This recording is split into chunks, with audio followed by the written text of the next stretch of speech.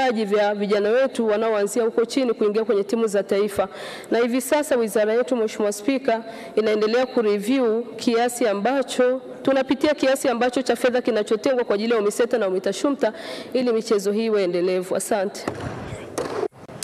Mheshimiwa Naibu Waziri, tunakushukuru kwa majibu yako kwa maswali ya Mheshimiwa wabunge. Wizara ya Ujenzi na Uchukuzi, Mheshimiwa Aida Joseph Kenani, mbunge wa Nkasi Kaskazini, sasa ulize swali lake.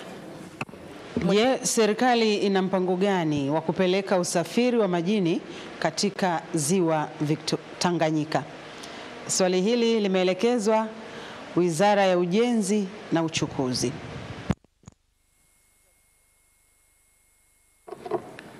Mheshimiwa Spika, kwa niaba ya Waziri wa Ujenzi na Uchukuzi, naomba kujibu swali la Mheshimiwa Aida Joseph Kenani, mbunge wa Nkasi Kaskazini kama ifuatavyo.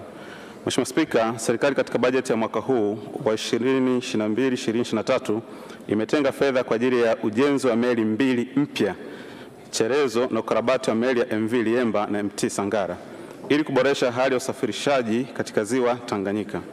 Kati ya meli zitakazojengwa, moja ni ya kubeba abiria 600 na tani 400 za mizigo, na pili ni ya kubeba mabehewa na malori yenye uzito wa tani 3000. Mheshimiwa Spika, kwa sasa serikali kupitia kampuni ya huduma za meli MSL inaendelea na mchakato wa ununuzi wa wakandarasi katika kutekeleza miradi hiyo. Asante Mheshimiwa Spika. Mheshimiwa Aida Kenani, swali la nyongeza. Mheshimiwa Spika, nakushukuru, na mimi niulize maswali mawili ya nyongeza. Nashukuru kwa majibu ya serikali kwa hatua ya awali ya kutenga fedha, lakini Mheshimiwa Spika, sote tunajua kutenga ni jambo moja na kutekeleza mpaka ujenzi ukamilike na meli ianze kutumika ni jambo jingine. Nataka kujua ni lini ujenzi wa meli hizo utakamilika na kuanza kutumika kwenye ziwa Tanganyika. Mheshimiwa Spika, swali la pili, serikali imewekeza fedha kujenga bandari ya Kasanga, bandari ya Kabwe, bandari ya Kipili, bandari ya Kigoma pamoja na Kalema, lakini hatuna usafiri wa uhakika wa ziwa Tanganyika wa kubeba mizigo pamoja na mazao ambayo yanazalishwa kwenye hii mikoa mitatu. Nataka kujua, kwa sababu huu muda ni mrefu wa kutengeneza hizo meli, mna mpango wote wa dharura wa kutuletea usafiri ili kuepusha maisha ya Tanzania ambao wanapoteza kila siku kwa kutumia maboti? Mheshimiwa Naibu Waziri wa Ujenzi na Uchukuzi, majibu. Asante Mheshimiwa Spika. Kwa niaba ya Mheshimiwa Waziri wa Ujenzi na Uchukuzi, napenda kujibu maswali mawili ya nyongeza ya Mheshimiwa Aida Joseph Kenani, mbunge wa Nkasi Kaskazini kama ifuatavyo. Kwanza Mheshimiwa Spika, nimpongeze sana Mheshimiwa mbunge kwa kufuatilia swala la usafiri ndani ya ziwa Tanganyika. Na mimi nimeshuhudia, nimekwenda kule, kuna changamoto kubwa hiyo. Lakini Mheshimiwa Spika, nataka nimhakikishie mbunge na wabunge wote wa mikoa yote mitatu, mikoa ya Rukwa, Katavi pamoja na Kigoma, swala la kukamilika kwanza, kama ambavyo nimesema kwenye jibu langu la msingi, tumeshatangaza tenda tarehe 19 ya mwezi huu wa 9. Tunategemea zitafunguliwa tarehe 2 ya mwezi wa 11, na tayari Mheshimiwa waziri wangu Profesa Mbarawa alishakwenda kule kuonyesha hata sehemu ya kujenga chelezo kwa kampuni ambazo zimeonyesha kwamba zina nia ya kwenda kutengeneza ama kujenga hizi meli mpya mbili. Lakini kwa jambo la dharura, swali lako la pili, ni namna gani tunaweza kama serikali tukafanya jambo la dharura kwa ajili ya wananchi wa mikoa hii yote mitatu? La kwanza, tumejipanga katika kukarabati meli zote mbili. Kuna meli ya Liemba pamoja na MV Mwongozo, na tenda ya MV Liemba inatangazwa tarehe 26 ya mwezi huu, na tunategemea kwamba itachukua muda wa mwaka mmoja. Lakini kwa MV Mwongozo ambayo inabeba abiria 500 na tani 150, yenyewe itachukua muda wa miezi 6. Kwa ni mategemeo yetu kwamba ifikapo mwakani mwezi wa 10 mwaka 2023 meli hizi za dharura zitakuwa zimeanza kufanya kazi ndani ya ziwa Tanganyika. Mheshimiwa Joseph Mkundi, swali la nyongeza. Sana Mheshimiwa Spika, nilitaka kujua ni lini meli ya MV Kalia 6 anza tena safari zake kutoka bandari ya Mwanza kwenda bandari ya Nasio visiwani Ukerewe. Nashukuru. Mheshimiwa Naibu Waziri wa Ujenzi na Uchukuzi, majibu kwa kifupi. Asante Mheshimiwa Spika, kwa niaba ya Mheshimiwa Waziri wa Ujenzi na Uchukuzi, napenda kujibu swali la nyongeza la Mheshimiwa Mkundi kama ifuatavyo. Ni kweli tuna meli katika ziwa Victoria ambayo ilipata shida katika mifumo yake ya kuongozea meli, na tulishaagiza kifaa hicho nje ya nchi, na ndani ya mwezi wa 10 mwanzoni tunategemea hicho kifaa kitakuja, kinaitwa mouse controller. Kwa hiyo mwishoni mwa mwezi wa 10 meli hii itaanza tena kazi zake katika kufanya kazi ndani ya ziwa Victoria. Asante Mheshimiwa Spika. Mheshimiwa Naibu Waziri, asante sana kwa majibu yako kwa maswali ya Mheshimiwa wabunge. Mheshimiwa Ali Juma 𝒂𝒂, mbunge wa Kondoa, sasa ulize swali lake. Je, kuna mpango wowote kubadili mwelekeo wa ujenzi wa barabara ya Tanga kupitia Handeni, Kiberashi, Mrijo, Mondo Bicha hadi kwa Mtoro?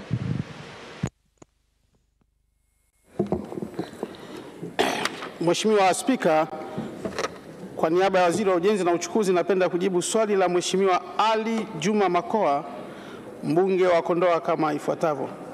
Mheshimiwa Spika, kulingana na taarifa ya upembuzi yakinifu na usanifu wa kina, ujenzi wa barabara inayounganisha mikoa ya Tanga, Manyara, Dodoma na Singida utaanzia Handeni, Kibirashi, Kijungu, Kibaya, Goima, Chemba, Donse, kwa Mtoro hadi Kititimo Singida, ambayo itakuwa na urefu wa kilomita 463.5. Mheshimiwa Spika, ujenzi wa barabara hii umeanza kutekelezwa katika mwaka wa fedha wa 2022/23 kwa kujenga kilomita 20 kwa sehemu ya Handeni Mafleta. Asante Mheshimiwa Spika. Mheshimiwa Ali Juma 𝒂𝒂, swali la nyongeza. Asante Mheshimiwa Spika. Sasa kwa kuwa wananchi wa Kondoa Mondo walikuwa wanasubiria ujenzi wa barabara huu, sasa hivi inaonekana kwamba imekwepeshwa. Sasa serikali ina mpango gani juu ya kuijenga barabara hiyo hiyo ambayo imeandikwa kwenye ilani kutokea Mondo kwenda Kondoa Bicha, Seria kwenda kwa Mtoro? Swali la pili, wananchi walikuwa na matumaini kwamba kilomita hizi 400 zingepita kwenye daraja la Mtobubu. Je, serikali sasa ina mpango gani wa kuharakisha ujenzi wa lile daraja ambalo litaunganisha barabara hii iliyokuwa inategemewa ili kuondoa kero na kuokoa maisha ya wananchi na mali zao zinazopotea kila mwaka? Mheshimiwa Naibu Waziri wa Ujenzi na Uchukuzi, majibu. Asante Mheshimiwa Spika, kwa niaba ya Waziri wa Ujenzi na Uchukuzi napenda kujibu maswali mawili ya nyongeza ya Mheshimiwa Ali Juma 𝒂𝒂, mbunge wa Kondoa mjini kama ifuatavyo. Mheshimiwa Spika, ni kweli barabara ya kuanzia Goima, Mondo, Kondoa, Bicha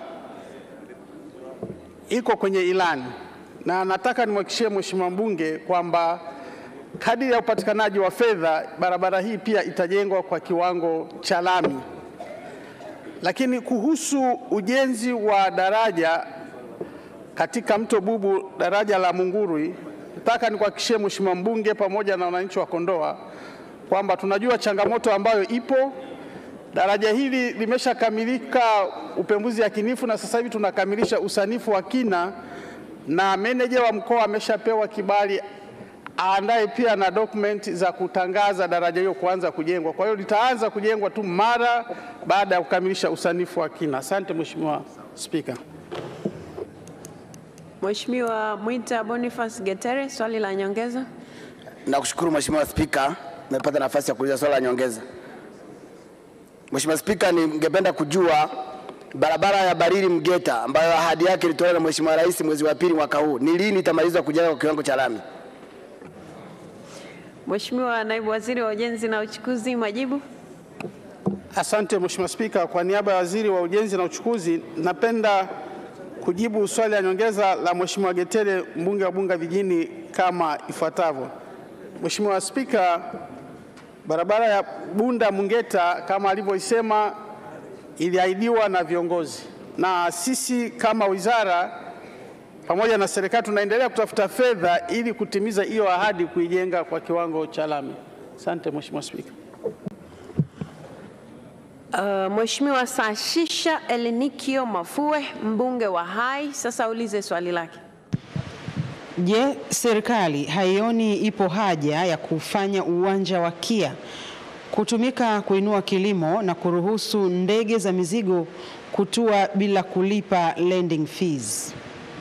Niaba ya Waziri wa Ujenzi na Uchukuzi naomba kujibu swali la Mheshimiwa Sashisha Elenikio Mafue, mbunge wa Hai kama ifuatavyo. Mheshimiwa Spika, kwa sasa hakuna ndege mahususi za mizigo zenye ratiba maalum zinazotua KIA. Mizigo yote inayopitia KIA hubebwa na ndege za abiria kwenye sehemu ya mizigo. Aidha, kwa sasa idadi ya ndege kubwa za abiria imeongezeka na hivyo kuongeza uwezo wa kubeba mizigo. Mheshimiwa Spika, serikali inafanya juhudi mbalimbali kuimarisha biashara ya usafirishaji wa mizigo kwa njia ya anga, ikiwemo kununua ndege maalum ya mizigo aina Boeing 767-300F ambayo inatarajiwa kuingia nchini kufikia Juni 2023 kwa lengo la kuhakikisha kwamba biashara hiyo inaimarika. Aidha, ili kuvutia biashara ya mizigo, serikali ipo tayari kufanya mapitio ya landing fee kwa ndege za mizigo kama ilivyopendekezwa na Mheshimiwa Mbunge. Asante Mheshimiwa Spika. Mheshimiwa Sashisha Mafue, swali la nyongeza.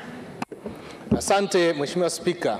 Kwanza naipongeza sana serikali kwa kupokea ushauri na kuanza kufanyia kazi, lakini naipongeza kwa kununua ndege za mizigo. Kwa kuwa sasa serikali imekubali kupokea ushauri, je, serikali iko tayari kutangaza uwanja wa kimataifa wa KIA kuwa uwanja wa kimkakati wa kusafirisha mazao ya kilimo na mifugo? Na swali la pili, kwa kuwa tayari serikali imeshatenga fedha na utaratibu wa kuanza kujenga common use facility ndani ya jimbo la Hai, je, serikali haioni iko haja sasa ya kujenga kiwanda cha kutengeneza maboksi kwa ajili ya kusafirishia bidhaa zinazotokana na mifugo na kilimo, lakini pia kutanua Umeshauliza mawili Mheshimiwa. Umeshauliza maswali mawili. Asante sana. Mheshimiwa Naibu Waziri wa Ujenzi na Uchukuzi, majibu. Asante Mheshimiwa Spika, kwa niaba ya Mheshimiwa Waziri wa Ujenzi na Uchukuzi, napenda kujibu maswali mawili ya nyongeza Mheshimiwa Sashisha Elinikio Mafue, mbunge wa Hai, kama ifuatavyo. Kwanza nimpongeze pia Mheshimiwa mbunge kwa kufuatilia swala hili la ndege za mizigo. Lakini maswali yake mawili ya kwanza anasema, je, serikali tupo tayari kutangaza uwanja huu wa kimkakati? Na sisi serikali kwa niaba ya Mheshimiwa Waziri tunatangaza rasmi uwanja wa KIA kuwa ni uwanja wa kimkakati kwa mazao hususan maua, matunda, mboga mboga pamoja na nyama, pamoja na viwanja vingine kama cha Songwe International Airport iliyoko mkoani Mbeya pamoja na Dar es Salaam. Swali la pili anataka kufahamu ni kwa namna gani tunaweza tukashirikiana pia na wenzetu Wizara ya Uwekezaji, Viwanda na Biashara katika kukuza eneo hili na kujenga viwanda vidogo. Mheshimiwa Spika, uwanja wa KIA tayari tumeshatenga hekari ama hekta 711 kwa ajili ya ujenzi wa viwanda vidogo vidogo, lakini pia kwa kushirikiana na wawekezaji, na tayari tumeshaanza kufanya hiyo hatua. Asante Mheshimiwa Spika. Asante sana kwa majibu yako Mheshimiwa Waziri. Wizara ya Nishati, Mheshimiwa Ruben Hamanilo Kwagilo, mbunge wa Handeni mjini, swali lake litaulizwa kwa niaba yake na Mheshimiwa Mhandisi Mwanaisha Ulenge. Nashukuru sana. Je, serikali ina mpango gani wa kupeleka umeme mita 28 katika jimbo la Handeni mjini ambalo bado halijapatiwa umeme? Mheshimiwa Steven Lujauka, majibu. Mheshimiwa Spika, kwa niaba ya Mheshimiwa Waziri wa Nishati napenda kujibu swali la Mheshimiwa Ruben Hamanilo Kwagilo, mbunge wa Handeni mjini kama ifuatavyo. Mheshimiwa Spika, jimbo la Handeni mjini lina jumla ya mitaa 60. Kati ya mitaa hiyo, mitaa 32 na umeme sawa na 53.3 na mitaa 28 haina umeme sawa na 46.7. Mheshimiwa Spika, mitaa yote 28 ya Handeni mjini ipo katika mpango wa kupatiwa umeme kupitia mradi wa umeme vijijini awamu ya 3 mzunguko wa pili unaotekelezwa na mkandarasi wa kampuni ya DEM Electric Tanzania ambaye yupo eneo la kazi na anaendelea na ujenzi wa miundombinu ya umeme katika maeneo mbalimbali ya wilaya ya Handeni. Mheshimiwa Spika, utekelezaji wa mradi huu utakamilika mwezi Disemba mwaka 2022. Asante Spika. Mheshimiwa Mwanaisha Ulenge, swali la nyongeza. Asante sana Mheshimiwa Spika. Pamoja na majibu mazuri ya serikali, naomba kuuliza maswali mawili ya nyongeza kama ifuatavyo. Je, ni lini serikali itajenga kituo cha kupozea umeme pale kwa Mbwembwele ili kuondosha tatizo la kukatika katika mji wa Handeni? Pili, Mkandarasi anayesambaza umeme wa REA katika wilaya ya Korogwe anafanya kazi kwa kusuasua.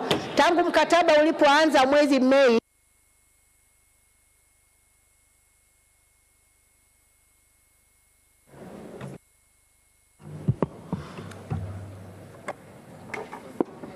Swali la pili, mkandarasi anayesambaza umeme wa REA katika wilaya ya Korogwe anafanya kazi kwa kusuasua. Tangu mwezi Mei alipoanza mkataba, amesimamisha nguzo katika vijiji vitatu tu. Nini kauli ya serikali kuhusiana na mkandarasi huyo anayeitwa Tontoni? Mheshimiwa Naibu Waziri wa Nishati, majibu kwa kifupi. Mheshimiwa Spika, kwa niaba ya Mheshimiwa Waziri wa Nishati naomba kujibu maswali mawili ya nyongeza yaliyoulizwa na Mheshimiwa Ulenge kama ifuatavyo. Mheshimiwa Spika, kwenye swali la kwanza, serikali tayari imetoa pesa shilingi bilioni 500 kwa ajili ya kuimarisha mfumo wa grid ya taifa, na wilaya ya Handeni ni mojawapo ya eneo ambapo kitajengwa kituo cha kupoza umeme katika eneo la Mkata kwa kuanzia, na kinajengwa katika mwaka huu wa fedha wa 22-23. Lakini Mheshimiwa Spika, kwenye swali la pili, mkandarasi anayepeleka umeme vijijini katika eneo la Korogwe, tutahakikisha kwamba kufikia Disemba mwaka huu anakamilisha kazi kwa sababu ndio mujibu wa mkataba. Na tunaendelea kufuatilia kwa karibu kuondoa zile changamoto ndogo ndogo ambazo zilikuwa zimejitokeza za upungufu na ukosefu wa vifaa, lakini kazi itakamilika kwa wakati. Mheshimiwa Grace Tendega, swali la nyongeza. Asante sana Mheshimiwa Spika. Je, ni lini serikali itapeleka umeme katika vitongoji 42 vilivyobakia katika jimbo la Kalenga mkoani Iringa? Mheshimiwa Naibu Waziri, majibu kwa kifupi. Mheshimiwa Spika, kwa niaba ya Mheshimiwa Waziri naomba kujibu swali la nyongeza la Mheshimiwa Grace Tendega, mbunge wa viti maalum Iringa kama ifuatavyo. Mheshimiwa Spika, serikali inaendelea kupeleka umeme katika vitongoji vyote mchini kwa jinsi upatikanaji wa fedha unavyoendelea. Hatua ambayo tunaendelea nayo sasa ambayo inatakiwa kukamilika ni hatua ya vijiji ambayo itakamilika Disemba mwaka huu, na fedha zinazozidi kupatikana vitongoji vinapelekewa pia umeme. Mheshimiwa Asia Halamga, swali la nyongeza. Asante sana Mheshimiwa Spika kwa kunipa nafasi ya kuuliza swali la nyongeza. Je, ni lini serikali itakamilisha usambazaji wa umeme katika vijiji vya kata ya Kiru na Magara, jimbo la Babati vijijini? Mheshimiwa Naibu Waziri wa Nishati, majibu. Mheshimiwa Spika, kwa niaba ya Mheshimiwa Waziri wa Nishati naomba kujibu swali la nyongeza la Mheshimiwa Asia Halamga kwamba umeme vijijini katika eneo alilolitaja itakamilika mwezi Disemba. Mkandarasi wa Giza ambaye anapeleka umeme katika wilaya ya Manyara, katika mkoa wa Manyara, anaendelea na kazi na tutaendelea kusukumana naye ili akamilishe kazi kwa wakati. Mheshimiwa Michael Mwakamo, swali la nyongeza. Mkandarasi anayepeleka umeme Kibaha vijijini kwenye kijiji cha Kimalamisare, tulikubaliana afike saiti kwa maelezo yake mwezi wa 6 na mpaka sasa hajafika. Nini kauli ya serikali kwa mkandarasi huyu ili akamalizie kazi? Mheshimiwa Naibu Waziri wa Nishati, majibu.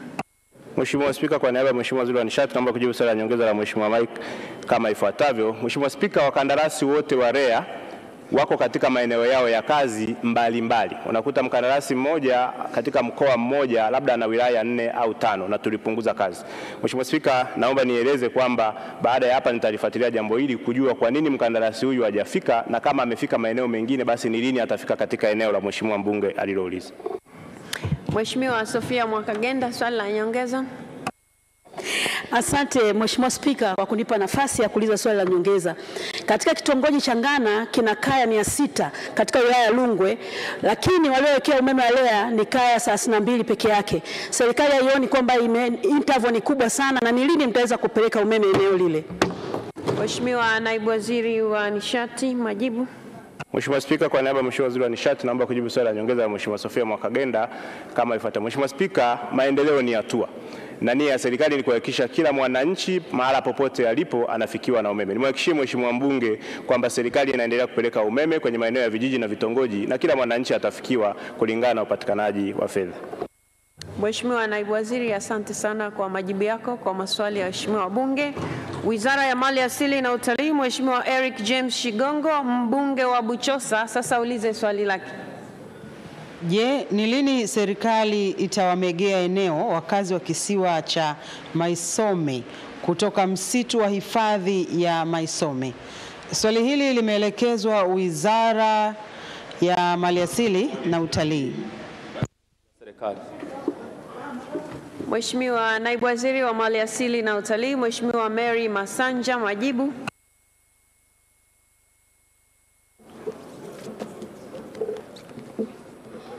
Asante Mheshimiwa Spika.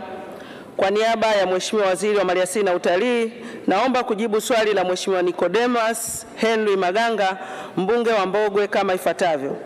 Mheshimiwa Spika, askari wa uhifadhi wanatekeleza majukumu yao kwa kuzingatia sheria, kanuni, miongozo na maelekezo ya viongozi mbalimbali ikiwemo ya waheshimiwa wabunge pamoja na kuzingatia haki za binadamu. Endapo kuna uvunjaji wa sheria, kanuni na miongozo iliyopo, wizara haitosita kuwachukulia hatua watumishi wake wanaohusika na uvunjaji huo wa sheria.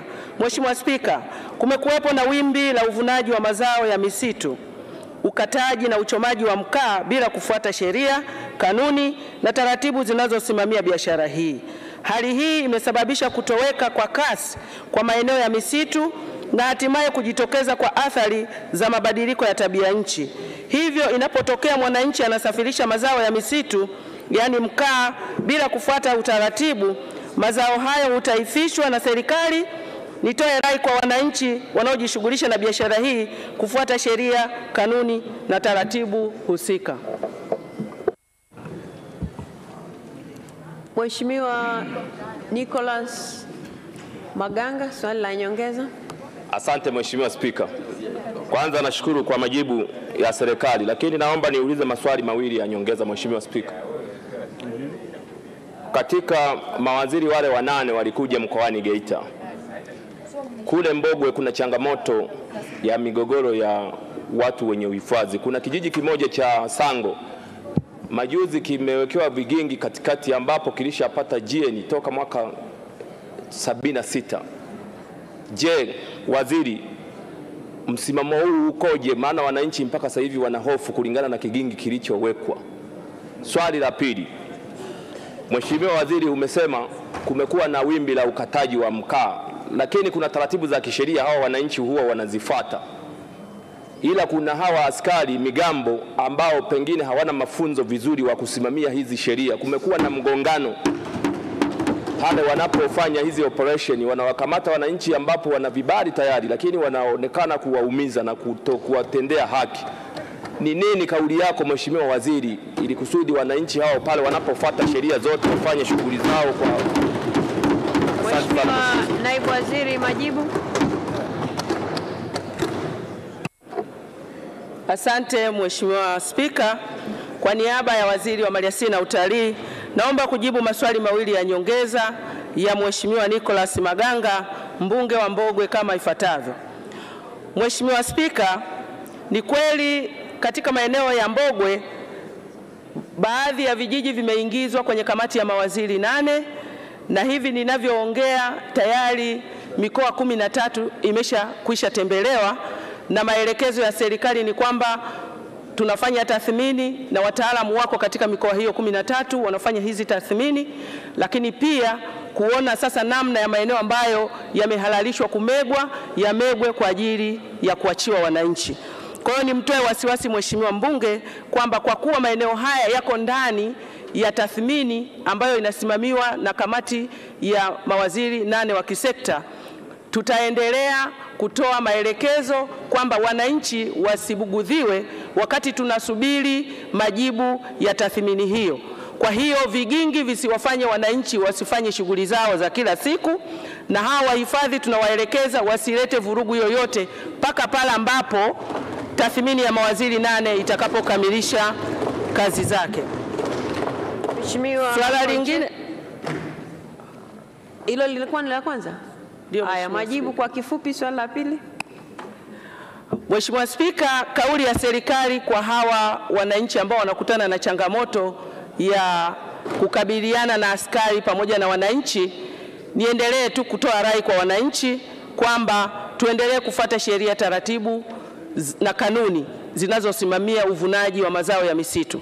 Mheshimiwa Spika, tumekuwa na changamoto, tunatoa vibali tukiamini kwamba vibali hivi vitatumika ipasavyo. Lakini tumekuwa na changamoto ya uanzishwaji wa usafirishaji mazao ya misitu kwa kutumia pikipiki.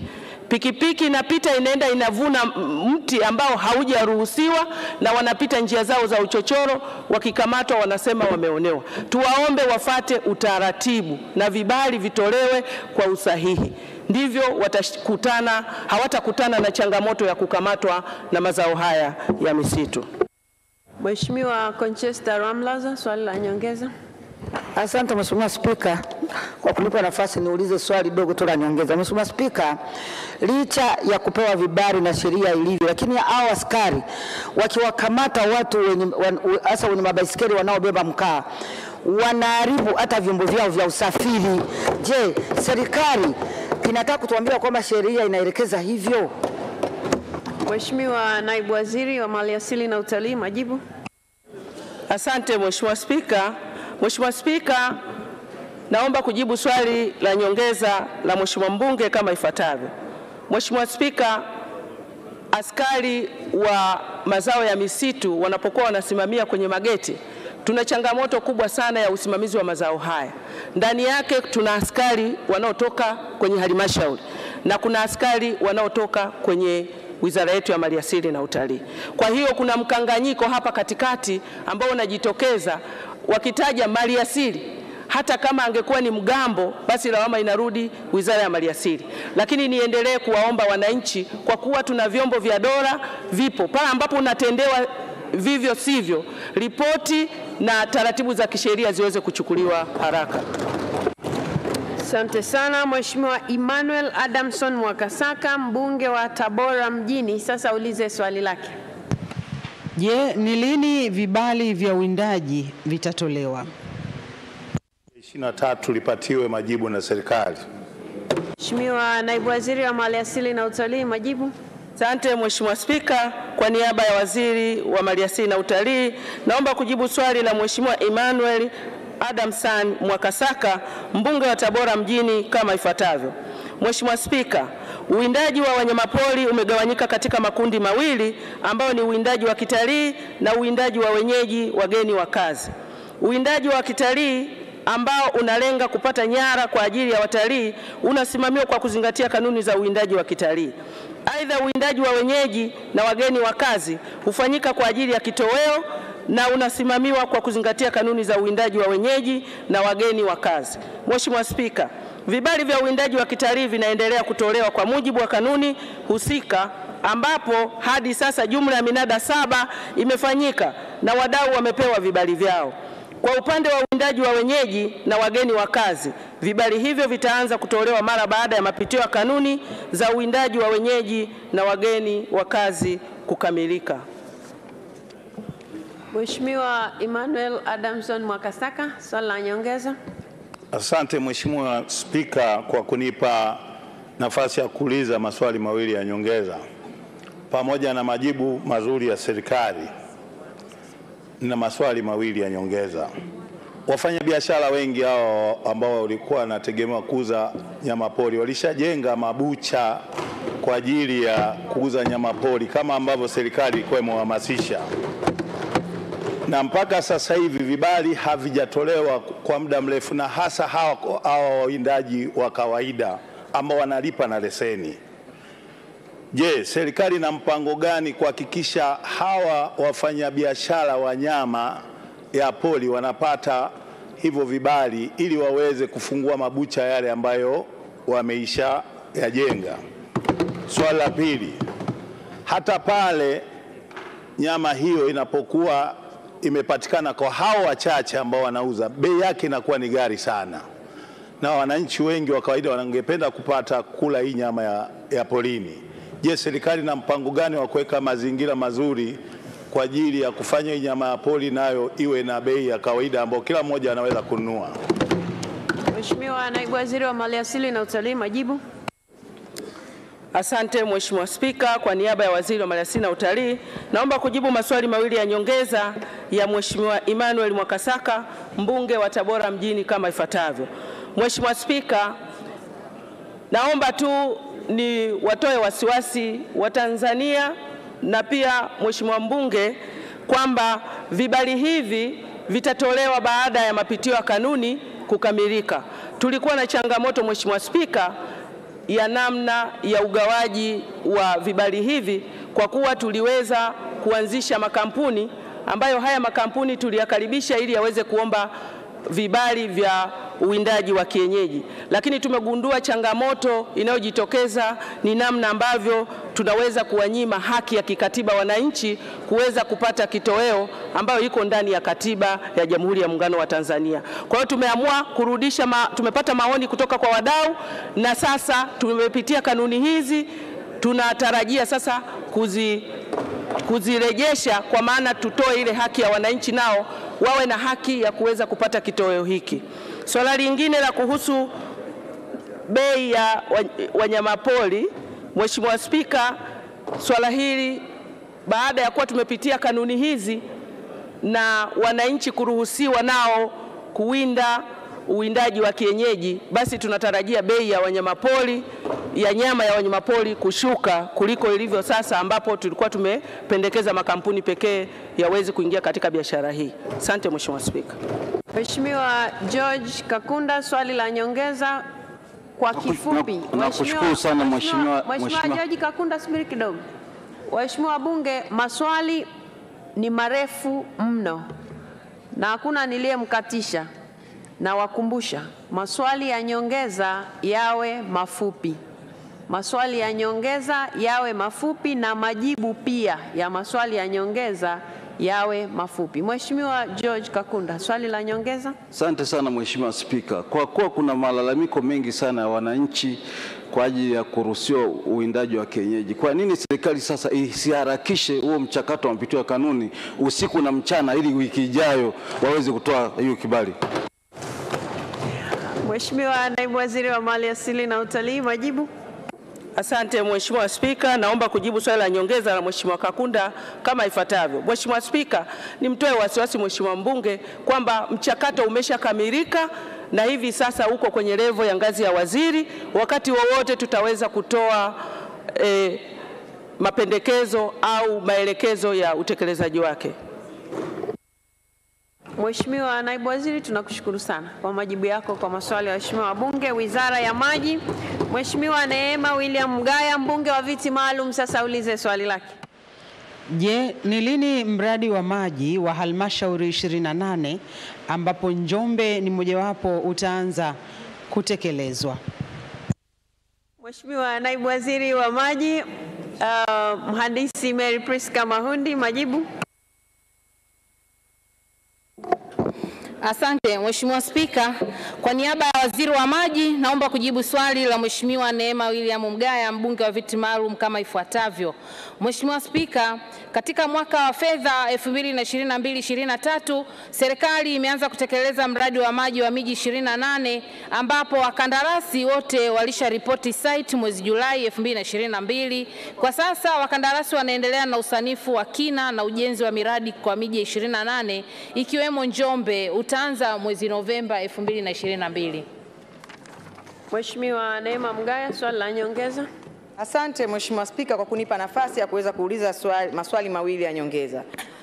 Ili mradi, kwanza tunaishukuru serikali kwa hatua hizo za awali. Ili mradi uweze kwenda na wakati, ni lazima yale maeneo ambayo mabomba yanapita yawe wazi.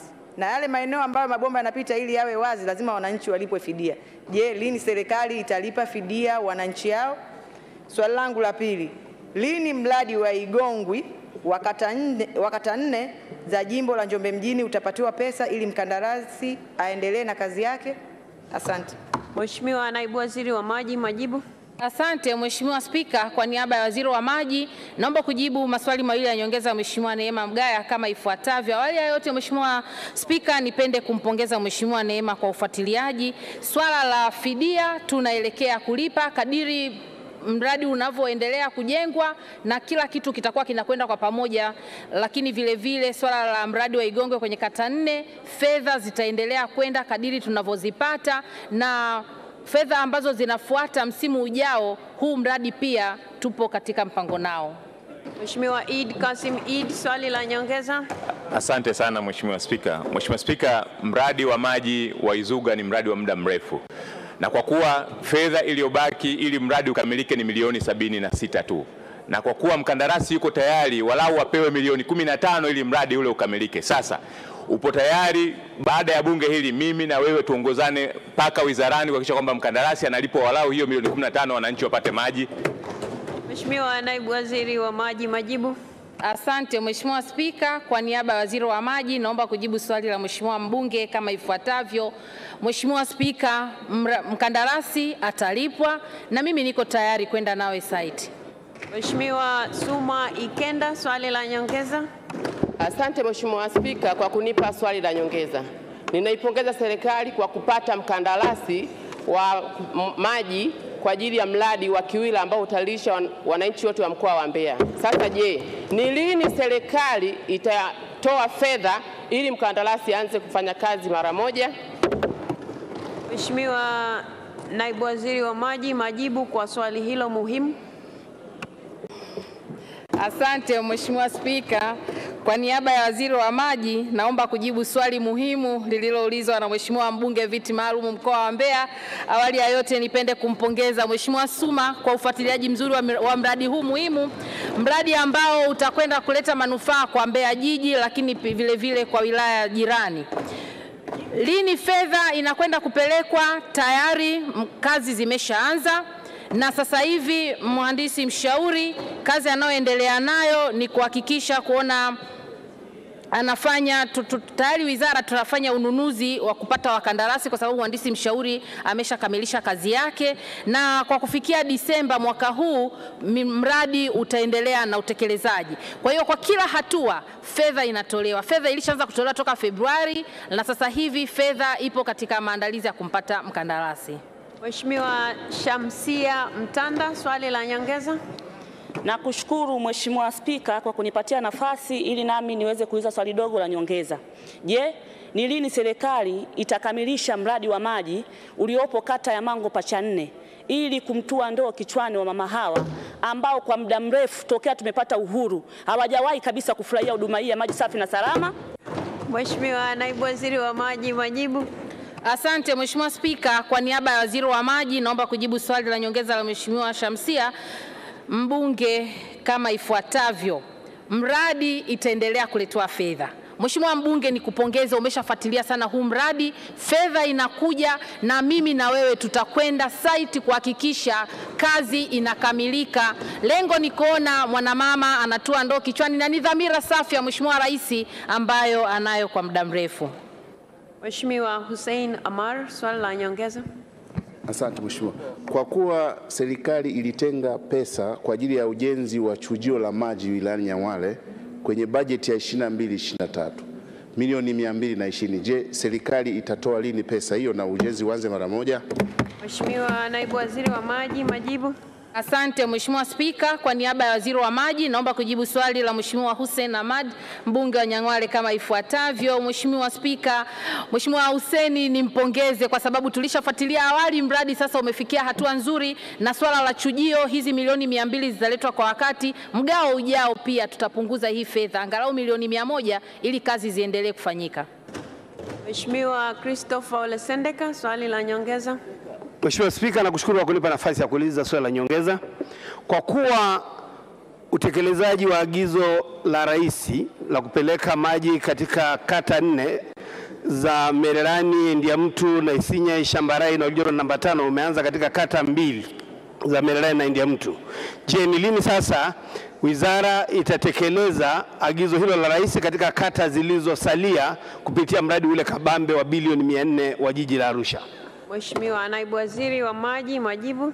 Asante Mheshimiwa Spika, kwa niaba ya Waziri wa Maji naomba kujibu swali la Mheshimiwa Christopher Ole Sendeka kama ifuatavyo. Mheshimiwa Spika, maagizo ya Mheshimiwa Rais kinachofuata ni utekelezaji. Ndio maana katika kata 4 tayari 2 zimeshaanza kutekelezwa, na kata hizi 2 pia lazima tuje tuzitekeleze ndani ya muda ambao Mheshimiwa Rais ametuagiza. Mheshimiwa Joseph Zacharias Kamonga, swali la nyongeza. Nashukuru sana Mheshimiwa Spika kwa kunipa nafasi niweze kuuliza swali la nyongeza. Ningependa kufahamu ni lini serikali itapeleka maji kijiji cha Kipingu na Kiogo ili kunusuru akina mama wanaoliwa sana na mamba? Mheshimiwa Naibu Waziri wa Maji, majibu. Asante Mheshimiwa Spika, kwa niaba ya Waziri wa Maji naomba kujibu swali la nyongeza la Mheshimiwa Kamonga kama ifuatavyo. Serikali tayari tuna utaratibu wa kwenda kuhakikisha maeneo ya Kiogo na maeneo yote kando kando ya ziwa yanapata huduma ya maji safi salama bombani ili kunusuru wananchi ambao wanaliwa na mamba, na tayari nimeshaagiza meneja wa mkoa wa Njombe na ameshaniahidi ndani ya muda mfupi atahakikisha eneo ambalo mradi ulikuwa haujafika unakwenda kukamilika. Mheshimiwa Mohamed Moni, swali la nyongeza. Asante sana Mheshimiwa Spika kwa kuniona, maana nimesimama muda mrefu sana. Mheshimiwa Spika, katika halmashauri ya wilaya ya Chemba mwaka wa fedha uliopita tulikuwa na miradi mitatu mikubwa: mradi wa Machiga, mradi wa Chandama na mradi wa visima 13. Lakini mpaka leo, uliza swali lako Mheshimiwa Moni. Mpaka leo wakandarasi wote hawapo site. Naomba kujua kauli ya serikali juu ya wakandarasi hawa. Asante. Mheshimiwa Naibu Waziri wa Maji, majibu. Asante Mheshimiwa Spika, kwa niaba ya Waziri wa Maji naomba kujibu swali la nyongeza la Mheshimiwa Moni, mbunge wa Chemba kama ifuatavyo. Mheshimiwa Spika, Mheshimiwa Moni, tumekuwa tukifanya kazi kwa pamoja na umefika wizarani mara nyingi na kupongeza kwenye hilo, na miradi hii mikubwa naamini ulishaongea na Mheshimiwa Waziri, umeshaongea na Mheshimiwa Katibu Mkuu, tunakuja kutekeleza na wakandarasi watafuata namna ambavyo mikataba yao wamesaini.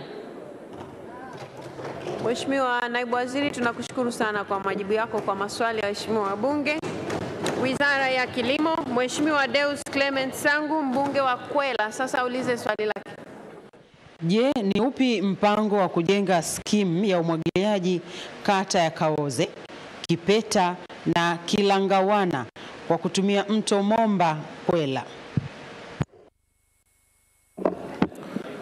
Mheshimiwa Spika, kwa niaba ya Waziri wa Kilimo napenda kujibu swali la Mheshimiwa Deus Clement Sangu, mbunge wa Kwela kama ifuatavyo.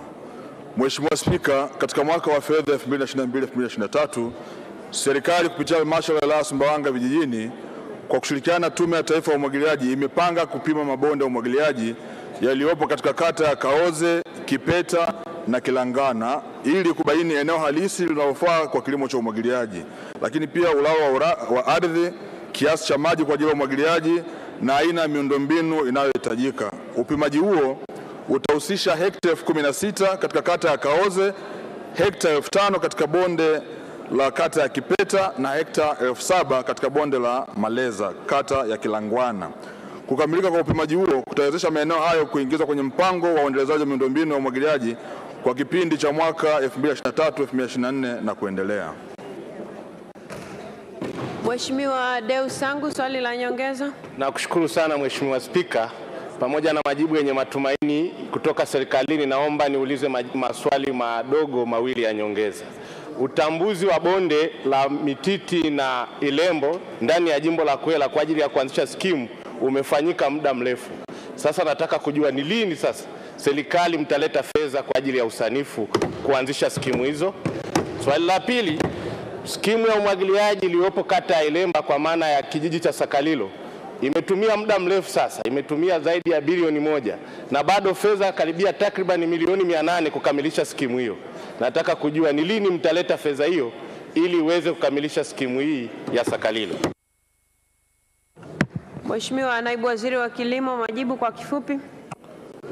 Mheshimiwa Spika, kwa niaba ya Waziri wa Kilimo napenda kujibu maswali mawili ya nyongeza ya Mheshimiwa Deus Clement Sangu, mbunge wa Kwela kama ifuatavyo, na nitaomba niajibu kwa pamoja. Mheshimiwa Spika, nataka nimhakikishie Mheshimiwa mbunge kwamba mipango hii tumeiweka katika mwaka wa fedha 2023-2024 na imekuwa ni kilio cha Mheshimiwa mbunge. Ahadi yetu ni kwamba tutafanya utekelezaji katika mwaka wa fedha na kuendelea.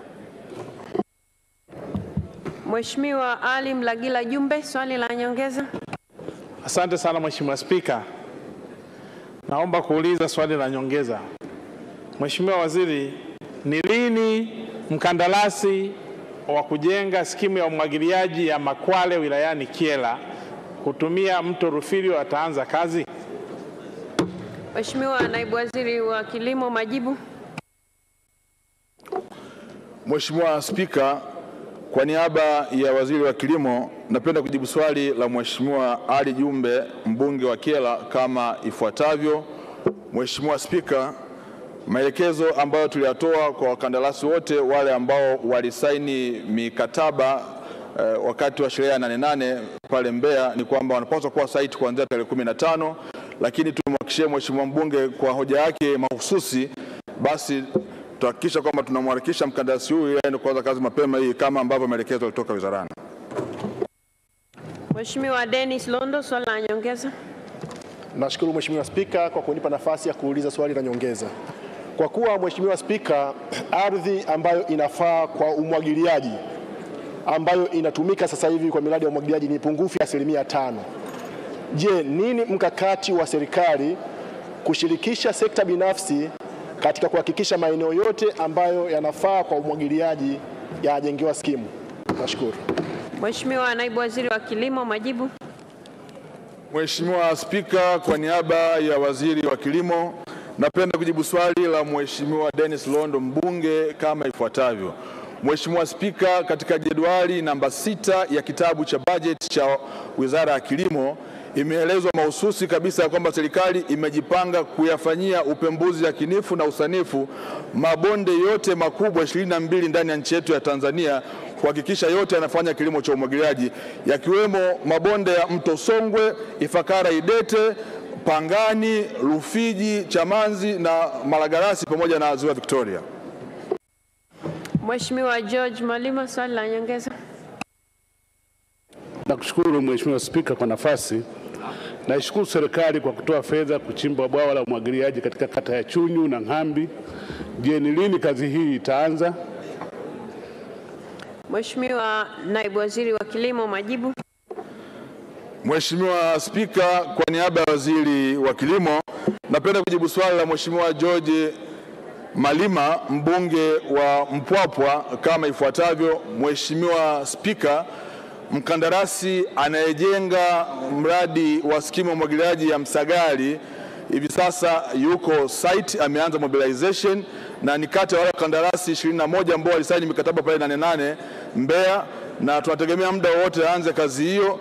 Na Mheshimiwa Spika, bwawa lile ambalo linajengwa pale likikamilika litakuwa na uwezo wa kutoa mita za ujazo milioni 92. Kwa ni habari njema kwa wanampwapwa, na bahati nzuri mkandarasi yuko site tayari. Mheshimiwa Ali Mohamed Kasinge, mbunge wa Kilwa Kusini, sasa ulize swali lake. Je, ni lini ripoti ya ukaguzi ya chama cha msingi Nanjirinji A itatolewa ili hatua zichukuliwe kwa wahujumu wa fedha katika msimu wa mwaka 2021-2022? Mheshimiwa Spika, kwa niaba ya Waziri wa Kilimo, napenda kujibu swali la Mheshimiwa Ali Mohamed Kasinge, mbunge wa Kilwa Kusini kama ifuatavyo. Mheshimiwa Spika, ripoti ya ukaguzi wa chama cha msingi cha ushirika cha Nanjirinji A ilikamilika Disemba 2021 na kuwasilishwa kwenye mkutano wa wanachama tarehe 23 Mei mwaka 2022. Aidha, ukaguzi ulibaini kuwepo kwa udanganyifu katika nyaraka za mauzo ya ufuta na hivyo kusababisha malipo ya shilingi milioni 93,476,190 kutolipwa kwa wakulima 89 waliouza kilo 39,319 za ufuta.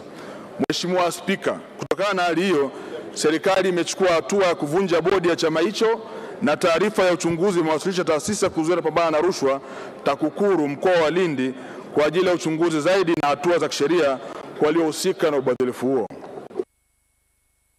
Mheshimiwa Ali Kasinge, swali la nyongeza. Asante Mheshimiwa Spika, nishukuru kwa majibu ya serikali. Nina maswali mawili ya nyongeza. Swali la kwanza, shilingi milioni 93,76,190 ni fedha za wakulima wangu wa ufuta 89.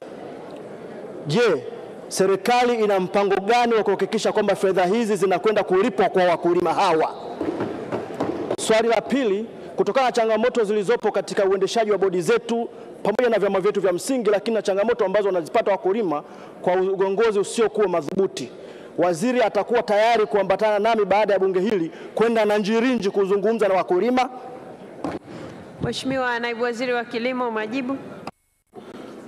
Mheshimiwa Spika, kwa niaba ya Waziri wa Kilimo, napenda kujibu maswali mawili ya nyongeza ya Mheshimiwa Ali Mohamed Kasinge, mbunge wa Kilwa Kusini kama ifuatavyo.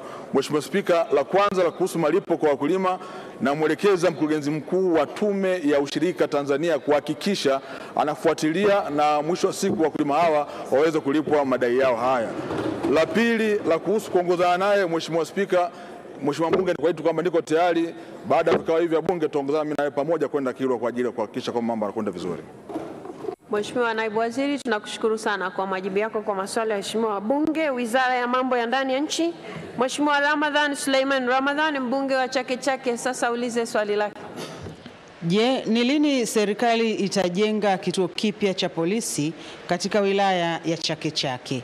Swali hili limeelekezwa Wizara ya Mambo ya Ndani ya Nchi. Majibu. Mheshimiwa Spika, kwa niaba ya Waziri wa Mambo ya Ndani ya Nchi, napenda kujibu swali la Mheshimiwa Ramadhan Suleiman Ramadhani, mbunge wa Chake Chake kama ifuatavyo.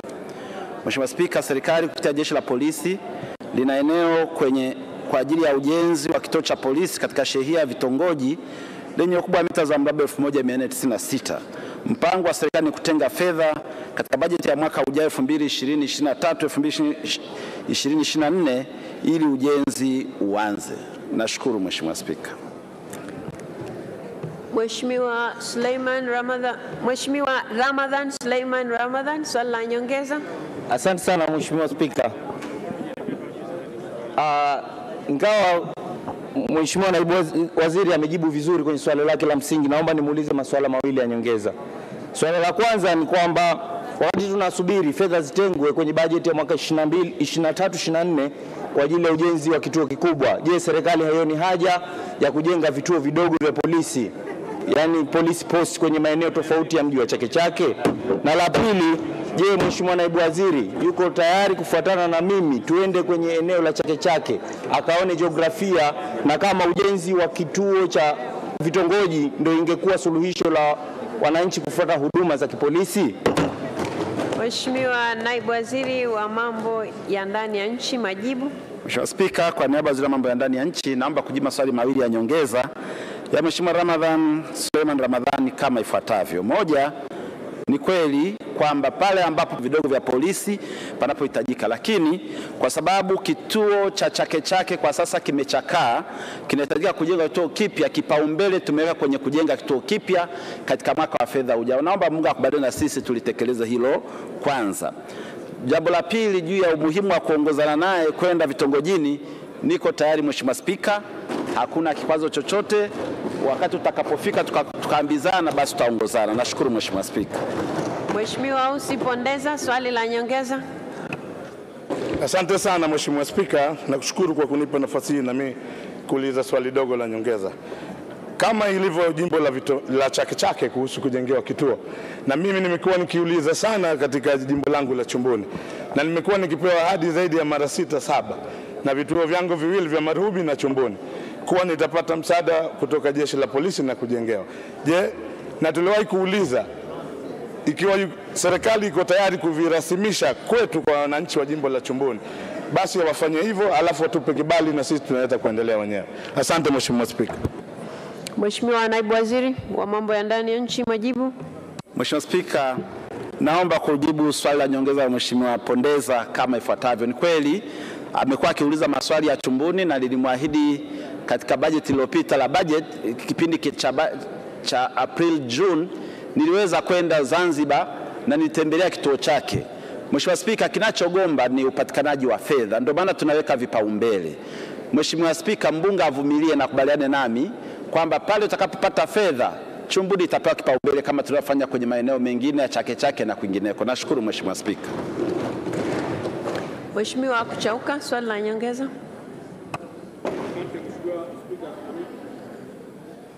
Asante Mheshimiwa Spika, na mimi kunipa nafasi ya kuuliza swali la nyongeza. Wilaya ya Liwale ina umri wa miaka 47 sasa. Hajawahi kuwa na jengo la kituo cha polisi, ukiachia lile jengo ambalo wamepanga lilikuwa la benki. Nini kauli ya serikali kuipatia wilaya ya Liwale jengo la polisi? Mheshimiwa Naibu Waziri wa Mambo ya Ndani ya Nchi, majibu.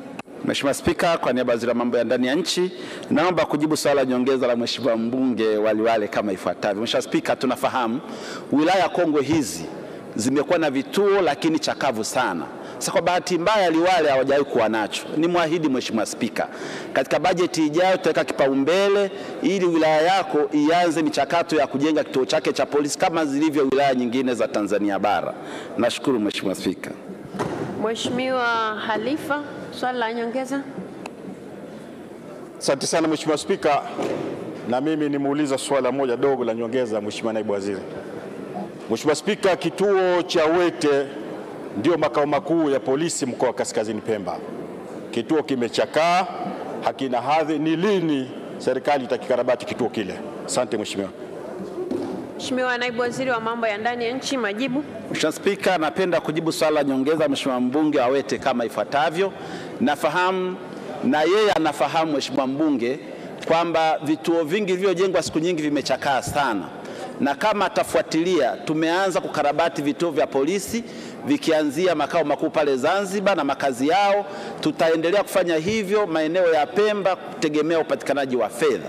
Mheshimiwa Spika, tumeshakubaliana na mbunge kwamba awamu ijayo nitatembelea Pemba na eneo la Wete ni eneo nitakalolipa kipaumbele katika ziara yangu. Nashukuru Mheshimiwa Spika. Mheshimiwa Omar, swali la nyongeza. Asante Mheshimiwa Spika, swali langu lilikuwa linaelekea na Mheshimiwa Halifa. Mheshimiwa Mohamed Isa, swali la nyongeza. Asante sana Mheshimiwa Spika. Naomba kuuliza swali dogo la nyongeza. Mheshimiwa Spika, katika bunge lililopita la bajeti, Wizara ya Mambo ya Ndani niliahidiwa kituo cha Konde kutengenezwa kwa thamani ya shilingi milioni 41.5 na bajeti tayari tumeshapitisha. Je, ni lini wakandarasi watafika kwenye kituo cha Konde na kuanza utengenezaji? Asante sana. Mheshimiwa Naibu Waziri wa Mambo ya Ndani ya Nchi, majibu. Mheshimiwa Spika, kwa niaba ya Waziri wa Mambo ya Ndani ya Nchi naomba kumjibu Mheshimiwa mbunge wa Konde swali lake la nyongeza kama ifuatavyo. Mheshimiwa Spika, madam bajeti imepitishwa na ipo na anachosubiri ni ukandarasi, tutawasiliana na kamishna wa polisi Zanzibar ili mipango ya kumpa mkandarasi, kwa sababu tunatumia force account, aweze kuelekezwa injinia wa polisi Zanzibar ili ukarabati wa jengo hilo uweze kuanza. Nashukuru Mheshimiwa Spika. Mheshimiwa Naibu Waziri, tunakushukuru kwa majibu yako kwa maswali ya Mheshimiwa wabunge. Wizara ya Katiba na Sheria, Mheshimiwa Neema Gerald Mwandabila, mbunge wa viti maalum, sasa ulize swali lake. Je, ni nini mkakati wa mahakama kutoa hukumu ya pande mbili, hasa mtuhumiwa anaposhinda kesi, kuepuka kufungua kesi mpya kulipwa fidia? Waziri wa Katiba na Sheria, Mheshimiwa Pinda, majibu. Asante Mheshimiwa Spika, kwa niaba ya Waziri wa Katiba na Sheria naomba kujibu swala la Mheshimiwa Neema Mwandabila, mbunge wa viti maalum kama ifuatavyo. Mheshimiwa Spika, kwa mujibu wa kanuni na taratibu za madai ya fidia, kuachiwa huru kwa mshtakiwa katika shtaka la jinai hakumpi haki ya moja kwa moja ya kulipwa fidia. Ili mshtakiwa aweze kulipwa fidia kutokana na kushinda shauri la jinai, ni lazima athibitishe mahakamani kwamba mashtaka dhidi yake yalikuwa ya hila na kwamba hakukuwa na sababu za msingi za kumshtaki. Kuachiwa pekee kwa mshtakiwa katika shtaka la jinai hakumaanishi mashtaka dhidi yake yalikuwa ya hila na waliomshtaki hawakuwa na sababu ya kuamini alitenda kosa. Mheshimiwa Spika, kifungu cha 345 kifungu kidogo cha pili cha sheria ya mwenendo wa makosa ya jinai kinaipa mamlaka mahakama kutoa amri ya mtuhumiwa aliyeshinda shauri lake la jinai kulipwa gharama za shauri iwapo shauri hilo liliendeshwa na mwendesha mashtaka wa kujitegemea, yani private prosecutor. Mheshimiwa Neema Mwandabila, swali la nyongeza. Asante Mheshimiwa Spika. Mheshimiwa Spika, kwa mchakato uliopo unapoteza haki ya watu wengi kwa kuto kupata haki zao kwa wakati. lakini wakati mwingine kwa watu wengine kushindwa kurudi mahakamani kwa hofu na uoga. Je, ni lini serikali itakuja na sheria ambayo inatoa haki kwa wakati huo wa hukumu? Lakini pia kuna swali namba 2, kumekuwa na utaratibu wa watu kufunguliwa kesi, baadaye kesi hizo zinafutwa, anafunguliwa kesi nyingine mbadala. Je, ni vigezo gani vinatumika kumbadilishia mtu kesi kutoka ile kesi ya awali kuja kesi ya pili? Asante Mheshimiwa Spika. Mheshimiwa Naibu Waziri wa Katiba na Sheria, majibu. Asante Mheshimiwa Spika, kwa niaba ya Waziri wa Katiba na Sheria nipende kujibu maswali mawili ya nyongeza ya Mheshimiwa Neema kama ifuatavyo. Swala la kufanya marekebisho madogo ya sheria kwenye eneo hili tunalichukua na tunakwenda kulifanyia mchakato ili tuone kama kuna sababu zozote za kufanya hivyo, na bunge lako tukufu litajulishwa.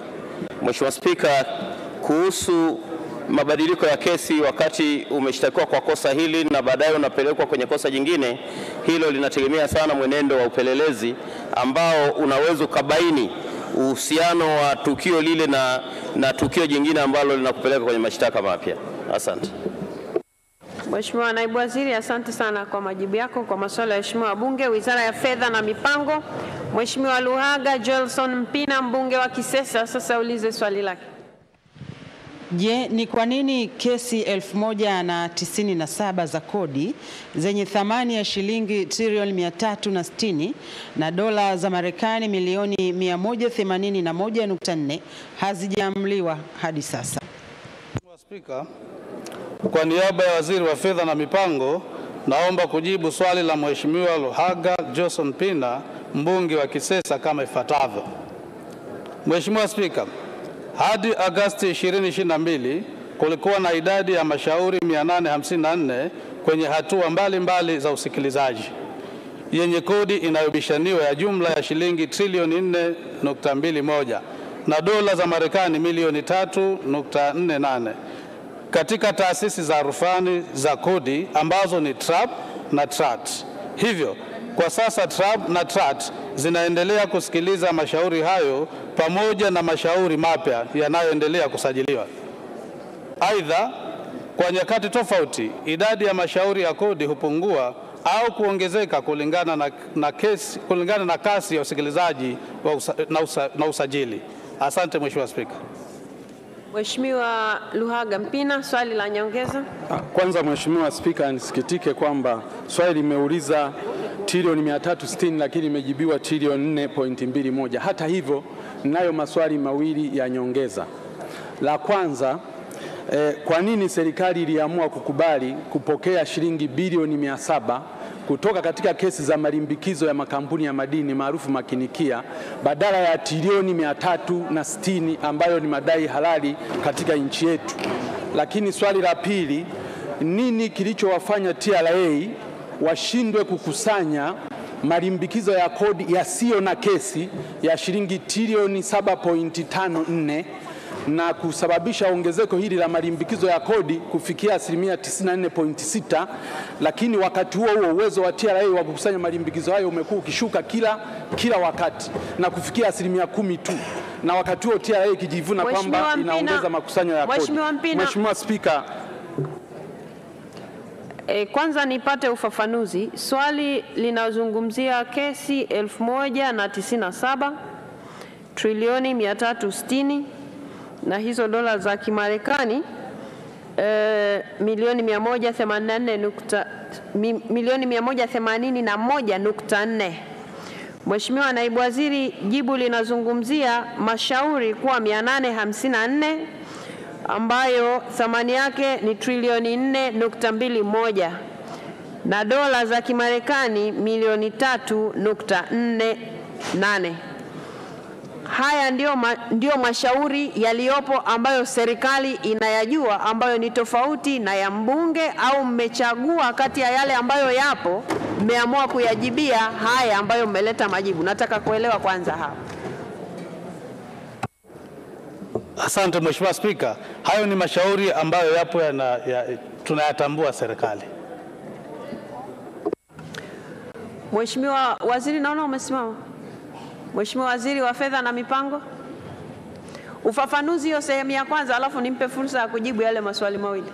Mheshimiwa Spika, kwenye swala la msingi lile la trilioni 360, moja, serikali haijapokea kimya, haijakubali tu kupokea fedha hizo kwa maana ya kuacha trilioni 360, isipokuwa kilichofanyika, Mheshimiwa Spika, utakumbuka serikali ilipeleka complaint against makampuni hayo ya madini, na baada ya complaint zile kupelekwa. Ngoja Mheshimiwa, twende kwa mtiririko mzuri. Ninachotaka kuelewa, swali la Mheshimiwa Mpina linazungumzia kesi 1097. Jibu linazungumzia kesi 854. Na thamani ambayo Mheshimiwa Mpina anazungumzia ni trilioni 360. Serikali inasema ni trilioni 421.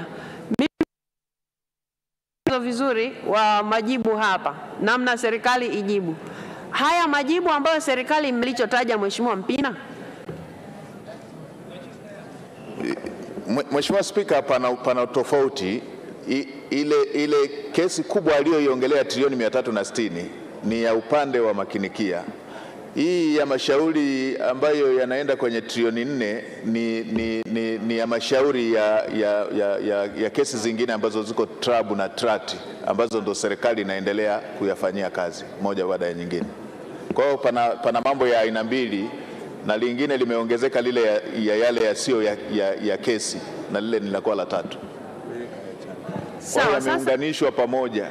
Sawa, sasa ili tuende vizuri, kwa sababu swali la Mheshimiwa Mpina lilikuwa mahususi.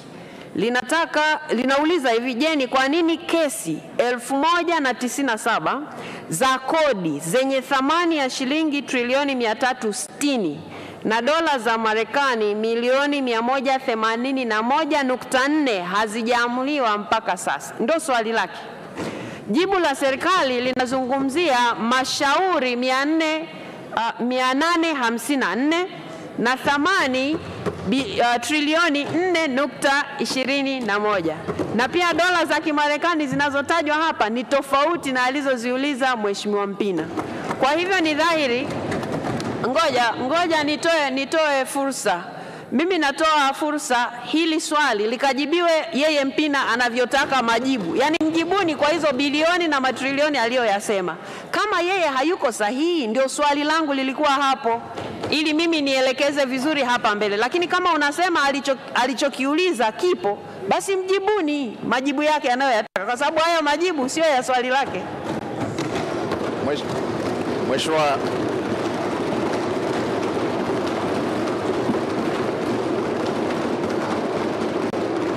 Mheshimiwa Bunge, hebu Mheshimiwa Waziri labda sasa atakuwa ameelewa tofauti. Mheshimiwa Spika, trilioni 360 haziko kwenye trabu na trati.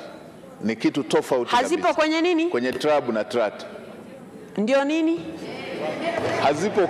Hazipo kwenye nini? Mimi sielewi. Maana yake nini? Trilioni 360 hazipo kwenye mashauri haya ya kikodi ya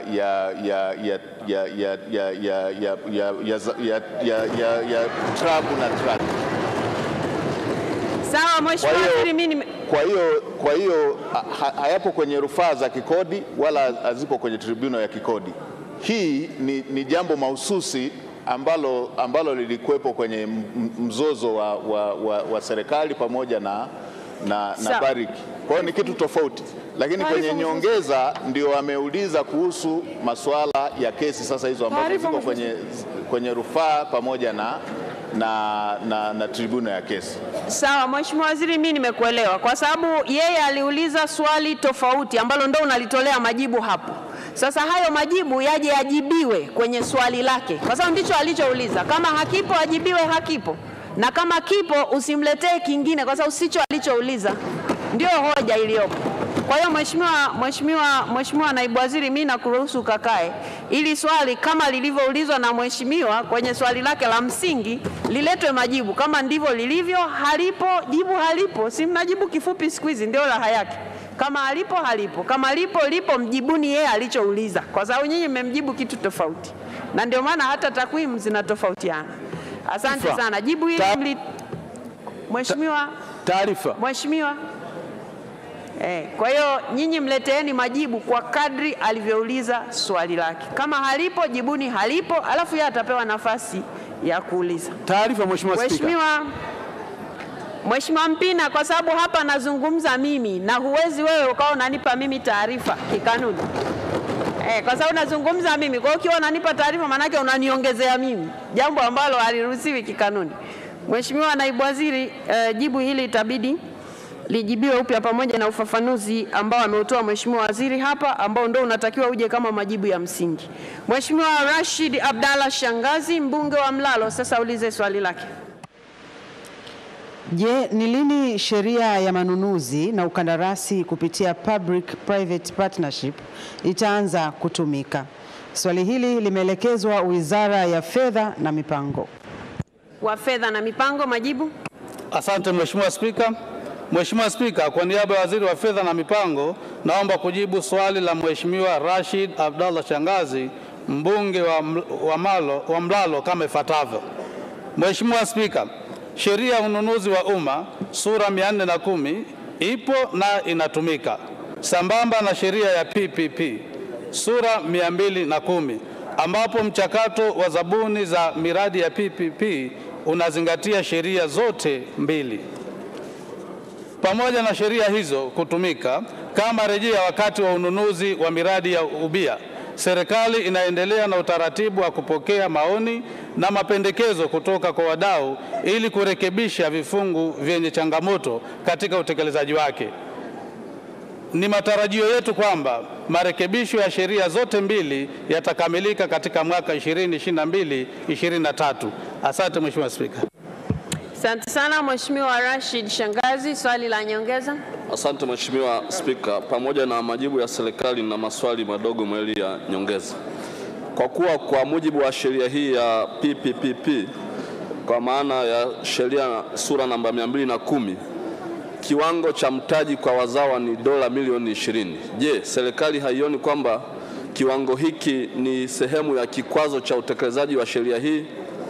Lakini swali la pili, serikali ina mpango gani wa kupunguza masharti ya kimkataba katika miradi hii inayoibuliwa na sekta binafsi ili iweze kutekelezwa kwa ufanisi kupitia PPP? Asante Mheshimiwa Spika. Asante sana Mheshimiwa Naibu Waziri wa Fedha na Mipango, majibu. Asante Mheshimiwa Spika. Kwa niaba ya Waziri wa Fedha na Mipango, naomba kujibu maswali mawili ya nyongeza ya Mheshimiwa Rashid Abdalla Shangazi kama ifuatavyo. Mheshimiwa Spika, sheria ya PPP ipo katika mchakato wa kukusanya maoni, wa kufanya marekebisho, na sasa ipo ngazi ya kukusanya maoni kutoka kwa wadau. Kwa hiyo nimuombe Mheshimiwa mbunge awe na subra mpaka mchakato huo utakapokamilika. Bila shaka hiki hakitokuwa kikwazo kwa utekelezaji wa sheria hiyo. Lakini swala la pili, masharti hayo ambayo yapo pia ni kwa mujibu wa sheria na taratibu. Kwa hiyo pia nimhakikishie Mheshimiwa mbunge masharti hayo huenda yakapungua baada ya kupata mapendekezo kutoka kwa wataalamu wetu ambao wanakusanya maoni hayo. Asante Mheshimiwa Spika. Asante sana Mheshimiwa Naibu Waziri kwa majibu yako kwa maswali ya Mheshimiwa wabunge. Wizara ya Elimu, Sayansi na Teknolojia, Mheshimiwa Husna Juma Sekiboko, mbunge wa viti maalum, sasa ulize swali lake. Je, ni lini serikali itaifanya elimu ya sekondari kuwa elimu ya lazima? Elimu, Sayansi na Teknolojia, Mheshimiwa Juma Kipanga, majibu. Asante Mheshimiwa Spika. Kwa niaba ya Waziri wa Elimu, Sayansi na Teknolojia, napenda sasa kujibu swali la Mheshimiwa Husna Juma Sekiboko, mbunge wa viti maalum kama ifuatavyo. Mheshimiwa Spika, serikali inafanya mapitio ya sera ya elimu na mafunzo ya mwaka 2014 kwa lengo la kuiboresha elimu yetu ili iweze kukidhi mahitaji ya sasa na baadaye. Mheshimiwa Spika, kwa sasa serikali ipo katika hatua ya kupokea na kuchambua maoni ya wadau kuhusu sera ya elimu. Hivyo swala la elimu ya sekondari kuwa la lazima itategemea na maoni ya wadau na mahitaji ya wakati. Rasimu ya kwanza ya sera ya elimu inatarajiwa kukamilika mwezi Disemba 2022. Mheshimiwa Spika, nakushukuru.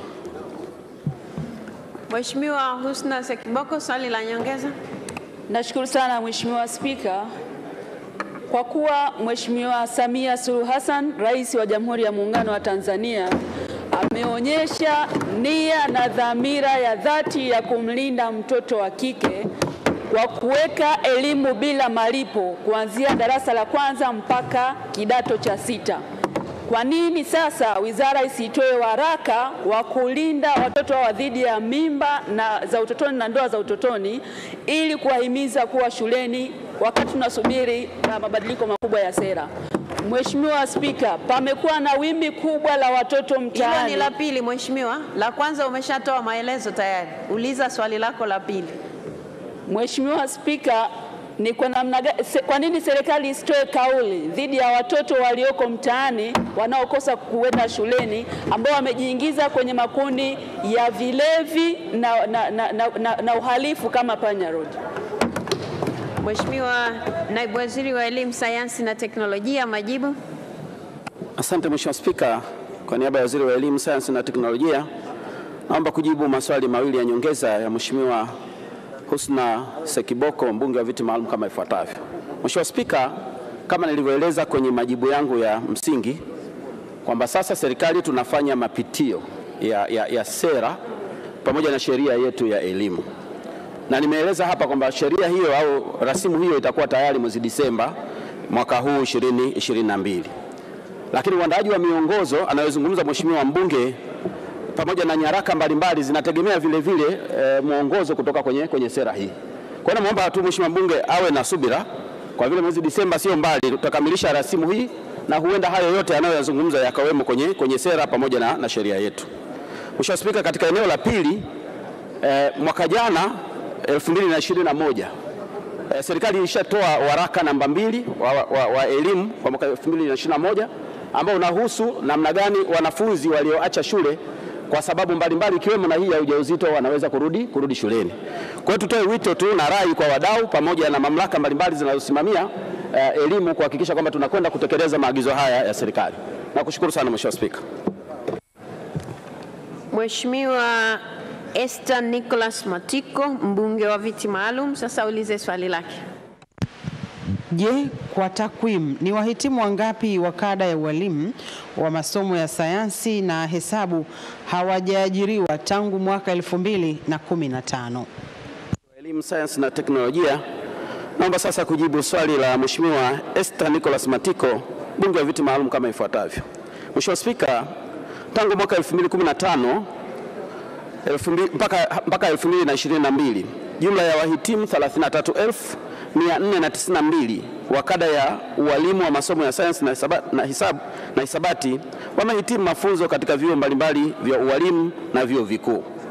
Kati yao wahitimu 13,383 wameajiriwa katika shule mbalimbali nchini tangu mwaka 2015.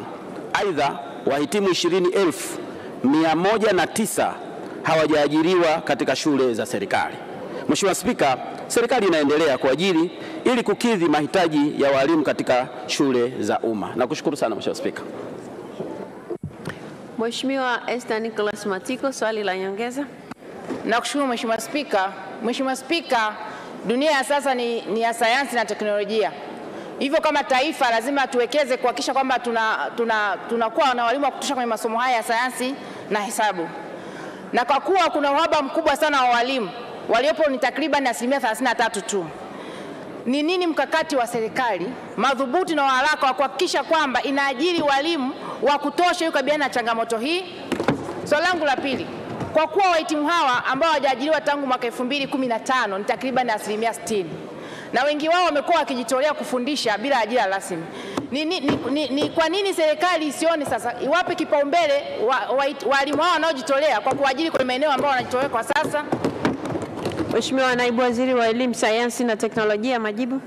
Asante Mheshimiwa Spika, kwa niaba ya Waziri wa Elimu, Sayansi na Teknolojia, naomba kujibu maswali mawili ya nyongeza ya Mheshimiwa Esther Nicholas Matiko, mbunge wa viti maalum kama ifuatavyo. Na nitajibu maswali yote mawili kwa mpigo. Mheshimiwa Spika, kwanza nimpongeze sana Mheshimiwa Matiko kwa ufuatiliaji wa karibu wa walimu wetu wa masomo ya science pamoja na hisabati. Lakini kama nilivyokwisha eleza kwenye majibu yangu ya msingi kwamba serikali imeendelea kutoa fursa za ajira kwa walimu hawa. tunajua changamoto ipo na uhitaji bado upo ni mkubwa.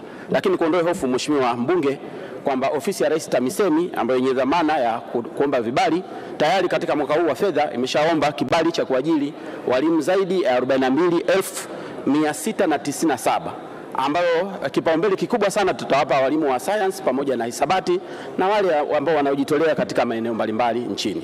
Nakushukuru sana Mheshimiwa Spika.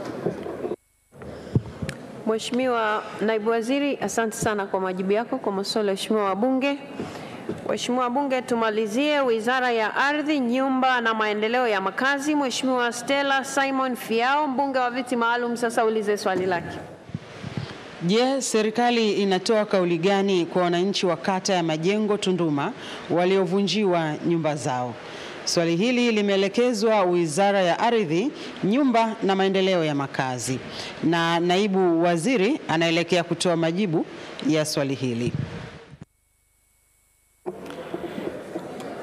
Mheshimiwa Spika, kwa niaba ya Mheshimiwa Waziri wa Ardhi, Nyumba na Maendeleo ya Makazi, naomba kujibu swali namba 133 lililoulizwa na Mheshimiwa Stella Fiao kama ifuatavyo. Lakini Mheshimiwa Spika, naomba kabla sijajibu swali nitoe maelezo machache ya utangulizi. Mheshimiwa Spika, kikao cha makatibu wakuu wa nchi ya Tanzania na Zambia kilichofanyika mwezi Oktoba 2013 pamoja na mambo mengine kiliazimia kwamba alama za katikati ya mpaka, yani intermediate boundary pillars, kwa sehemu ya mpaka yenye urefu wa kilomita 50 ziongezwe ili kuzuia ongezeko la shughuli za kibinadamu, na pia eneo la hifadhi ya mpaka lipunguzwe kutoka mita 100 kwa upande zilizokuwa zinatambuliwa hapo awali hadi mita 50 kila upande. Hata hivyo, pamoja na maazimio hayo kutekelezwa, baadhi ya wananchi waliendelea kuvamia eneo la hifadhi ya mipaka kwa kujenga makazi.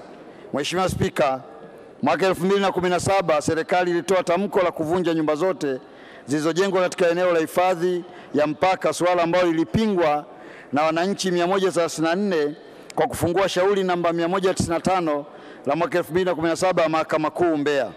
Shauri hilo lilifutwa mwaka 2019 na hatimaye jumla ya nyumba 193 zilizokuwa ndani ya eneo la mita 50 za hifadhi ya mpaka zilibomolewa. Kufuatia hatua hiyo, wananchi 35 walifungua tena shauri namba 12/2019 Mahakama Kuu Mbeya kudai fidia kutokana na kubomolewa kwa nyumba zao. Baada ya mazungumzo nje ya mahakama, yani mediation, yenye lengo la kuwapatia viwanja mbadala wananchi hao kushindikana, shauri hilo lilipangwa kuendelea kusikilizwa tarehe 5 mwezi Oktoba mwaka 2022. Mheshimiwa Spika, serikali inatambua shauri hilo na kauli yetu ni kwamba tusubiri mwongozo au maamuzi ya mahakama ili tujue hatua zinazofuatia. Mheshimiwa Stella Fiao, swali la nyongeza. Nashukuru Mheshimiwa Spika kwa kunipa nafasi ili niweze kuuliza maswali mawili ya nyongeza pamoja na majibu ya naibu waziri, lakini naomba niulize maswali mawili ya nyongeza. Mheshimiwa Spika, baadhi ya wananchi waliovunjiwa nyumba hizi tayari walikuwa na hati ambazo zilikuwa zimetolewa na serikali. Sasa je, serikali ya Yoni imefanya maonezi makubwa kwa kuwavunjia wananchi ambao tayari walikuwa na hati zilizotolewa na serikali yenyewe? Swali langu la pili, Mheshimiwa Spika, nataka kujua sasa ni lini serikali itatoa viwanja mbadala kwa wananchi hao ili kutokuwaumiza kama walivyofanya sasa. Nashukuru sana. Mheshimiwa Naibu Waziri wa Ardhi, Nyumba na Maendeleo ya Makazi, majibu. Mheshimiwa Spika, kwa niaba ya Mheshimiwa Waziri wa Ardhi, Nyumba na Maendeleo ya Makazi, naomba kumjibu Mheshimiwa Stella Fiao, mbunge wa viti maalum, maswali yake mawili ya nyongeza kuhusu swala la hati miliki, lakini pia kuhusiana na swala la pili la viwanja mbadala. Kwa kuwa jambo au shauri hili liko mahakamani, Mheshimiwa Spika, ningeomba tuwe na subira na tutakapopata mwongozo wa mahakama tutakuja kueleza hatua zinazofuatia. Mheshimiwa Naibu Waziri, asante sana kwa majibu yako kwa maswali ya waheshimiwa wabunge. Mwongozo wa Spika. Mwongozo wa Spika. Nani anazungumza? Sijamuona. Mheshimiwa Ali Makoa, sawa. Waheshimiwa wabunge, tumefika mwisho wa kipindi chetu cha maswali kutoka kwenu, lakini majibu kutoka upande wa serikali. Nilete matangazo nilionayo hapa mbele alafu tuendelee na ratiba. Tunao wageni ambao wametembelea bungeni asubuhi hii. Tutaanza na wageni walioko jukwaa la spika. Wapo wageni 4 wa bunge kutoka kanisa la Kiinjili la Kiluteli Tanzania 𝒂𝒂𝒂𝒊𝒈𝒉𝒕 wakiongozwa na Askofu Mamio Ole Paulo. Wote wasimame kwa pamoja. Karibuni sana wageni wetu, karibuni sana. Tunao wageni wawili wa bunge kutoka Fresh Spring Fellowship Church wakiongozwa na Musa Richard Mwacha ambaye ni mchungaji kiongozi. Karibuni sana, karibuni sana. Tunao wageni wawili wa bunge kutoka ubalozi wa Marekani nchini ambao ni ndugu Christine Mensa ambaye ni mkuu wa kitengo cha siasa ubalozi wa Marekani nchini. Asimame kwa pamoja na mwenzake. Karibuni sana. Karibuni sana waheshimiwa bunge. Tunaye pia mgeni mwingine wa bunge ambaye ni makamu mwenyekiti wa ACT Wazalendo Bara, ndugu Dorothy Semu. Karibu sana. Tunaye mgeni wa bunge mwingine ambaye ni katibu mkuu wa CUF Taifa, ndugu Hamad Masud Hamad. Karibu sana. Waheshimiwa bunge, tunao pia wageni mbalimbali wa waheshimiwa wabunge ambao tungependa kuwatambua kwa pamoja. Wageni wetu wote wa waheshimiwa wabunge wote msimame kwa pamoja. Karibuni sana. Karibuni sana wageni wetu. Nadhani nimepata nafasi ya kujifunza mawili matatu kutoka kwenye bunge lenu. Karibuni sana, mnaweza kuketi. Karibuni sana. Tunao wageni ambao wametembelea bunge kwa ajili ya mafunzo. Wapo wageni kutoka taasisi ya Tanzania Youth in Protecting Society kutoka jijini Dodoma. Karibuni sana. Tunao wageni 13 wa Women Voice and Connection kutoka mkoani Morogoro. Karibuni sana. Wapo wanafunzi 22 na walimu 3 kutoka chuo cha ufundi Nangwa kilichopo mkoani Manyara. Karibuni sana. Waheshimiwa wabunge, hao ndio wageni tulionao bungeni siku ya leo. Lakini ninayo matangazo mawili. Moja linatoka kwa katibu wa bunge. Waheshimiwa wabunge, mnatangaziwa kwamba Wizara ya Habari, Mawasiliano na Teknolojia ya Habari imeweka dawati katika viwanja vya bunge nyuma ya ukumbi wa 𝒓𝒊𝒈𝒉𝒕 ili kutoa fursa kwa waheshimiwa wabunge kufanya uhakiki wa taarifa za anwani za makazi zilizotolewa mwezi Februari hadi mwezi Mei 2022. Waheshimiwa wabunge, kuna wabunge naona wanahama viti, kuna wabunge wanasimama, kuna wabunge wanatembea. Waheshimiwa wabunge, mko mnaotembea, mko mnaozungumza na mko mnaohama viti. Nikiwa nimesimama hapa mbele mnasikiliza kwa sababu huenda ninachokisema ni jambo lako wewe. Ndio lengo hasa. Kwa hiyo waheshimiwa wabunge wote mnakaribishwa kuhakiki taarifa zenu za anwani za makazi. Fursa hii waheshimiwa wabunge tuitumie vizuri. Lipo tangazo kutoka kwa Mheshimiwa Shali Josepha Raymond ambaye ni mwenyekiti wa Umoja wa Bunge Wanawake Tanzania. Mnatangaziwa waheshimiwa wabunge wanawake wote kuwa leo tarehe 22 Septemba 2022 mara baada ya kuahirisha kikao cha bunge mchana kutakuwa na semina kwa wabunge wanawake wote.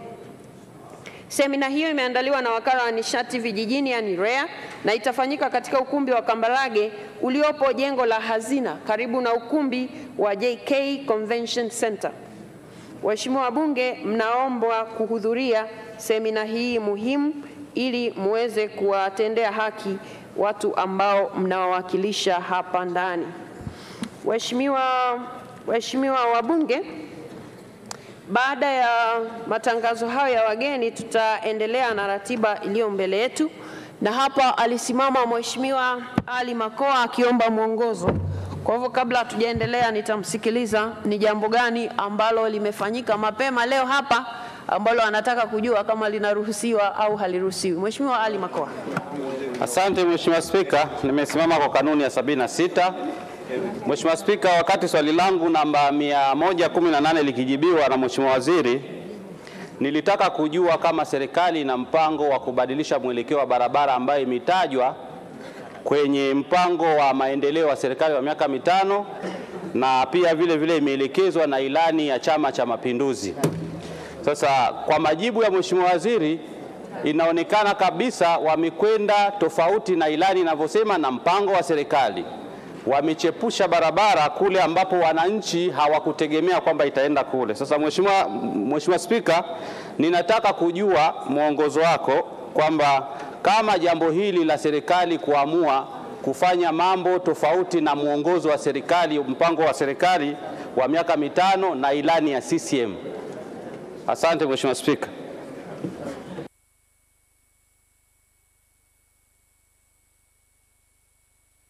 Waheshimiwa wabunge, amesimama Mheshimiwa Ali Makoa akieleza kuhusu majibu ambayo yametolewa na Mheshimiwa Naibu Waziri kwenye swali ambalo yeye alikuwa ameliuliza, swali la msingi 118. Halafu anasema aliuliza maswali mengine ya nyongeza ambayo yalikuwa yanataka kujua kama serikali imebadili mwelekeo wa ujenzi wa barabara, na anasema kwa majibu yaliyotolewa yameashiria kwamba mabadiliko yamefanyika kwenye mwelekeo wa barabara hii. Na yeye anasema anataka kujua sasa kikanuni kama jambo hili je, linaruhusiwa au haliruhusiwi, na ameeleza kwa kirefu kwamba sehemu ambayo anataka kujua kama inaruhusiwa au hairuhusiwi kwanza ni kubadili mpango wa miaka mitano. Yani kwamba katika ule mpango wa miaka mitano barabara mwelekeo ni mwingine, na sasa majibu yanaashiria kwamba mwelekeo ni mwingine. Sasa ukiacha mpango wa serikali, pia ameeleza kwamba ilani ya Chama cha Mapinduzi ambayo ndio inaiongoza serikali na yenyewe ina mwelekeo kama ule wa mpango wa miaka mitano, na pia anaeleza kwamba inaenda tofauti na mategemeo ya wananchi. Waheshimiwa wabunge, mwisho kabisa ameuliza kama jambo hili linaruhusiwa kufanywa na serikali. Waheshimiwa wabunge, ilani ni ya Chama cha Mapinduzi, kwa hiyo maswali mengine tunaweza kuulizana huko kwenye chama, lakini yale ambayo ameuliza Mheshimiwa mbunge hapa, ametaka kujua kama serikali inao uwezo wa kubadili mwelekeo wa barabara. Jibu ni kwamba ndio, serikali inao uwezo wa kubadili mwelekeo wa barabara. Kwa hiyo kama kuna jambo la ziada la hapo sasa ni la Mheshimiwa mbunge na watu wako kule, mtazame namna ambavyo serikali ina sababu gani za kubadili mwelekeo, kwa sababu sisi hatufanyi kila kitu, na ndio maana serikali ikileta hapa inafanya marekebisho hapa na pale, na ndio maana mipango yetu tunaiweka kwa ajili ya kutuongoza, lakini si kwamba ni msaafu kwamba lazima iwe hivyo. Serikali huwa inaangalia mambo mengi, na ndio maana inaweza kasema inajenga barabara hii kwa kiwango cha lami, alafu haikujenga lami ikatumia zege kwa sababu inaona mazingira yale pengine hata lami haitafaa. Sasa tukiweka mazingira ambayo serikali itakuwa haiwezi kufanya kubadili hata nukta, inaweza ikawa mtihani. Kwa hiyo kwa maana ya mwongozo, kwa namna majibu yalivyotoka, ndio serikali inaruhusiwa kufanya hayo mabadiliko ya mwelekeo. Sababu itakuwa nazo. Sasa kama ziliulizwa sababu, nafikiri naibu waziri angeeleza hapa sababu kwa nini wamebadili mwelekeo. Lakini kwa maana ya mwongozo wa kiti, kama inaruhusiwa au hairuhusiwi, ndio inaruhusiwa serikali kubadili mwelekeo wa barabara.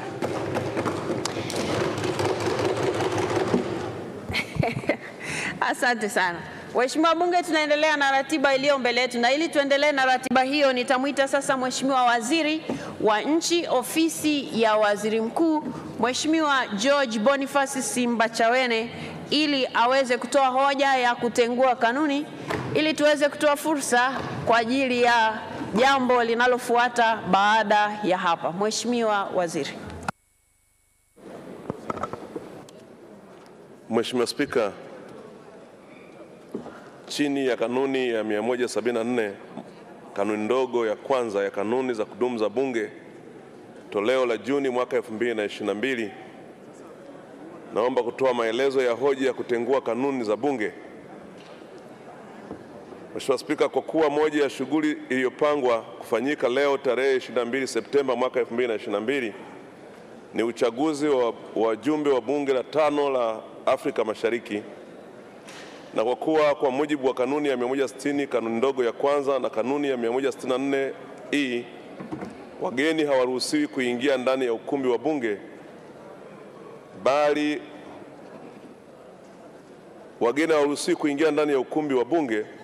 bali hutengewa sehemu maalum ya kukaa. Na kwa kuwa kanuni ya 10 kanuni ndogo ya pili ya nyongeza ya 3 ya kanuni za Bunge inaeleza kuwa wagombea wanaweza kuruhusiwa kuingia ndani ya ukumbi wa Bunge ili kujitambulisha, kujieleza, kuuliza na kujibu maswali pamoja na kuomba kura. Hivyo basi, kwa madhumuni ya utekelezaji bora wa shughuli za Bunge na kuwezesha uchaguzi wa wajumbe wa Bunge la Afrika Mashariki kufanyika kwa ufanisi, naliomba Bunge liazimie kwamba kanuni ya 160 kanuni ndogo ya kwanza na kanuni ya 164 kanuni ndogo ya E ambazo kwa ujumla wake zinazuia wageni kuingia ndani ya ukumbi wa Bunge zitenguliwe, na badala yake wagombea wa uchaguzi huu waruhusiwe kuingia ndani ya ukumbi wa Bunge ili waweze kujitambulisha, kujieleza, kuulizwa na kujibu maswali pamoja na kuomba kura. Mheshimiwa Spika, naomba kutoa hoja. Waheshimiwa wabunge, hoja imeungwa mkono. Na kwa utaratibu wetu nitawahoji waheshimiwa wabunge wanaoafiki hoja ya Mheshimiwa Waziri ya kutengua kanuni waseme ndio. Wasioafiki waseme sio. Mnasema sio na nyie mnawagombea leo. Sasa sijui ataingilia wapi hapa. Waheshimiwa wabunge waliosema ndio wameshinda. Kwa hivyo hoja imeungwa mkono na imetenguliwa kwa sasa. Katibu. Uchaguzi wa wabunge wa Bunge la Afrika Mashariki EALA. Waheshimiwa wabunge, uchaguzi wa wabunge wa Bunge la Afrika Mashariki. Nitatoa maelezo kwa kifupi. Waheshimiwa wabunge, nimesimama, kwa hivyo tukae na tusikilize maelekezo. Waheshimiwa wabunge, nimesimama, kwa hivyo tukae ili tusikilize maelekezo. Waheshimiwa wabunge, uchaguzi wa wabunge wa Bunge la Afrika Mashariki unafanyika kwa mujibu wa masharti ya ibara ya 50 fasili ya kwanza na ya pili ya mkataba wa kuanzisha Jumuiya ya Afrika Mashariki wa mwaka 1999.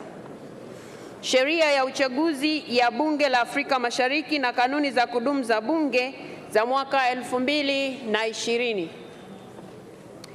Ibara ya 50 ya mkataba wa kuanzisha Jumuiya ya Afrika Mashariki imelipa Bunge mamlaka ya kupiga kura kuwachagua wabunge 9 watakaoiwakilisha Jamhuri ya Muungano wa Tanzania katika Bunge la Afrika Mashariki.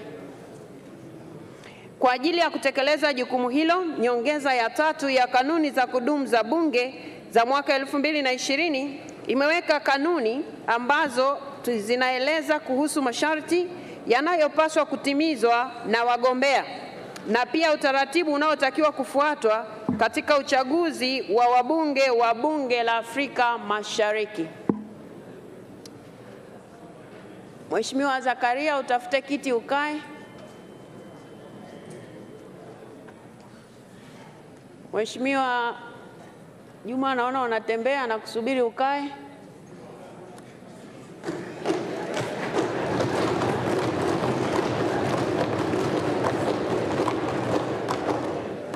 Mheshimiwa Jerisla, nasubiri ukae. Mheshimiwa Mpina, nasubiri mkae ili niendelee.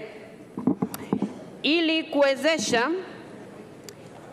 kuwezesha uchaguzi huu kuanza, sasa nitamkaribisha katibu wa Bunge ambaye ndiye msimamizi wa uchaguzi huu atoe maelezo kamili kuhusu masharti na utaratibu wa uchaguzi, kisha baadaye nitatoa ufafanuzi kuhusu idadi ya kura zitakazopigwa kwa kila kundi. Katibu wa Bunge, karibu. Nashukuru Mheshimiwa Spika. Mheshimiwa Spika, uchaguzi huu unatokana na maisha ya Bunge la 4 la Afrika Mashariki kufikia ukomo wake ifikapo tarehe 17 Disemba mwaka huu 2022. ambapo kwa mujibu wa sheria ya uchaguzi wa wabunge wa Bunge la Afrika Mashariki ya mwaka 2011, nchi wanachama zinatakiwa kuchagua wabunge wa bunge linalofuata ndani ya kipindi cha siku 90 kabla ya tarehe hiyo ya ukomo. Uchaguzi huu umewekewa masharti ya kutangazwa kwenye gazeti la serikali ili tarehe ya uteuzi na tarehe ya uchaguzi viweze kujulikana kwa umma, kuwezesha vyama vyenye nia ya kudhamini wagombea vifanye hivyo. Masharti hayo yalitekelezwa ambapo tarehe 6 mwezi wa 9 mwaka huu 2022 nilitoa tangazo kwenye gazeti la serikali na vyombo mbalimbali vya habari.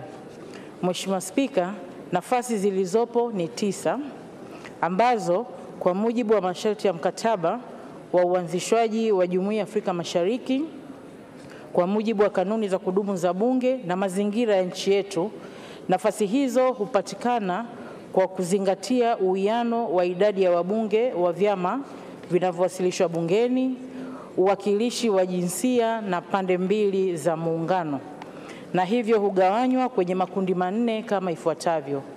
Kundi A ni wagombea wanawake, kundi B ni wagombea kutoka Zanzibar, kundi C ni wagombea wa vyama vya walio wachache, na kundi D ni wagombea wa Tanzania bara. Mheshimiwa Spika, kwa sasa mchanganuo wa idadi ya wabunge wa bunge hili la Jamhuri ya Muungano wa Tanzania kivyama na asilimia stahiki ya viti 9 vinavyohitajika ni kama ifuatavyo. Wabunge wa Chama cha Mapinduzi wapo 365 ambayo ni sawa na asilimia 93 ya wabunge wote, na hivyo wanastahili kupata viti 8. Na wabunge wa vyama vya walio wachache bungeni wapo 27 ambayo ni sawa na asilimia 7 ya wabunge wote, na hivyo wanastahili kupata kiti kimoja. Mheshimiwa Spika, kanuni ya 5, kanuni ndogo ya 5 ya nyongeza ya 3 inaelekeza kwamba kila chama cha siasa chenye sifa ya kuweka wagombea kinaweza kuwasilisha majina matatu kwa kila nafasi iliyo wazi. Hadi kufikia saa 10 kamili jioni tarehe 20 Septemba, ambayo ndio ilikuwa siku ya uteuzi, nilikuwa nimepokea jumla ya majina 21 ya wagombea kutoka vyama vya ACT Wazalendo, mgombea mmoja, Chama cha Mapinduzi wagombea 8, na Chama cha Wananchi CUF wagombea 12. Hata hivyo, mgombea mmoja wa CUF aliwasilisha taarifa ya kujitoa, na hivyo tumebaki na wagombea 20. Mheshimiwa Spika, baada ya uchambuzi uliozingatia nafasi ya viti vilivyopo, sifa za wagombea waliopendekezwa na vyama na matakwa mengine ya kisheria na kanuni, tarehe 20 Septemba ambayo ndio ilikuwa siku ya uteuzi, niliwateua na kuidhinisha wagombea 20 kwenye makundi manne ya uchaguzi kama ifuatavyo. Kundi A, wagombea wanawake wapo 6. Anaitwa wa kwanza ndugu Angela Charles Kiziga wa Chama cha Mapinduzi. Wa pili ni ndugu Nadra Juma Mohamed wa CCM pia. Watatu ni ndugu Shogo Richard Mlozi pia wa Chama cha Mapinduzi. Wa 4 ni ndugu Sonia Juma Magogo wa Chama cha Wananchi CUF. Wa 5 ni ndugu Queen Juliet Lugembe wa CUF, na wa 6 ni ndugu Zainab Ham Abdu pia wa CUF. Kundi B, wagombea kutoka Zanzibar wako 5. Wa kwanza ni Dr. Abdullah Hasnu Makame wa Chama cha Mapinduzi. Wa pili ni ndugu Machano Ali Machano wa Chama cha Mapinduzi. Wa tatu ni ndugu Anderson Ndambo wa CUF. Wa 4 ni ndugu Husna Muhammad Abdalla wa CUF, na wa 5 ni Engineer Muhammad Habibu Mnyaa wa CUF. Kundi C, wagombea wa vyama vya walio wachache bungeni wako 3. Wa kwanza ni ndugu Ado Shaibu Ado wa ACT Wazalendo. Wa pili ni ndugu Jafar Saidi Mneke wa CUF, na wa 3 ni ndugu Mashaka Halfani Ngole wa CUF.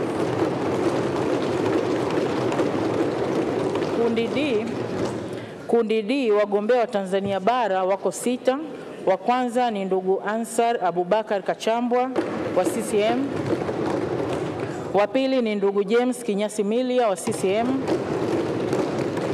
Wa tatu ni Dr. Ngwaru Jumanne Magembe wa CCM. Wa nne ni ndugu Adui Saif Kondo wa CUF. Wa tano ni ndugu Mohamed Msham Gulangwa wa CUF. Na wa sita ni ndugu Thomas Malima pia wa CUF.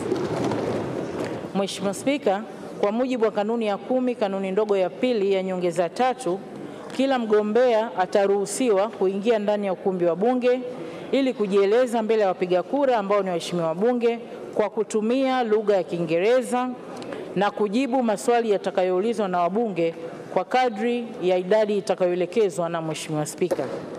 Kwa mujibu wa kanuni ya 11 kanuni ndogo ya pili na ya 3 ya nyongeza 3, baada ya wagombea kujieleza, kila mpiga kura atapewa karatasi ya kura na atapiga kura yake. Kanuni ya 11 kanuni ndogo ya 4 ya nyongeza 3 inatoa mamlaka kwa Spika kuelekeza kura ngapi zipigwe katika kila kundi. Hivyo, endapo mpiga kura atapiga kura pungufu au zaidi tofauti na maelekezo ya Spika na kama ilivyofafanuliwa katika karatasi ya kupiga kura, kura hiyo itahesabiwa kuwa imeharibika. Baada ya zoezi la kupiga kura kukamilika, kwa mamlaka aliyopewa na kanuni ya 12 kanuni ndogo ya kwanza ya nyongeza 3, Mheshimiwa Spika atateua wabunge wawili ambapo mmoja ni wa kutoka chama tawala na mmoja kutoka chama cha kambi ya walio wachache ili wawe wa mawakala wa wagombea wote kwenye zoezi la kuhesabu kura. Mheshimiwa Spika, sasa naomba tuanze zoezi letu kwa kwanza kupokea maelekezo yako kuhusu utaratibu wa kupiga kura kwa kila kundi, kisha wagombea waitwe mmoja mmoja ili kujieleza, kuulizwa maswali na taratibu nyingine zitaendelea. Mheshimiwa Spika, naomba kuwasilisha. Asante sana katibu wetu wa Bunge kwa maelezo ya ufasaha kabisa wa namna zoezi letu litakavyoendeshwa na namna lilivyoendeshwa mpaka tumefikia siku ya leo hapa. Waheshimiwa wabunge, idadi ya kura zitakazopigwa kwa kila kundi. Waheshimiwa wabunge, baada ya kupata maelezo ya msimamizi wa uchaguzi, sasa ninatoa ufafanuzi kuhusu utaratibu wa kupiga kura kwa mujibu wa kanuni ya 11 fasili ya 4 ya nyongeza ya 3 ya kanuni za Bunge za mwaka toleo la Juni 2020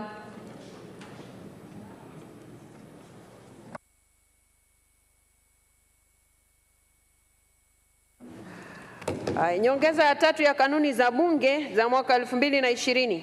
Kanuni hii inaelekeza kwamba Spika pamoja na mambo mengine atatoa maelezo kuhusu idadi ya kura zitakazopigwa kwa makundi yote ya uchaguzi kama yalivyotajwa na msimamizi wa uchaguzi. Kwa kuzingatia majina ya wagombea yaliyowasilishwa na kila chama kwenye makundi husika na ili kupata uwakilishi uliowekwa, kila mpiga kura atatakiwa kupiga kura ya siri kwa kuchagua majina 9 tu ya wagombea anaopenda kuwachagua kwa utaratibu ufuatao. Kundi A, wagombea wanawake wapo 6. Kila mbunge atawapigia watatu. Katika wagombea 6 unapiga kura 3. Kundi la pili B, wagombea wa Zanzibar wapo 5.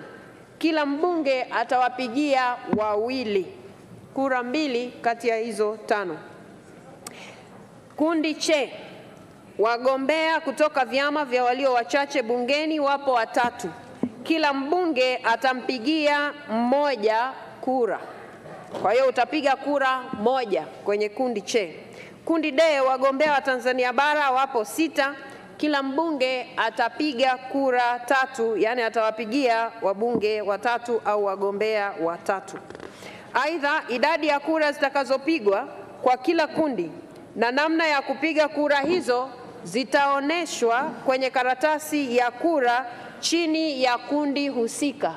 Esther Matiko, Mheshimiwa Hawa Vananga, msikilize maelekezo. Mpiga kura ambaye kwa bahati mbaya ataharibu karatasi yake ya kupigia kura Wakati zoezi la kupiga kura likiwa linaendelea, anaweza kuirejesha karatasi hiyo iliyoharibika kwa msimamizi wa uchaguzi na kupewa nyingine badala ya hiyo iliyoharibika. Waheshimiwa wabunge, baada ya maelezo haya, sasa tuanze zoezi letu la kuwaita wagombea ili waweze kujieleza na kuomba kura, na waheshimiwa wabunge kupata fursa ya kuwauliza maswali kama yapo ama kama yatakuwepo. Waheshimiwa wabunge, sasa tutaendelea. Katibu. Ndugu Angela Charles Kiziga.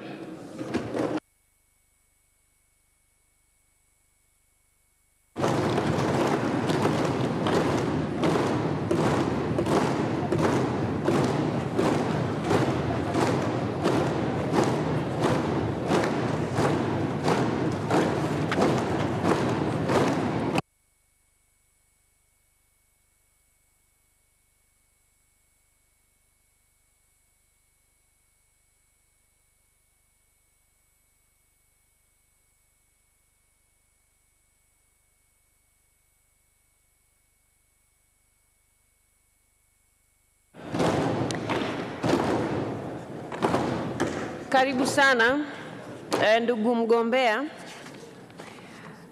Angela Charles Kiziga.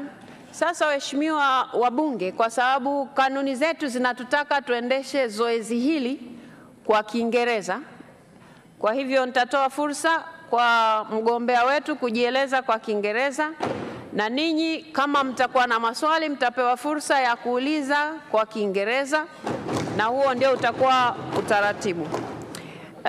So I will take this opportunity to welcome you to the Parliament of Tanzania. And now you're given an opportunity to talk to the House, because these are the voters for the position that you're vying. Please close to the podium and ask for the votes for 3 minutes. And then members will be given a chance to ask you questions if they will have some. Please. Thank you very much, Honorable Speaker, for giving me this opportunity to stand before you and to stand before this House of Assembly. Madam Speaker, before I proceed, allow me to salute you as the Speaker of this Assembly. Allow me also to salute Honorable Prime Minister, who is the government leader of this Assembly. Allow me also, Honorable Speaker, to salute honorable ministers who are present here today and deputy ministers who are present here today, but for those who are available. Madam Speaker, allow me also to salute both honorable members of this Assembly, 366 members from the ruling party Chama cha Mapinduzi, and 19 members from opposition, for those who are present today, Madam Speaker. Allow me also to recognize honorable members from ACT Wazalendo, 4 of them, but for those who are available today, and 3 members from CUF, for those who are present here. Allow me also, Honorable Speaker, to recognize Honorable Attorney General, my brother Felesh, who is also part of this Assembly. Madam Speaker, after that short recognition, allow me to salute you all in the name of Almighty God. Assalamu alaikum. Madam Speaker, allow me also to introduce myself. My name is Angela Charles Kiziga, aged of 49 years, Madam Speaker.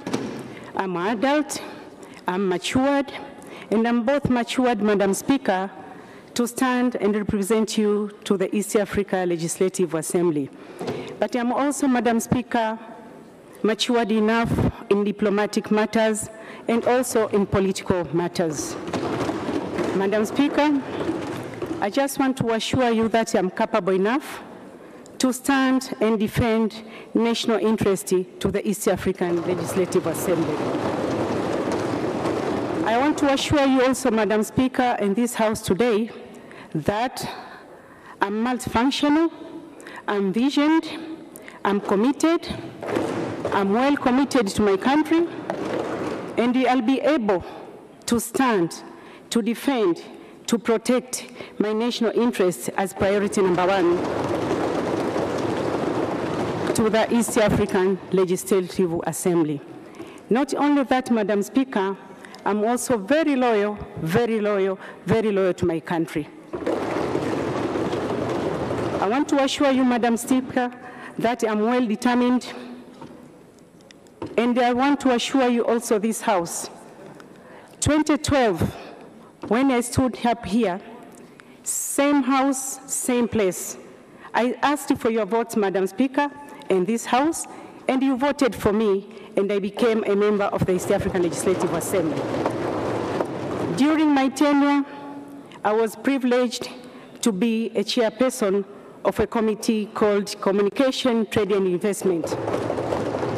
I'm proud to stand before you, Honorable Speaker, in this House to inform you that the OSBP, One-Stop Border Post, that was my bill which started during my tenure, and I made sure, because it had an interest part of my country, I was managed to make sure that bill was assented by 3 members of that country during that time, Tanzania, Kenya, Uganda, and Rwanda, and it became a law, and that's why we can see today our roads are well secured, our roads are well protected. Thank you so much.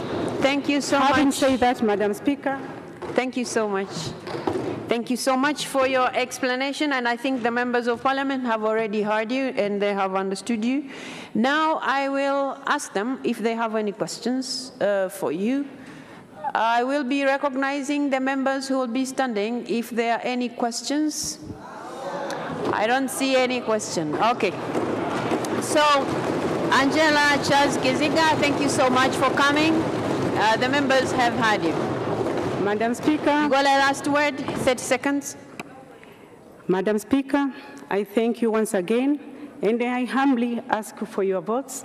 I humbly ask for both members from opposition side and from the ruling part, and honorable ministers, and my brother, Honorable Felesh, to vote for me so that I can represent you to the East African Legislative Thank you so much. I beg Thank you. You can now go. Thank you so much.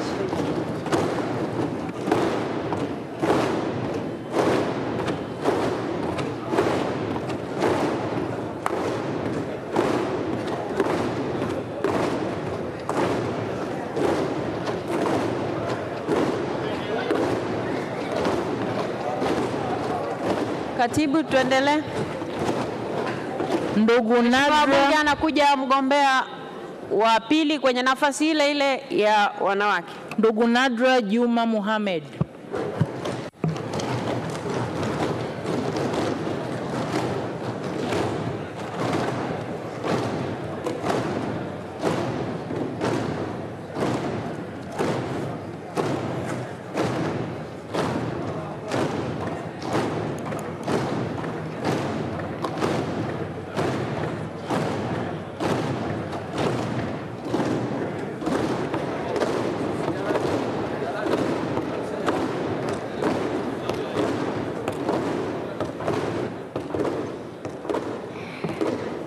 Nadra Juma Mohammed, you're welcome to the House.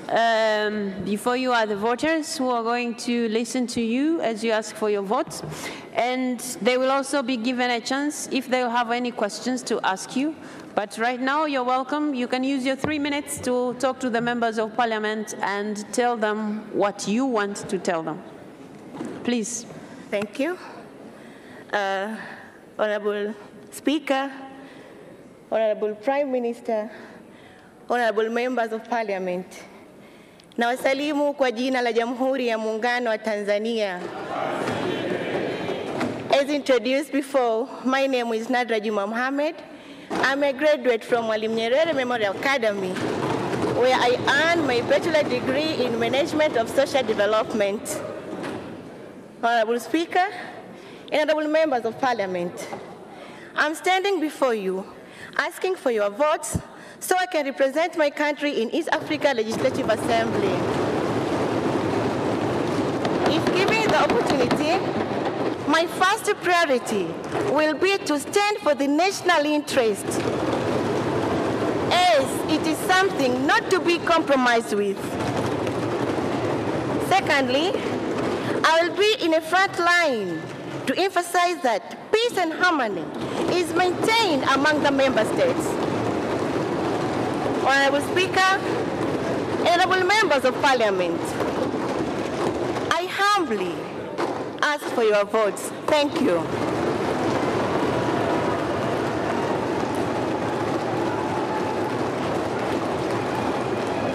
All right, the members of Parliament who are the voters have heard you. Now, members of Parliament, please.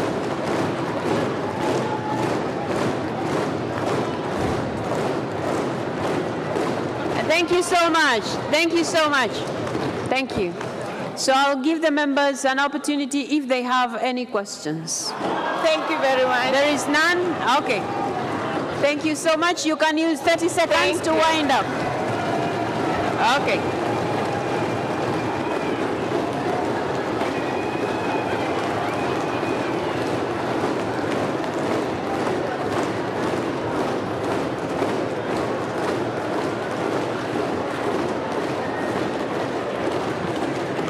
Haya, katibu ita mwingine. Ndugu Shogo Richard Mlozi.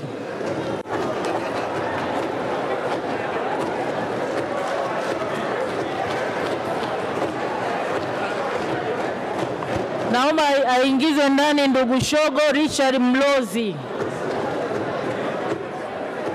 Waheshimiwa wabunge, niwaombe jambo moja. Waheshimiwa wabunge, niwaombe jambo moja.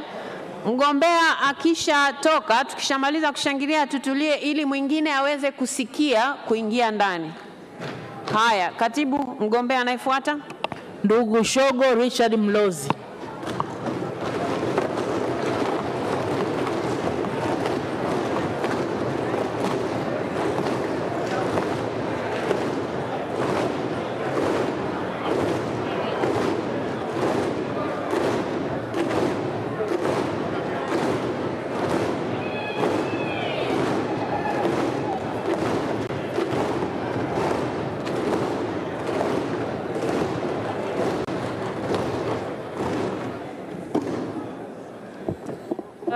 Shogo Richard Mlozi, you're welcome to the House. These are the voters who, if they are convinced with what you're going to say, they'll vote for you. So you're given 3 minutes to ask for votes from the members, and members will be given an opportunity to ask you questions, if any.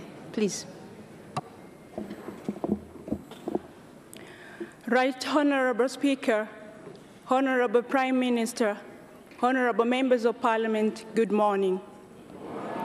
I'm very humbled to stand before you this morning. My name is Shogo Richard Mlozi. I am a candidate for the position of Member of Parliament in the East African Legislative Assembly. I'm a seasoned expert in the tourism industry. I'm a senior lecturer, and I've had the opportunity to serve in various boards. Right Honorable Speaker and members, given opportunity to serve in this position, I'll do my best to put the interest of our nation before everything.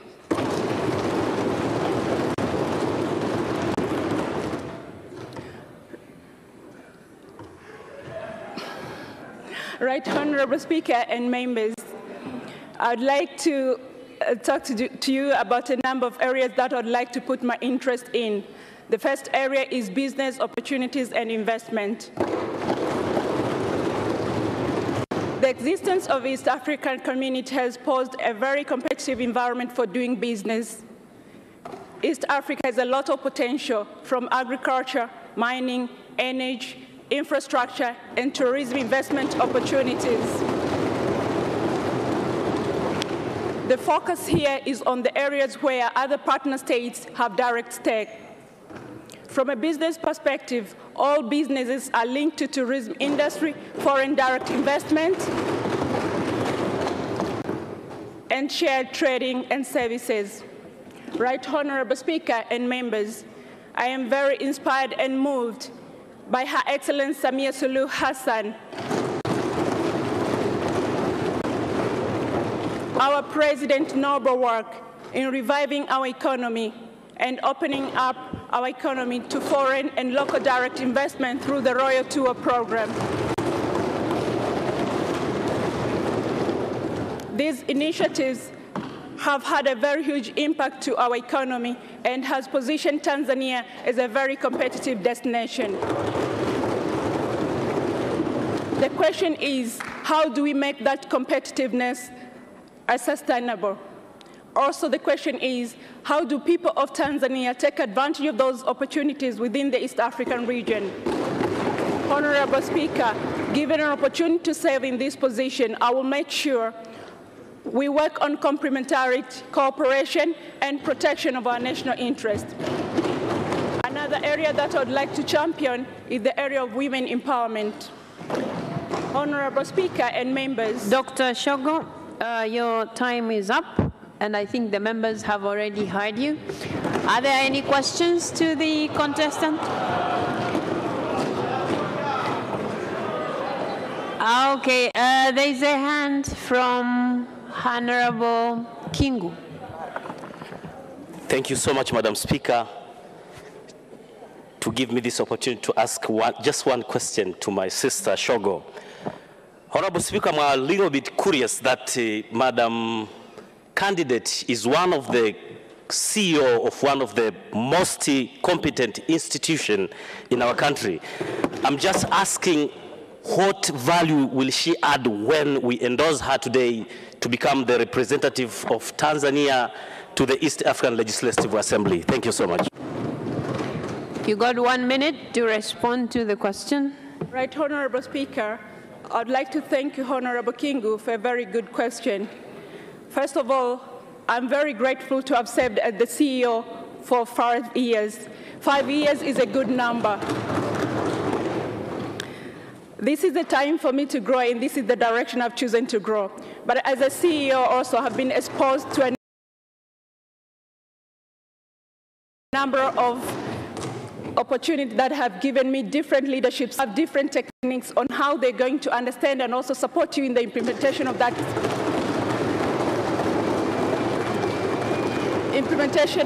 vision. In doing so, you need to have the lobbying skills, the negotiation skills, and networking skills. That's not only the case. As the CEO, you always have to make decisions which are tough. In order to make this decision, you need to be a critical thinker and to make a detailed analysis before you make any decision. Thank you so much. As a CEO, I've had an opportunity to be in different platforms with different executives and diplomats. That has given me a sense of deep self-awareness to know what to say, when to say, and how to say it. Dr. Shogo, that's enough. Thank you so much. Members, I don't see any other hands, so there are no more questions. So thank you so much for the explanation you have given, and I'm sure the members of Parliament have understood. Thank you, and please vote for me.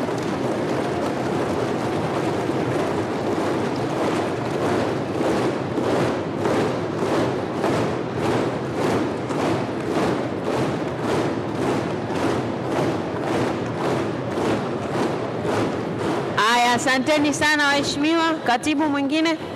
Ndugu Sonia Juma Magogo.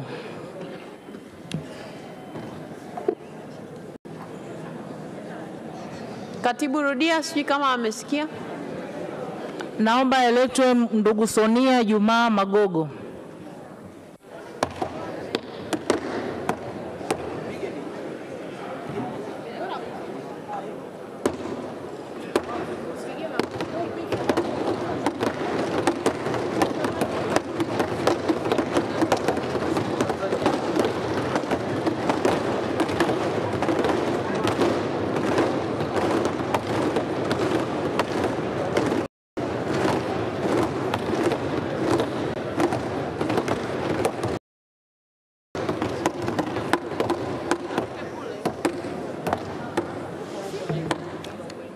Sonia Juma Magogo, you're welcome to the Parliament of Tanzania. Who the voters in this case that you're a candidate for the IALA membership. So you will be given 3 minutes to ask for votes from the members, and also the members will have an opportunity to ask you questions should they have any. Please. Thank you, Honorable Speaker, Honorable Deputy Speaker, Honorable Prime Minister, Honorable Members of Parliament, good morning. In front of you is Sonia Juma Magogo, contesting for the post in East Africa Legislative Assembly. Academically, I have a master's degree in business administration from Mzumbe University. I also have postgraduate diploma in management of foreign relations from Center of Foreign Relations, Kurasini. I also have an advanced diploma in business administration and management from CBE. I was a member of Parliament, special seats, from 2015 up to 2020. And currently, I am a Principal Compliance Officer from NSSF. With that short introduction, honorable members of Parliament, I stand in front of you to ask for your vote, to ask for your permission. I am capable and I'm ready to represent my country in that regional integration. I am a trained diplomat. I will bring back positive results to our country. Thank you very much.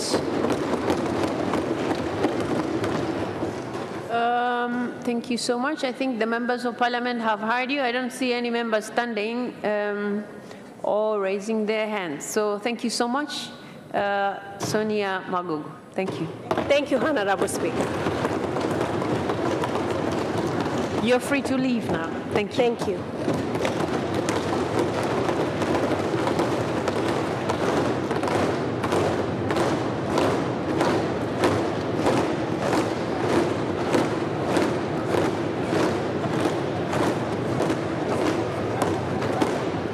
Katibu anayefuata.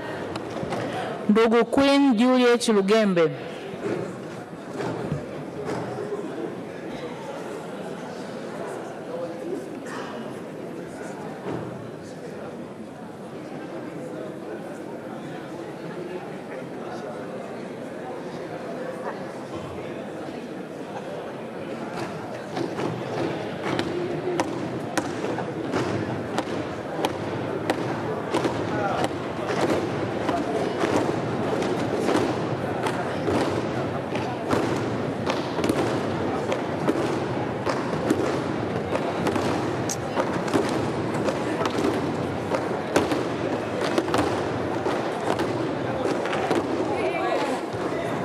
This side.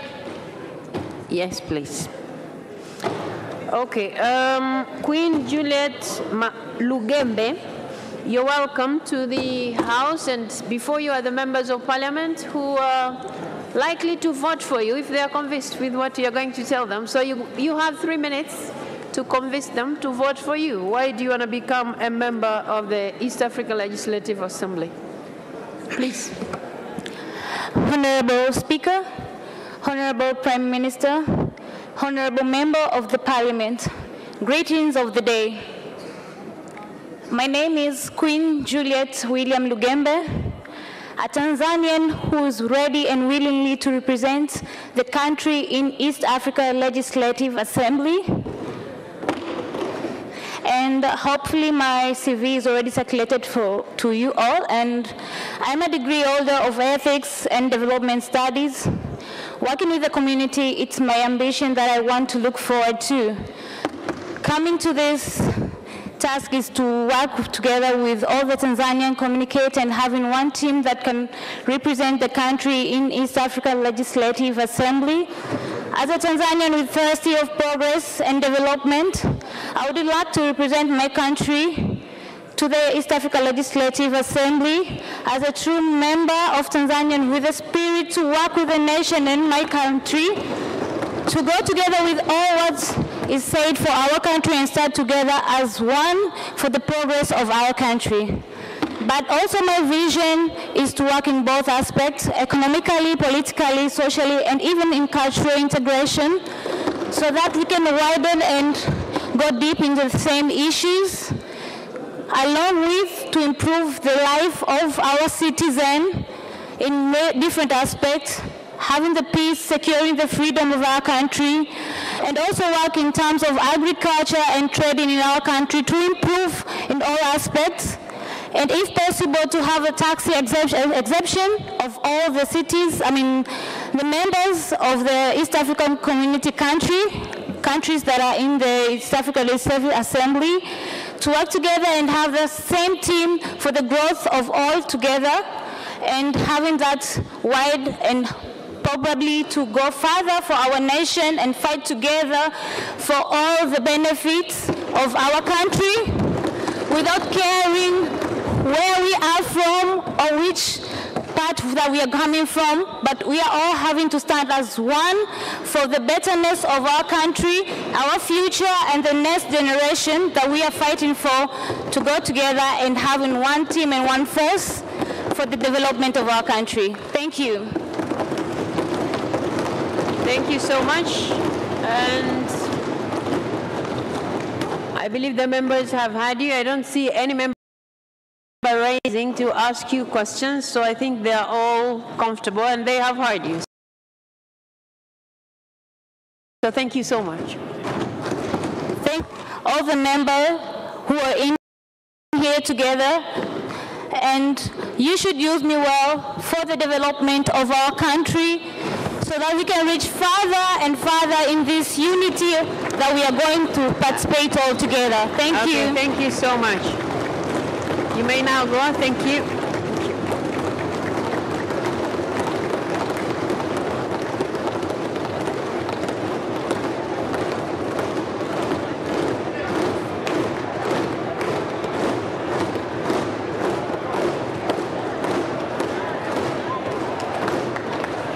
Katibu anayefuata. Ndugu Zainab Ham Abdu. Waheshimiwa wabunge, ngoja aitwe anayefuata. Waheshimiwa wabunge, ndugu Zainab Ham Abdu. Kwani anasindikiza?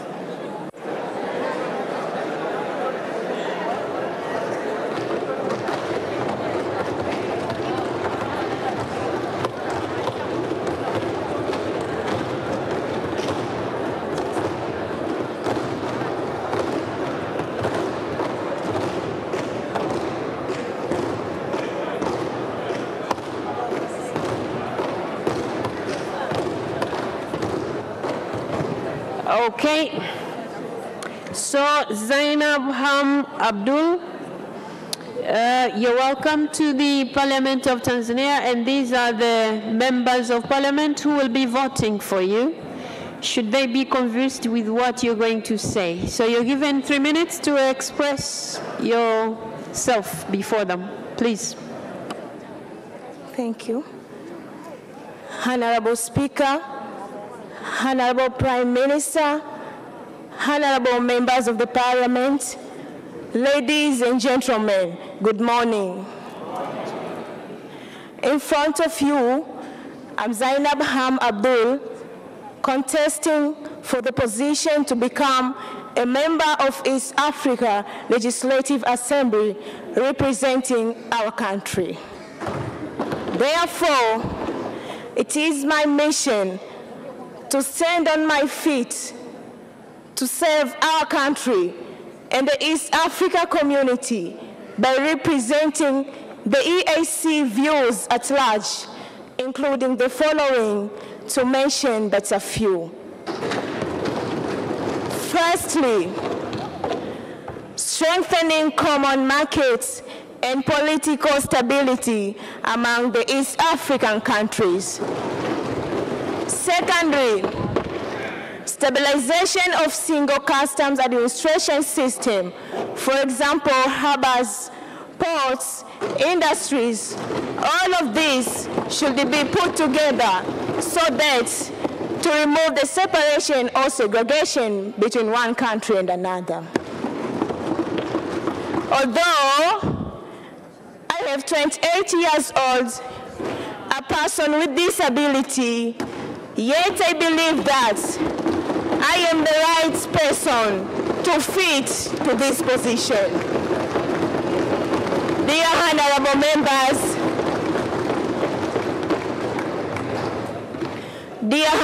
members, I kindly request for your votes so that I become a country representative in East Africa Legislative Assembly.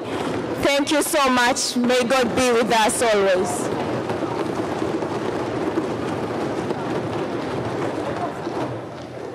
Okay, thank you so much, Zainab Ham Abdul.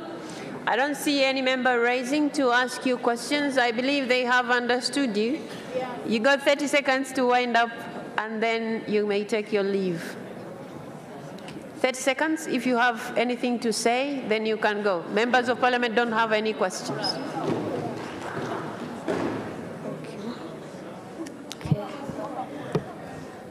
I again requesting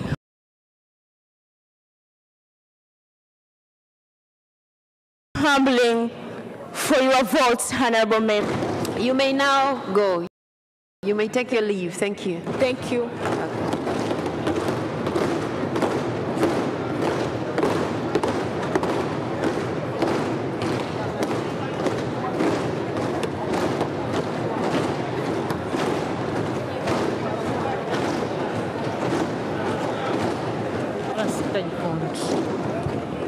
Waheshimiwa wabunge, tunaelekea kwenye kundi lingine. Wagombea sita wa wanawake wameshamaliza, na kati ya hao sita utachagua watatu, utapiga kura 3. Tunaelekea sasa kundi B, kundi la wagombea wa Zanzibar. Katibu Dr. Abdullah Hasnu Makame.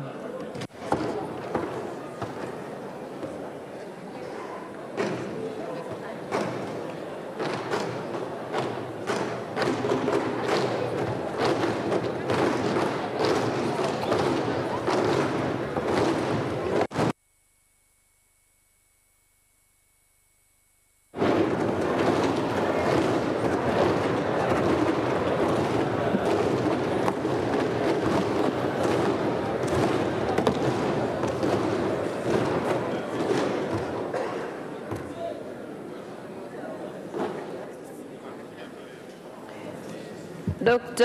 Makame, you're welcome to the Parliament of Tanzania. And before you are the voters, in the event they are convinced with what you're going to say, which you have only 3 minutes to express yourself, but yeah, ask for the votes from them since you have indicated interest in going to represent Tanzania to the East Africa Legislative Assembly. Please. Thank you very much, Right Honorable Speaker, for giving me the opportunity to address this August House and request for my votes. Right Honorable Speaker, I'd like to request your indulgence just for a few seconds to greet the August House in Kiswahili. And the greeting is to greet the honorable members of this August House. Shikamoni, waheshimiwa wabunge. Shikamoni. Mheshimiwa Waziri Mkuu, shikamoo. Thank you very much, Right Honorable Speaker. Having said that, Madam Speaker, I am a member of the East African Legislative Assembly who was very fortunate to be elected by this August House in 2017. So coming here for the second time is an opportunity to me, a privilege which many people did not receive, Madam Speaker. So I'm very thankful to your House. I'm thankful to my party, Chama cha Mapinduzi, for endorsing me with majority votes. Madam Speaker, during my tenure as a member of the East African Legislative Assembly, I served as the chairperson of the Tanzanian chapter for the first 2.5 years, and subsequently I served as which I'm continuing to serve as the chairperson of the Committee on Agriculture, Tourism, and Environment and Natural Resources. These tasks are additional assignments that were given to me by my colleagues because they thought I could deliver some more work, additional work, on behalf of them. So I did that work, and I'm quite sure, Madam Speaker, you never received any complaints. But also, during the tenure in the East African Legislative Assembly, we did some work. We did pass some bills, we did pass some, make some resolutions, but more also we have some social activities, maybe in terms of games. And you know that, Madam Speaker, we participate in games. Thank you so much. They have heard you. They have heard you. And I'm not seeing any member raising up to ask questions, so I believe they have understood you. 30 seconds. Where? I don't see any hand. Okay, Honorable Abdallah Mwinyi. Thank you very much, Honorable Speaker. As Dr. Makame is a second termer, I didn't want to leave him, let him leave before he can answer a few questions. Dr. Makame, could you please explain to this August Assembly, what would you say are the fundamental challenges that you have faced during your first term of office, and what needs to be done to ensure that those challenges are alleviated? I thank you. Thank you very much, Honorable. Wait a second. You have to be called before you start speaking. Dr. Makame, please respond to the question. Thank you very much, Madam Speaker. This is a question asked to me by a member emeritus of the East African Legislative Assembly. He served for 10 years there. And it's a very good question, I would say, because in life, you don't live without challenges. So we have some challenges, and specifically, we had some challenges with regards to the integration of EAC, and we are looking at creating an environment that would enable the participation and the functioning of the private sector.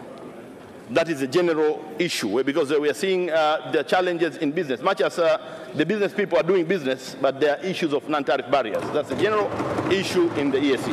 But in terms of us, also, Madam Speaker, with our the chapter, we need to have closer links with the National Assembly. I'm not saying that we don't have, but we'd like to improve the links with the National Assembly so that we have greater cooperation and report more frequently. That's, I think, the short response. Thank you so much. And the members, I think they have understood you. 30 seconds to wind up. Thank you much, Madam Speaker.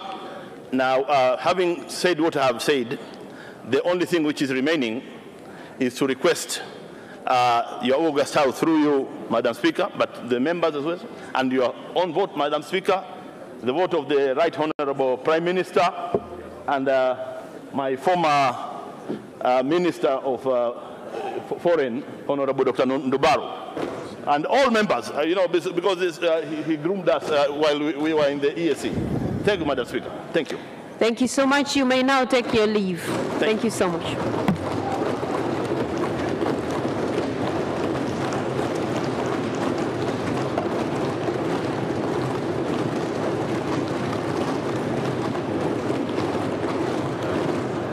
Katibu anayefuata. Ndugu Machano Ali Machano.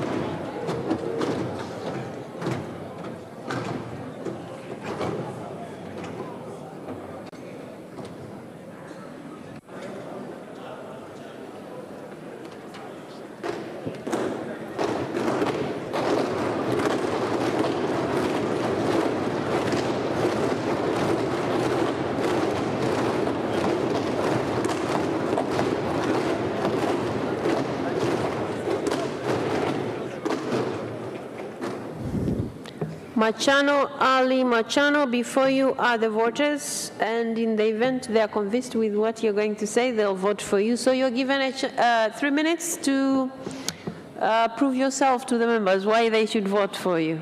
Please.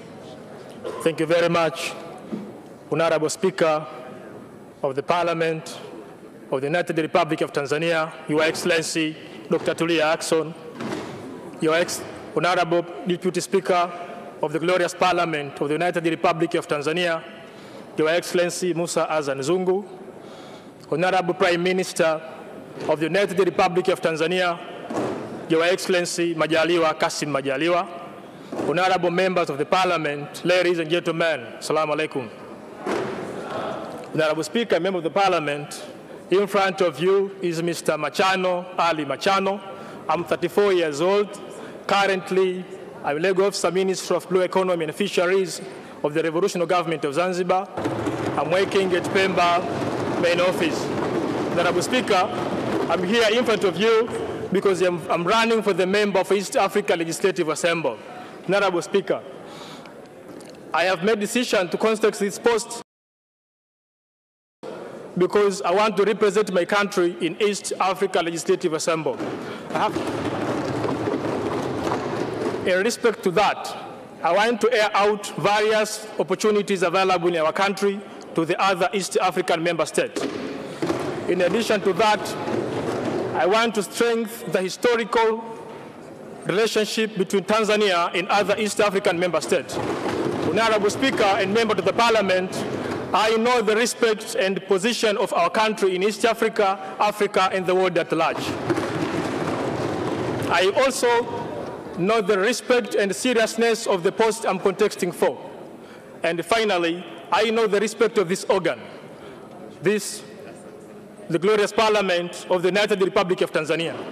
I humbly and respectively promise you that I will never let you down. Please vote for me. Please invest, Honorable Speaker and dear members of the Parliament, I kindly request you, invest your trust to me. I will never let you down. I will never, ever, forever spoil the image of our country. Honorable Speaker, please, I ask you for your vote. Honorable Prime Minister, I honestly asking for your vote. Honorable members from various constituencies, from Zanzibar mainland, Tanzania mainland, and Zanzibar, I'm asking for your vote. Honorable members of this Parliament, from special seats, CCM and others, I kindly request for your vote. Thank you so much, Mr. Machano. Thank you so much. Thank you so much. Thank you. The members have already heard you, and I am not seeing any member raising up to ask you questions. And since you have already requested for the votes, you can use 30 seconds to wind up, and then you can leave. 30 seconds to wind up. Honorable Speaker, thank you very much.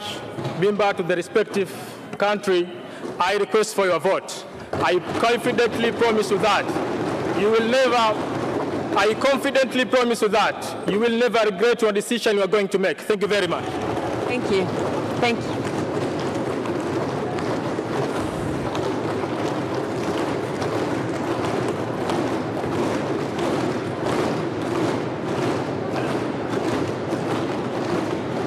Katibu anayefuata, ndugu Anderson Ndambo.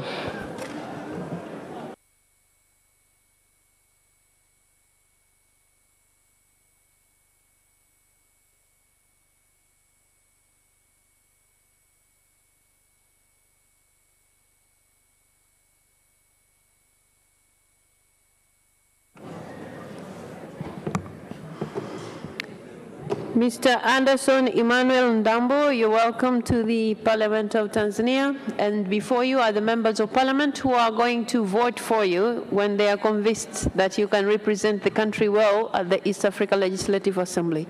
You have got 3 minutes to prove yourself to the members. Please.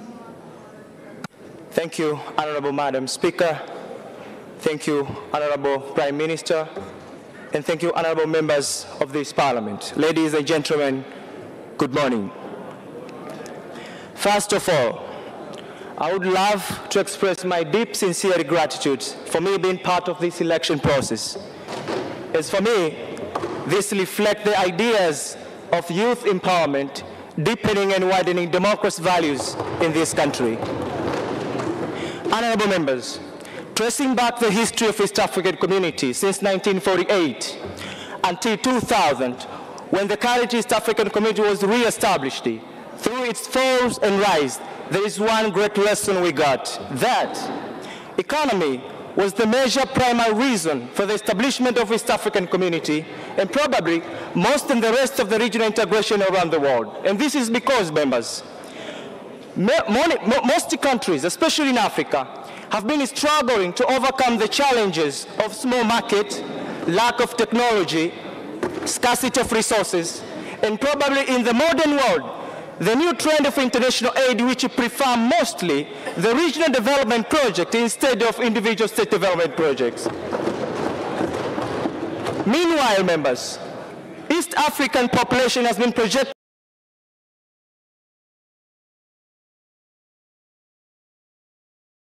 by International Monetary Organization will be dwelling in East Africa.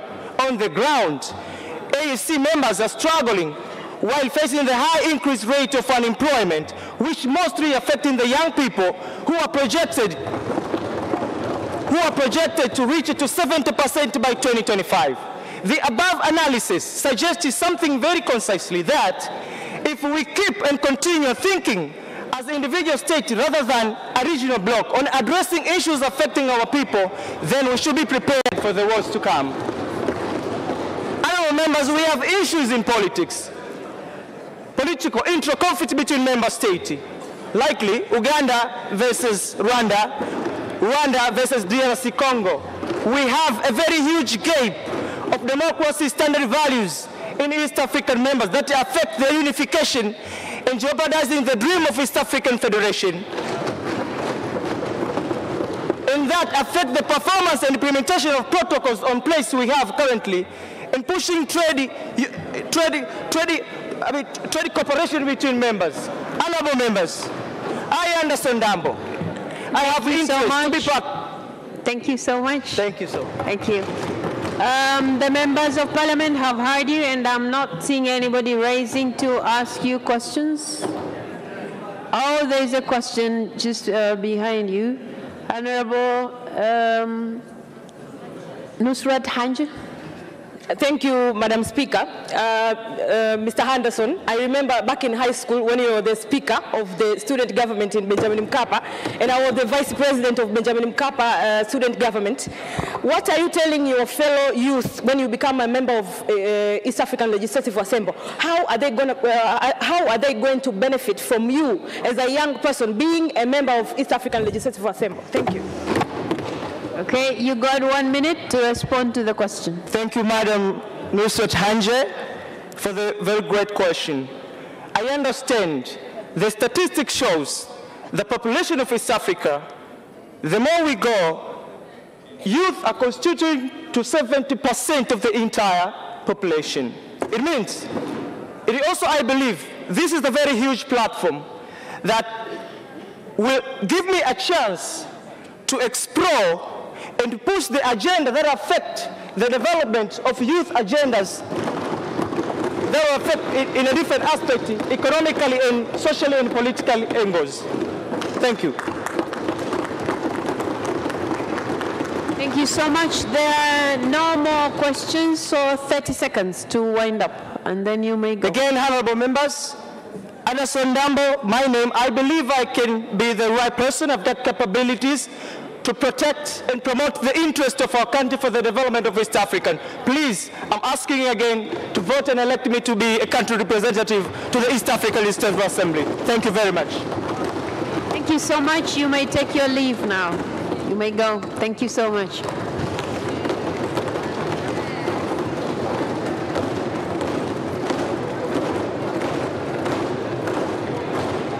Katibu anayefuata.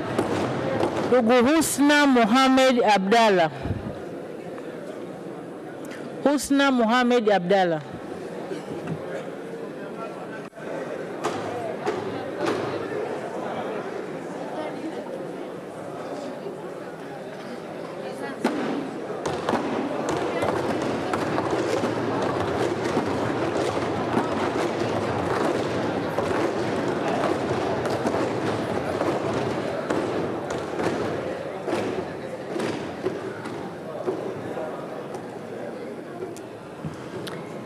Ms. Husna Muhammad Abdallah, you're welcome to the House. Whose members are going to vote for you when they're convinced with what you're going to say? So you're given 3 minutes to convince the members why they should vote for you to be a country's representative to the East Africa Legislative Assembly. Please. Thank you so much, Honorable Speaker, Honorable Prime Minister, Honorable dear members of Parliament. As I introduced by Madam Speaker, my name is Husna Muhammad Abdallah. I'm 39 years old. I am degree holder of procurement and supply management. I'm standing here as a candidate of East Africa Legislative Assembly, as we know that East Africa Legislative Assembly is the one among the organ of East Africa community which faced by some challenges, and so we have to select the smart person who have the ability to solve that challenges, and I ensure you that I am smart. Honorable Speaker,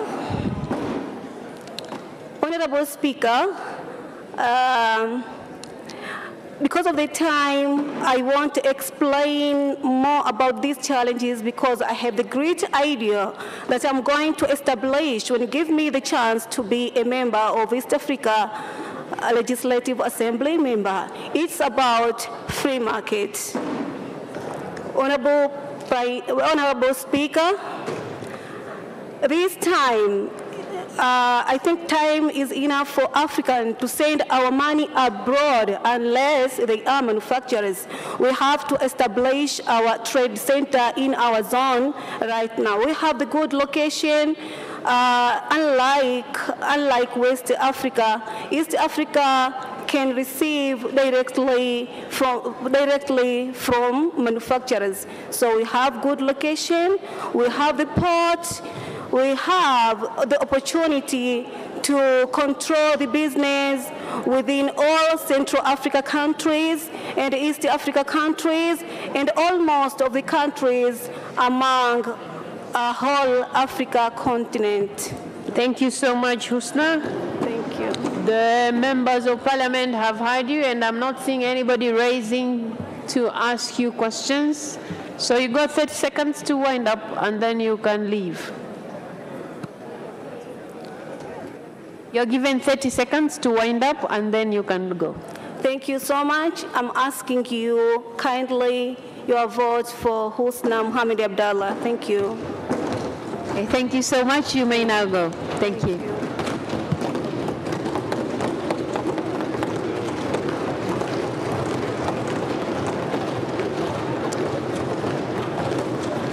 Katibu anayefuata, Engineer Mohamed Habib Mnya.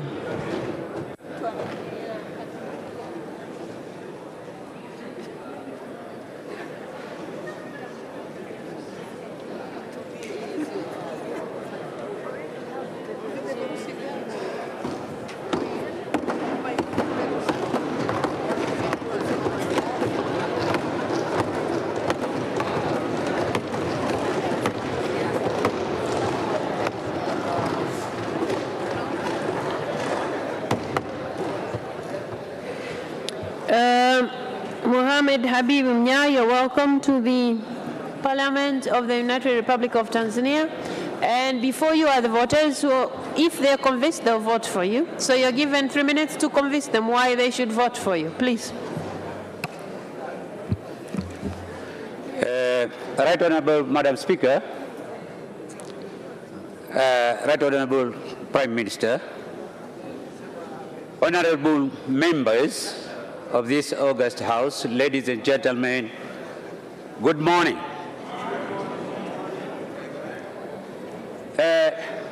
My name is Engineer Mnya.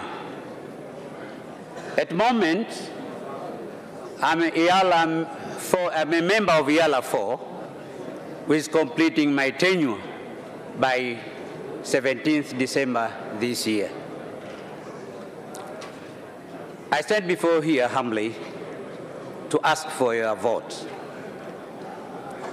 I'm contesting for the second time for the two main reasons. One, that if you elect me to be there for the second time, I'll be increasing the institutional memory from the members of United Republic.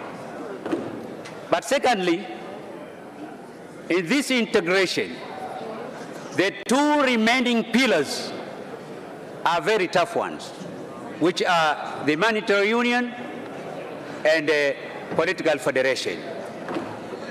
From my experience, we really need political tolerance and experience for these two remaining pillars. I therefore requesting your vote in order that I can be the one of the members from United Republic. Honorable Madam Speaker, the system which has been introduced this time of being allocated with the group of ruling party somehow is a new one. I would like to declare openly that if the voting arrangement is interfering with my colleague of Zanzibar vote of CCM, don't vote for me. But if the voting arrangement is enabling us or enabling you that the one slot given to the opposition, then please vote for me. Honorable Madam Speaker, I wish to join EALA 5 in order that I'll be among the one who will be helping the United Republic, because really, in order to save the treaty. Thank you so much. The members of Parliament have heard you. Thank you so much. And I'm not seeing any member of Parliament raising up to ask questions. Okay, there's one. There are actually two questions. So we will start with Professor Sospeter Mhongo. Good morning, Candidate Mnya. You are one of the senior members of Parliament in the community. The world is creeping into recession. How would you use the African community as one of the economic vehicles to take Tanzania out of this untold economic recession? Thank you. Thank you very much, Honorable. Wait a second. You wait until you're called. That's when you start responding. So, Mnya, please respond to the question. Thank you. If I understood very well your question, that in EALA, there is this EPA, we have this tripartite whereby all economic issues are under special discussion in cooperation with all members of partner states. So what we will agree, that will be for the benefit of Tanzania. At the moment, only Rwanda and Kenya have signed, but still there are some problems in order that we can sign all of us, all partner states, and then that we can benefit from EU. Thank you so much. There is a second question from Honorable Emmanuel Mwakasaka. Thank you, Madam Speaker, for giving me this opportunity to ask Honorable Engineer Mohamed Mnya. One of the key elements to convince someone to vote for you is public relations. In this aspect, since you have been elected last time, can you convince any of these public relations concerning how you have achieved in your work, convincing us so that we can give you another chance to present us in EAR.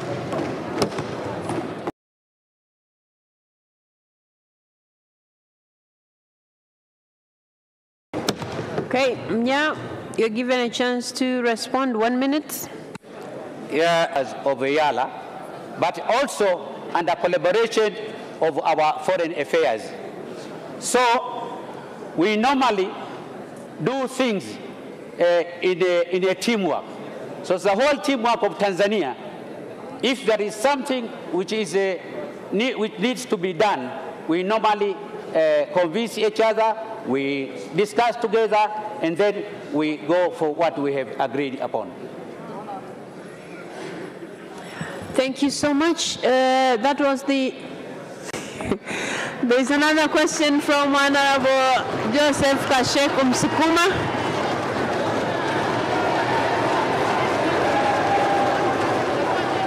Thank you. Thank you, Madam Speaker, for giving me this chance. Mr. Mnya, I want to ask you one question. Where are you? What did you do? What did you do for last 5 years?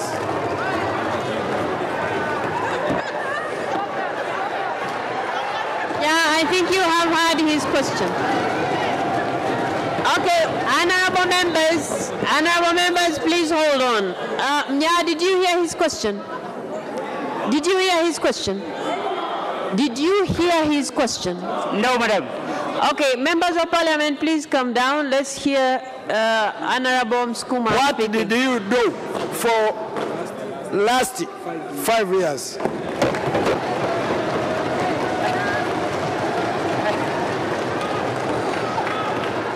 Okay, so okay, I'll help you. He's asking, what did you do for the past 5 years? That's his question.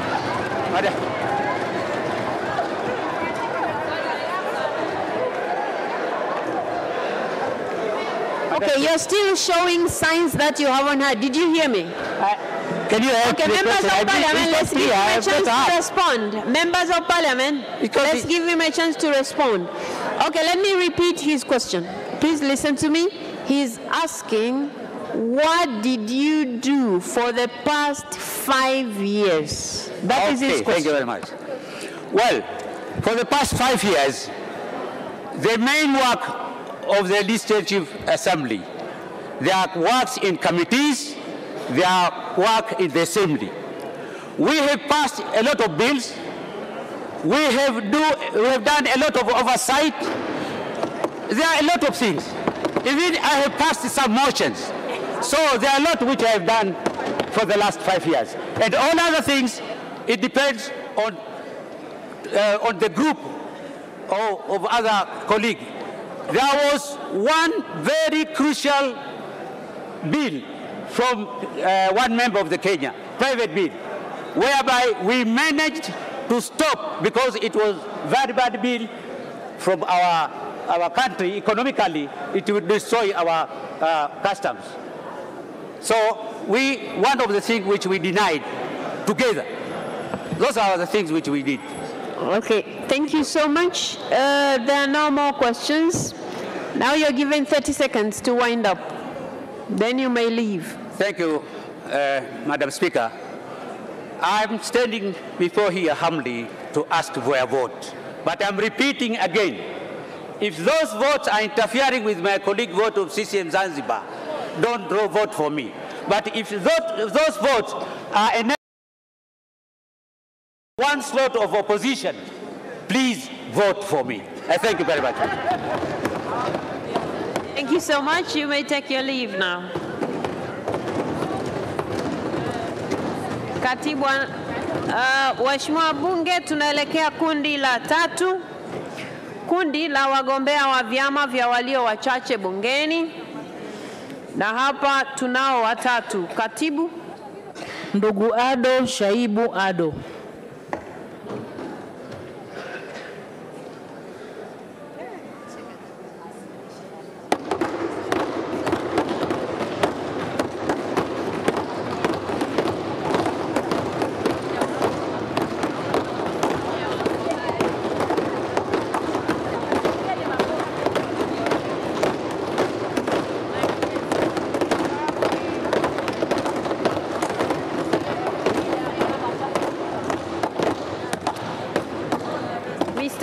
Ado Shaibu Ado, you're welcome to the Parliament of Tanzania, and before you are the members of Parliament who you are standing there to convince them so that they vote for you to represent the country to the East Africa Legislative Assembly. And in that respect, you're given 3 minutes to do just that. Please. Honorable Speaker and honorable members of the Parliament, I salute you in the name and the spirit of the United Republic of Tanzania. And you know what to respond. As introduced, my name is Ado Shaibu Ado.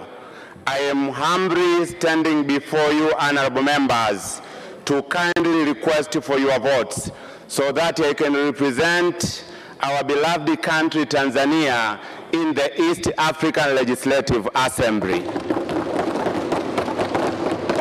Honorable Speaker, honorable members, before I proceed, please allow me to express my pleasure and delight for stepping foot in this honorable parliament, whose speaker, one of the fine legal minds in Tanzania, Honorable Tulia Ackson Mwansasu,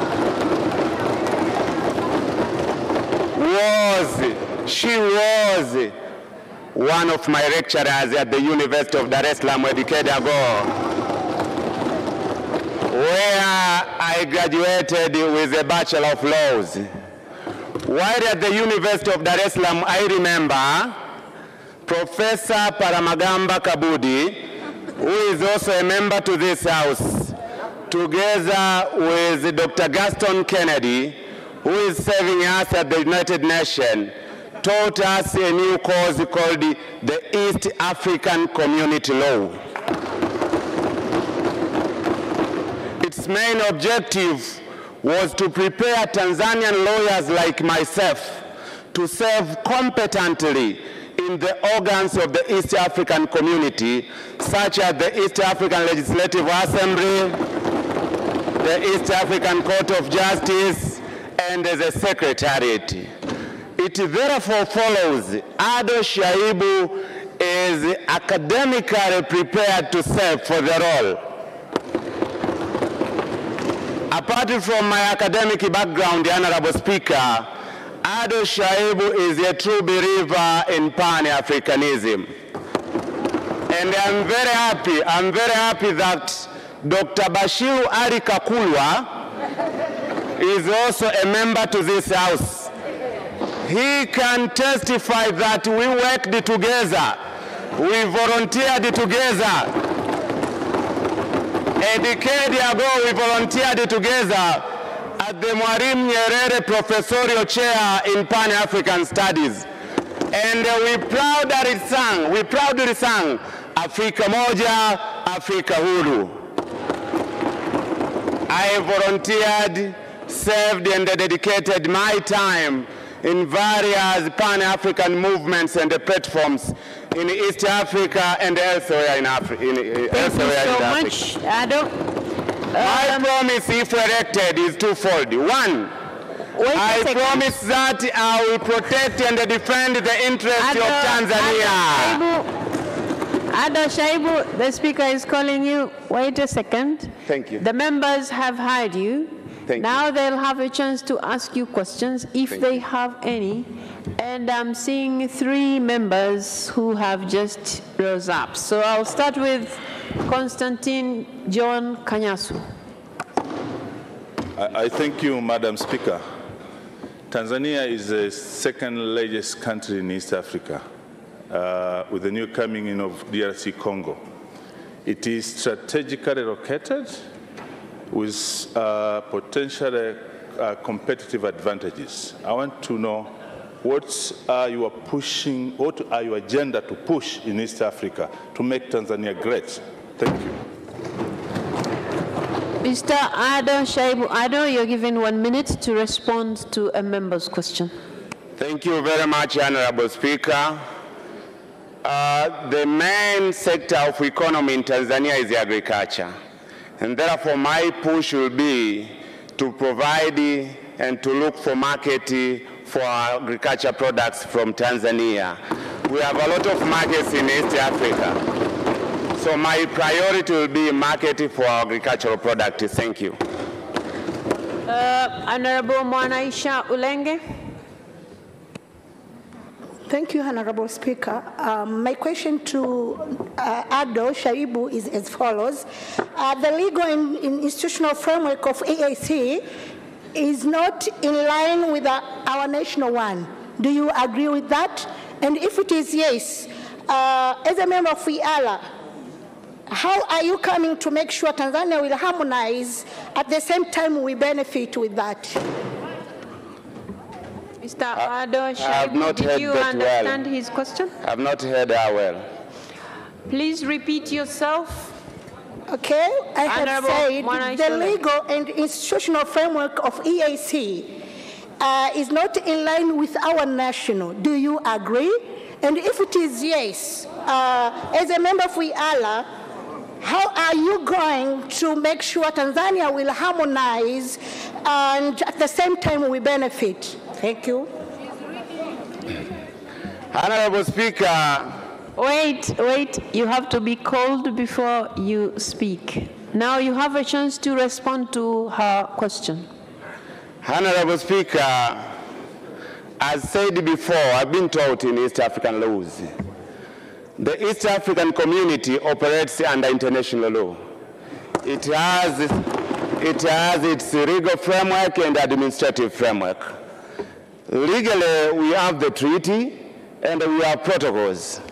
Administratively, we have organs. We have organs in the East African community. So the way I see it, there is a correlation between the legal and administrative framework of the community and the linkedness with the framework of the nation. For instance, one example. There is a direct link between the East African Legislative Assembly and this House. There is a link. Thank you. Thank you so much. Honorable Jessica Kishoa. Thank you, Honorable Speaker. Mr. Candidate, the EU has criticized the construction of Uganda-Tanzania pipeline project. And we know that in East Africa, this is a big project. What is your position on this? I am sorry, members. I'm going to rule that out as a question for the candidate. So I will let another member speak because that will be the third question. So, Honorable Juma, I think. I thank you very much, the Right Honorable Speaker, for giving me this opportunity. I have one. I would like to pose one question to the honorable contestant. At times, there occur contradiction between the jurisdictions of the member states and the ambience of the law establishing East African Legislative Assembly. When that happens, what would be your useful wisdom? Come again? I don't hear properly. I'm sorry. Okay. Okay, no problem. Just hold on. Can you please repeat yourself?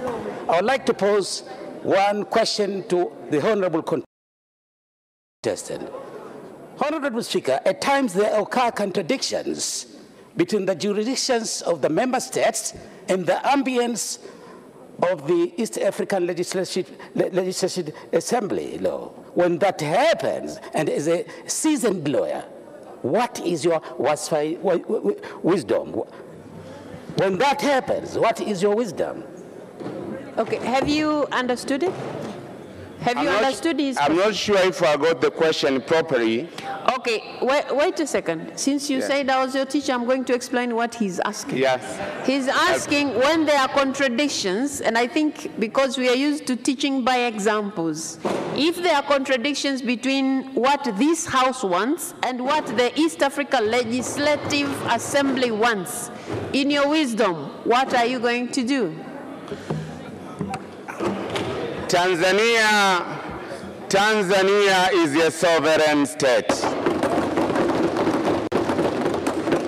When the interest of Tanzania conflicts with the issues in the East African community, my duty will be to stand and protect for the interest of Tanzania. That will be my wisdom. That's why in my motto, I said it categorically, our country first. Thank you very much.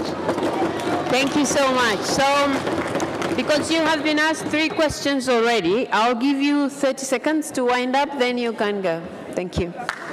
Honorable Speaker, honorable members of the Parliament, I humbly, with profound humility, request for your votes. Thank you very much. Thank you so much, Ada Shaibu. You may now take your leave. Thank you so much.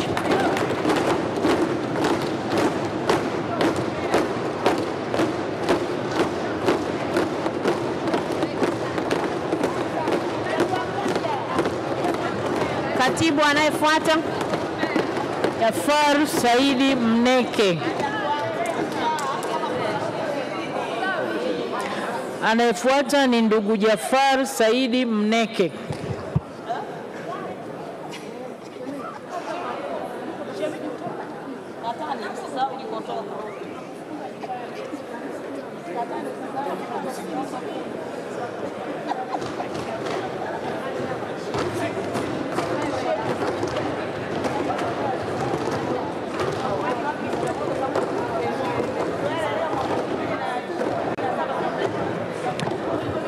Mr. Jafar Said Mneke, you are welcome to the House. And before you are the members of Parliament who are likely to vote for you if they are convinced with what you're going to do for the position that you're vying. And you're given 3 minutes to convince them. Please. Okay. Honorable members, let's listen to the candidate. Please. Honorable Speaker, Dr. Tulia Ackson, the Honorable Prime Minister Kassim Majaliwa, the Honorable Members of Parliament,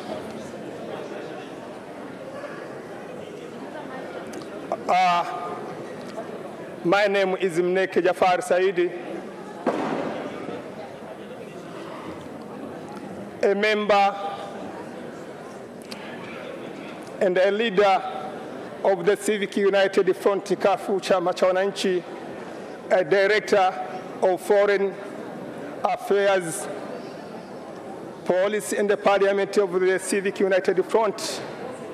Also, I am a deputy chairman of a technical committee of the TCD, Tanzania Center for Democracy.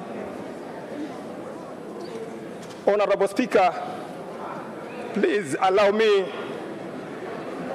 to thank Her Excellency Head of the State, Mama Samia Suluhu Hassan, for her good governance and the wonderful achievement in a very short time of her leadership.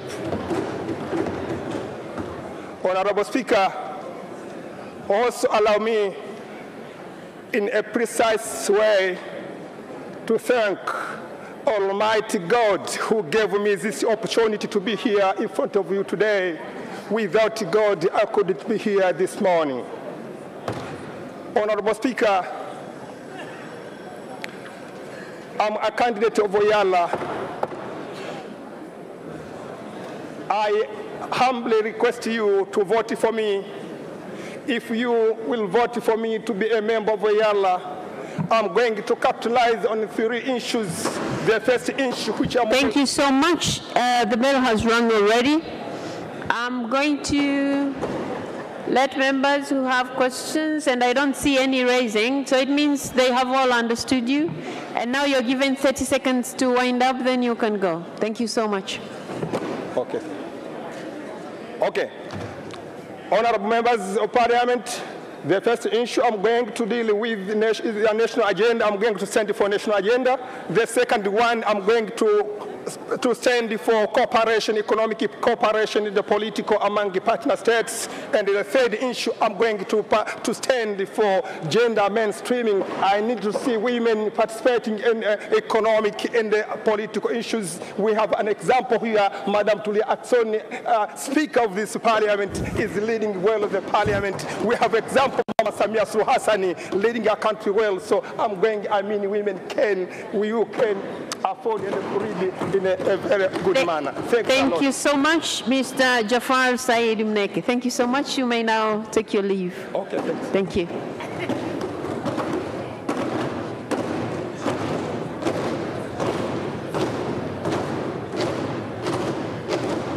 Katibu anayefuata? Anayefuata ni ndugu Mashaka Halfan Ngole.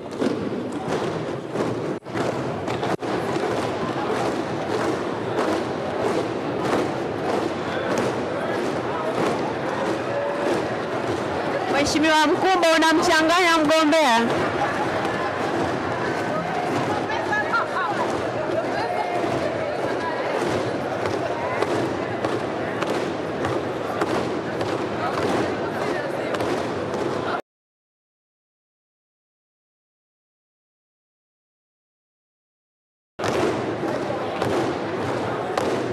Dr. Halfan Ngole, you're welcome to the Parliament, and these are the members who are going to vote for you once they are convinced with what you're going to do as a member of the East African Legislative Assembly, should they vote for you. So you're given 3 minutes to convince the House why they should vote for you. Please. Thank you, Honorable Speaker. Honorable Speaker, Dr. Tulia Ackson, Honorable Kassim Majaliwa, Prime Minister of the United Republic of Tanzania, honorable ministers, deputy ministers, and the members of the Parliament present in this House.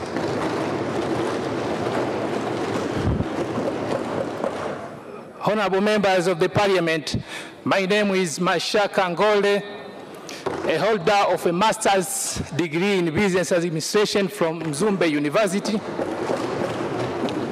a holder of a first degree of law from Zanzibar University, and the holder of a postgraduate diploma in legal practice from the Law School of Tanzania. Honorable members of the Parliament, I am also an advocate of the High Court and the courts below there too, and I've been practicing law for almost 10 years now. And therefore, I am conversant with the lawmaking process, which is a primary obligation of the East African Legislative Assembly. Honorable members of the Parliament, I am standing here before this House contesting for the post of a member of East Africa Legislative Assembly, as I believe to be a competent and a qualified person for that post. Honorable members of the Parliament, I pledge with my commitment that once I am elected a member of the Parliament, I will stand and defend the interests of our country on any matters presented to the East African Legislative Assembly. Honorable members of the Parliament, I also pledge to fully participate in the legislation of the laws of the East African Legislative Assembly, which are beneficial to our nation and without compromising to the national interests, to our national interests. Honorable members of the Parliament, lastly but not least, I commend all the efforts and the leadership of our President, Her Excellency Samia Suluhu Hassan, towards the achievement of the first milestone of the East Africa Legislative Assembly, which is the Custom Union. Thank you so much. Thank you so much. The members of Parliament have heard you. And I can see a number of them raising up, but there are more than 3. So we will have Honorable Zainab Katimba, we will have Honorable Olele Kaita, and Honorable Musa Sima. Those will be 3. So Honorable Zainab Katimba. Thank you, Honorable Speaker. I just have one very simple question. Advocate Mashaka, can you tell this August House, can you give us an overview of what the East African Legislative Assembly is, when it was inaugurated, and who was the first speaker of the East African Legislative Assembly? Well, I will let you respond to the first question and overrule the 2 questions. The question asking about the first speaker and when it was inaugurated. So respond to the first one. Thank you, Honorable Speaker. Thank you, member, for the question. Honorable Speaker, the East Africa Legislative Assembly is an arm of the East African community. Its purpose is to legislate laws. It was inaugurated in November 2001.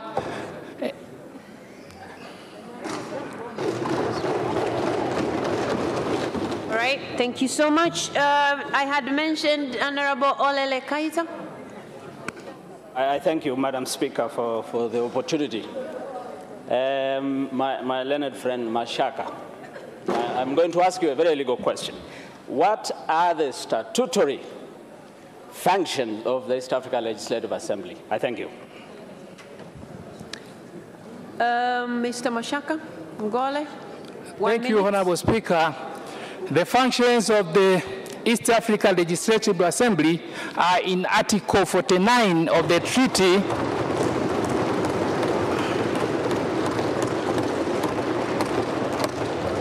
The treaty which established the East African Community. Honorable members of the Parliament, the primary objectives or functions of the East Africa Legislative Assembly, first is to legislate the laws applicable within the East African Community. Second is to debate and approve budget for the East African Community. The other functions are to approve the audit report and other reports submitted to the East African Legislative Assembly and other matters presented before the East Africa Legislative Assembly. Okay, thank you so much. And we also had, I had also mentioned the Honorable Musa Sima. Thank you very much, Madam Speaker. Mr. Mashaka, you told us that you will defend our national interest. Can you tell us how? Mr. Mashaka Ngola, you have 1 minute to respond to the question. Thank you, Honorable Speaker. In the Parliament, in participating to the Parliament of the East Africa Legislative Assembly, my role is to defend the interests of my country. Therefore, I will ensure all matters presented before the East Africa Legislative Assembly are well scrutinized so as to make sure that no national interest is compromised.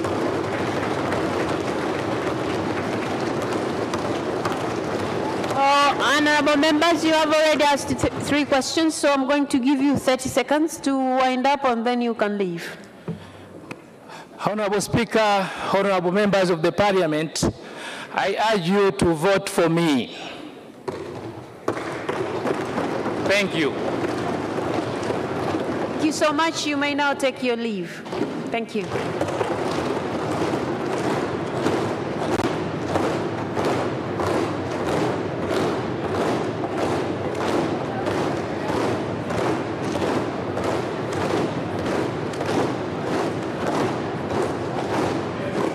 Waheshimiwa wabunge, tunaenda sasa kwenye kundi la mwisho, kundi la 4, kundi la wagombea wa Tanzania bara. Katibu. Ndugu Ansar Abubakar Kachwambwa.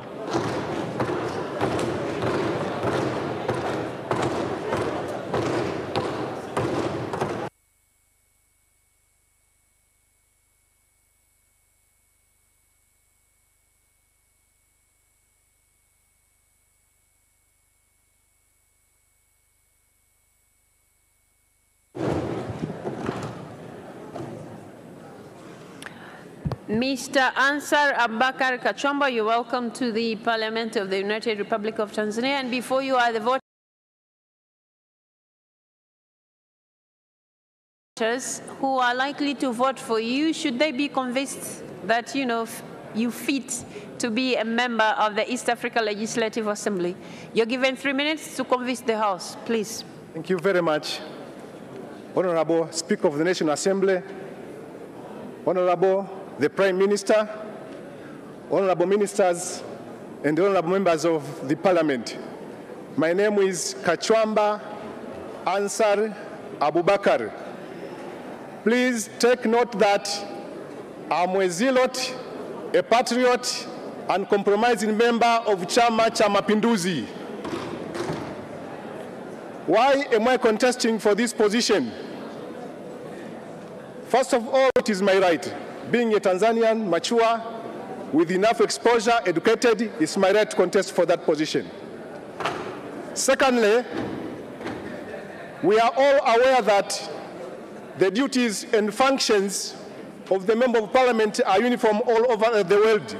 They are universal. They are known. You are the lawmakers.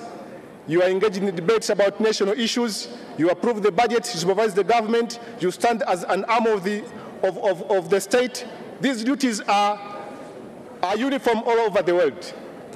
But purely, personally, the following will be the principles which will guide me in the execution of my duty and functions as a member of the Parliament.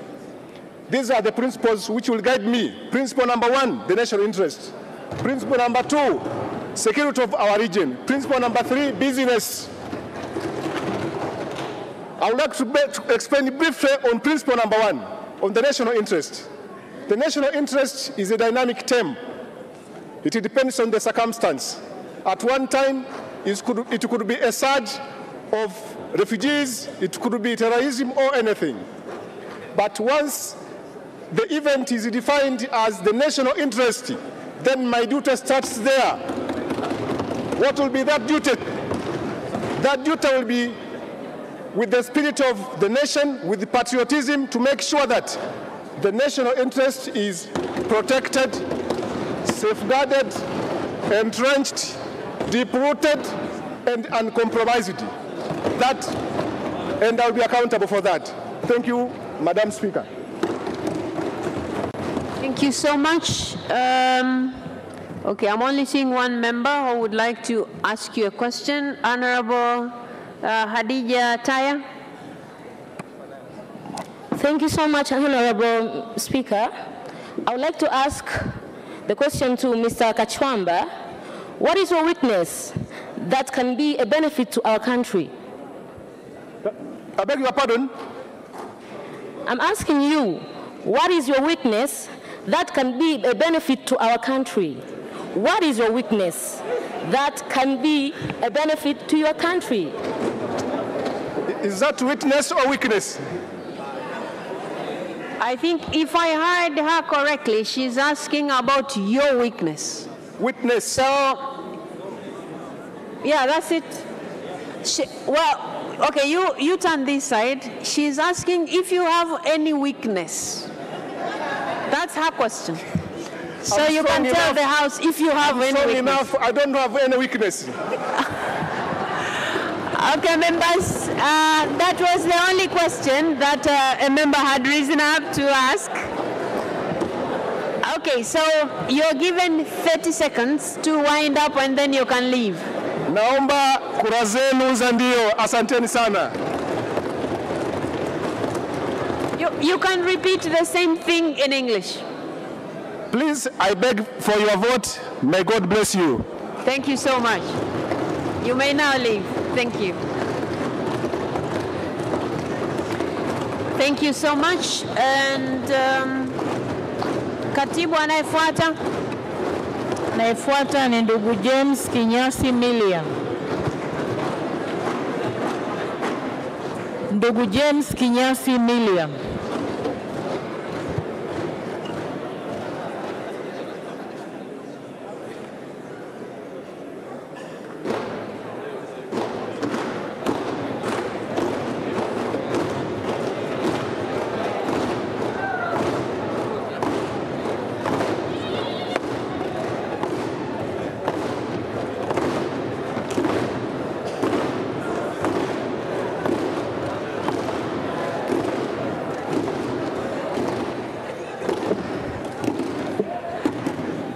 Mr. James Kinyasi Milia, you're welcome to the Parliament. And before you are the voters who you have to convince that you're capable and able to go represent the country at the East African Legislative Assembly.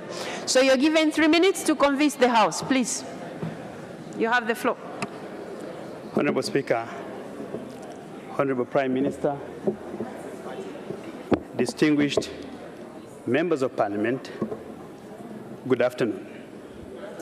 My name is James Milia. I happen to be a lawyer, an advocate of the High Court of Tanzania. I happen to be a lawyer. Wait a second. When you're speaking, it's usually not easy to be static, but you have to try, pull a little bit the mic, and then address the House. Thank you. May I start? Honorable Speaker, Honorable Prime Minister, distinguished members of Parliament, good afternoon. My name is James Milia. I'm a lawyer by training.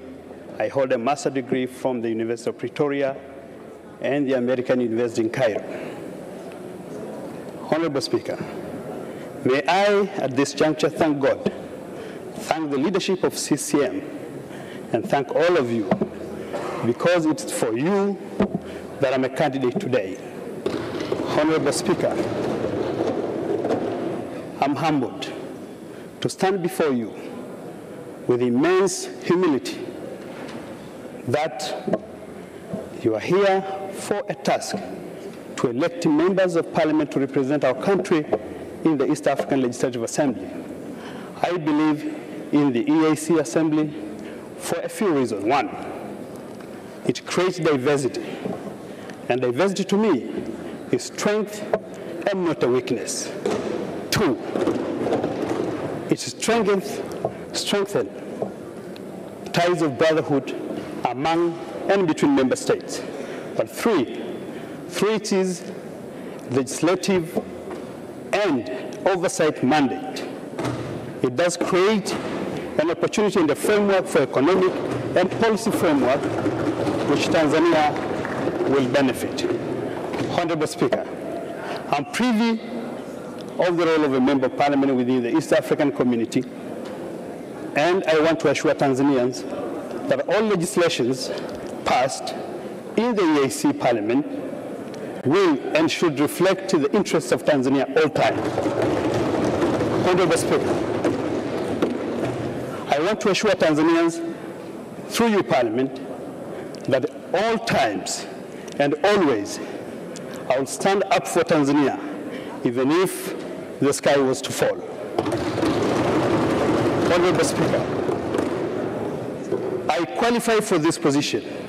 One, because I'm a lawyer, I'm patriot, and also I got a training through this Parliament for 5 years to legislate. Thank you so much, Mr. Milia. The members of Parliament have heard you. And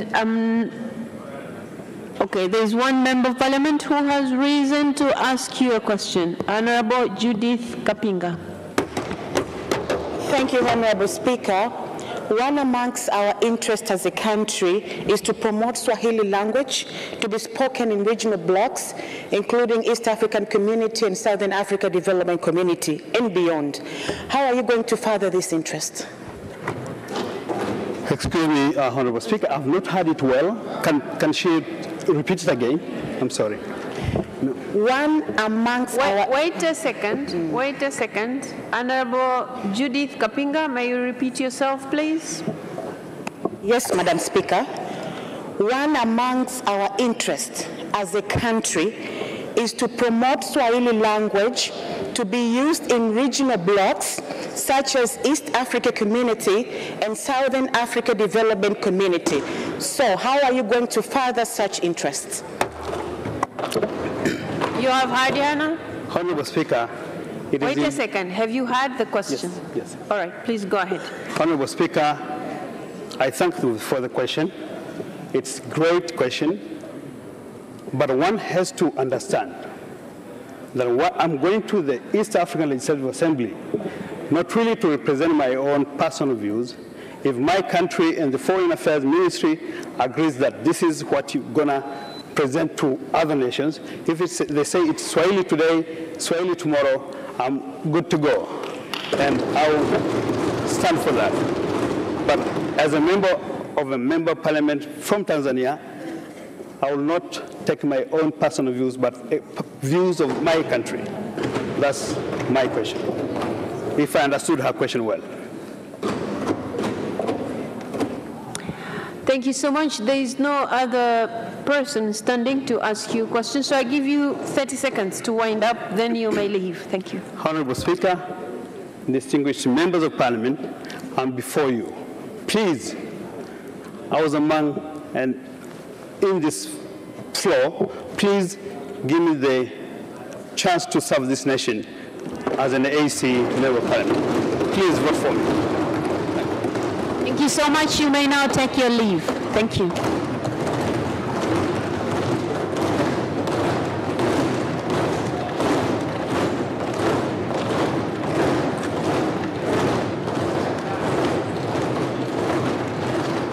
Katibu anayefuata. Anayefuata ni Dr. Ngwaru Jumanne Magembe.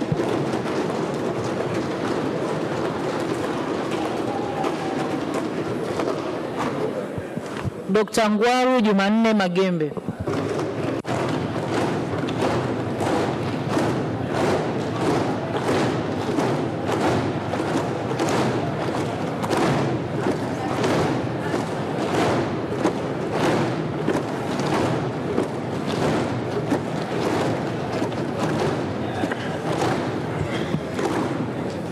Dr. Ngwaru Jumanne Magembe, you're welcome to this August House, which is going to vote for you. And before you are members who are ready to hear from you so that you convince them why you are, why they should vote for you. So you're given 3 minutes to convince the House. You have the floor. Thank you, Right Honorable Speaker. Right Honorable Speaker, Honorable Prime Minister, and honorable members, my name is first of all, good afternoon. My name is Dr. Ngwaru Magembe. I am a member of the East African Legislative Assembly who is completing his first term, which will end in December.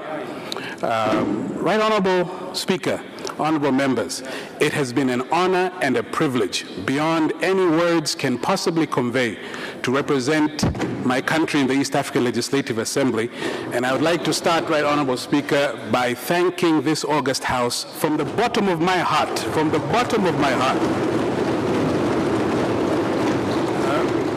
the 5 years that they gave me trust to serve in the East African Legislative Assembly. I have been working tirelessly to repay that trust. I have been the most vocal member who defends our country, who promotes our country, who is tough on oversight to make sure that the taxpayers' money of the United Republic of Tanzania do not go to waste or are used negligently. Therefore, stand before you, Right Honorable Speaker and honorable members, to ask for another 5-year term. If I am given another 5-year term, Right Honorable Speaker, I have a few priorities. The first priority will be to ensure that the private sector of Tanzania benefits from the common market. As you know, Right Honorable Speaker, since 2016, our country has been recording a trade balance surplus, meaning that we are exporting into the region more than we are importing. It will be my duty to make sure that the countries that we are exporting to, I will advocate that we will remove all of the non-tariff barriers, the NTBs,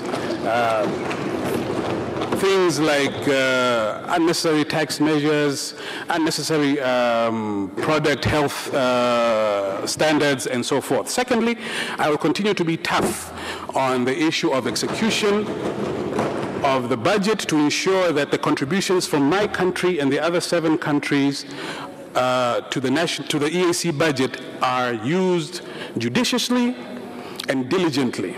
Thirdly, Right Honorable Speaker, I would like to promise the honorable members that I will continue to give them feedback, continue to be close to them, because, honorable members, without you, there can be no me. Thank you so much. Thank you so much. There is only one member standing to ask you. Oh, there are two. So we have Honorable Jerry Slaa, followed by Honorable Kigongala. Thank you, Honorable Speaker, or rather, Right Honorable Speaker, for giving me this opportunity to ask one question to Honorable Dr. Ngwaru Jumanne Magembe.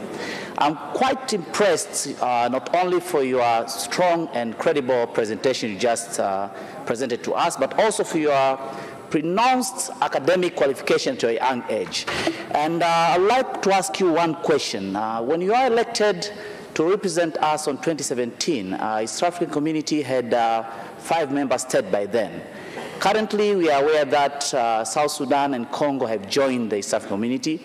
And with the current government investment in infrastructure, be it the standard gauge and the port project, which will increase the haulage of goods in this country, how are you going to cement our footprint as the member of the East African community on the biggest market of trade in the Congo as the new member of the East African community? Thank you.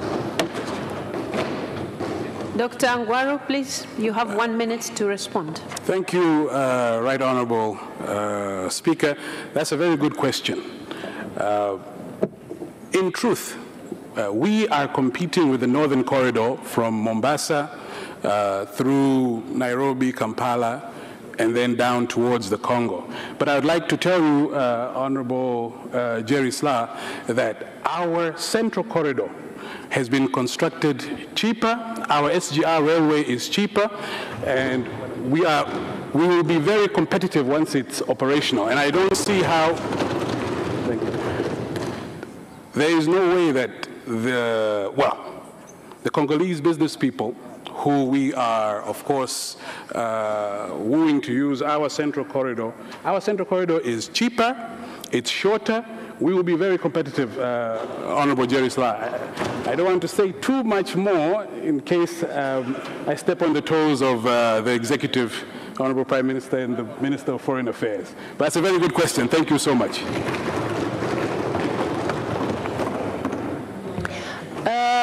Honorable Dr. Kigongala. Oh, sorry, I also forgot, because the candidate has only 1 minute to respond, so you have to try and be brief to your questions. Please. Thank you, Right Honorable Speaker. I would like to ask one question to the contestant, Dr. Ngwaru Magembe, and that is, Honorable Ngwaru Magembe, the world today is faced up with 3 most important challenges, which are environmental degradation, the threat to food security that is posed by environmental degradation, and the third one is the high rate of unemployment amongst the youth. I would like to ask you, if you are elected as a member of EALA, how are you going to foster the EALA as a constituent body of the East African community towards finding solutions of these 3 most important challenges? And what is your take? Well, only one, please. Only one. He has only 1 minute to respond, and you have already asked environmental issues and youth unemployment. So I don't know which one between the two, environmental degradation or unemployment. No, that's just a background, but the question is, what you have already asked him. Come on, you have already asked him. Okay.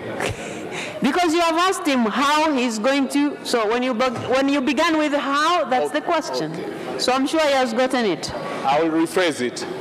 What's your take towards fostering the solutions as an EALA towards solving the challenge of environmental degradation? All right. So, Dr. Ngwaru, you address environmental degradation, and you don't have to look at him because people don't hear you properly. Just look at at your mic. Thank you. Thank you, Right Honorable Speaker. That is another very good question. I believe one could write a doctoral thesis just to answer that question. But in short, environmental degradation is a real issue. And if re-elected, this is an area which I'm sure that I could form a bill that would help. Thank you. I could form a bill, and the bill would help to decrease environmental degradation within the 7 partner states. Thank you so much. Those were the 2 members of parliament who had wanted to ask you questions, and you have already responded to them. So I'm giving you 30 seconds to wind up, then you can leave. Thank you. Right, Honorable Speaker, I would first like to start by asking you for your vote, and I'd like to ask for the vote of all of the members of parliament here. There are votes for yes, yes, yes. Let's send Dr. Ngwaru Magembe back to the East African Legislative Assembly. And I love you all, and God bless you. Thank you so much. Thank you so much. Thank you.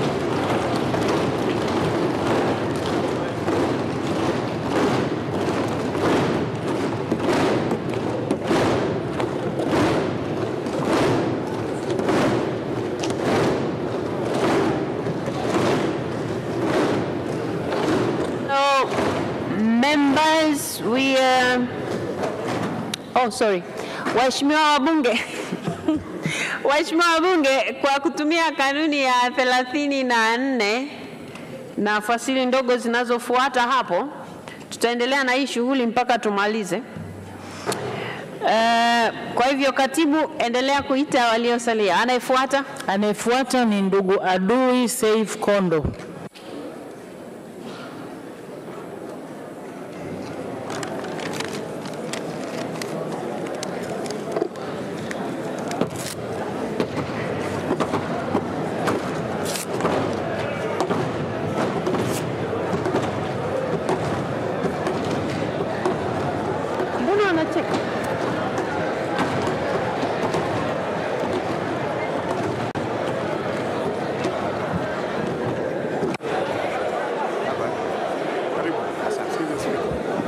Members, before you is Adui Saif Kondo. Mr. Adui Saif Kondo, these are the members of parliament who are going to vote for you if they are convinced that you're capable of representing the country, meaning Tanzania, to the East Africa Legislative Assembly.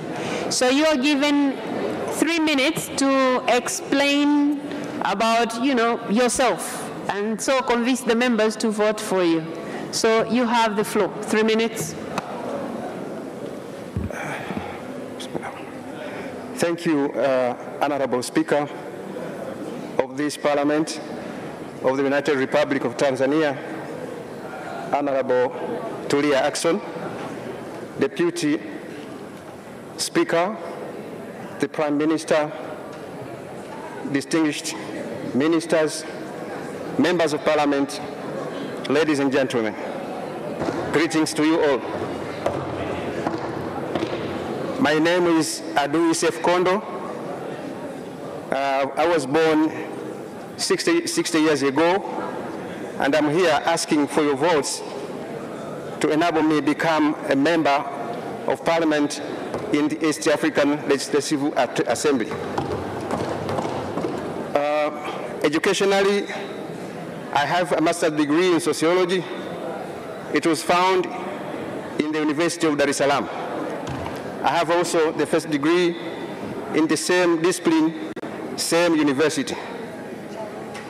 Regarding my work experience, I'm an advocacy officer by nature, because I've been working for the marginalized groups right from the moment when I finished my schooling. I started working with the Dogodogo Center Street Children Trust, and then ended by working in Under the Same Sun. As you are all aware, that from the beginning, from between of the 2000 decade in Tanzania, there happened some bad things to people with albinism in Tanzania. This was way back 2007, when we heard for the first time in Tanzania a person with albinism has been killed in Sengerema. Thereafter, murder and bad activities towards people with albinism was so common. So Under the Same Sun was formed in 2008, and it was formally launched here to do what we call public education on albinism. I was the teacher who went through this country educating the public on albinism. And as you can see, there is safety and security of persons with albinism.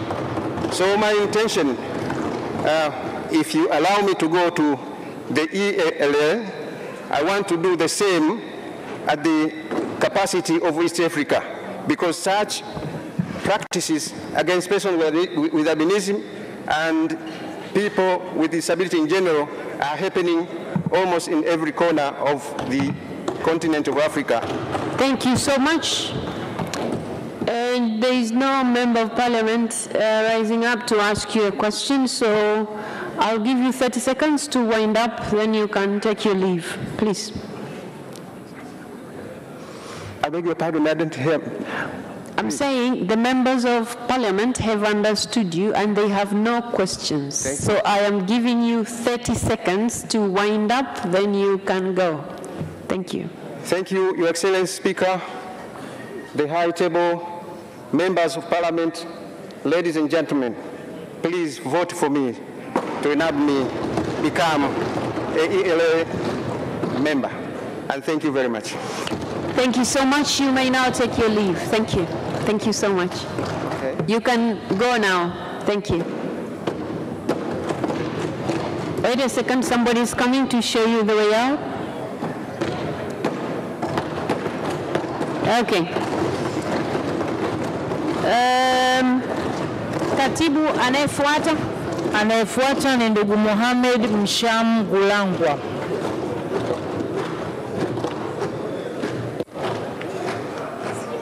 Ndugu Mohamed Msham Gulangwa.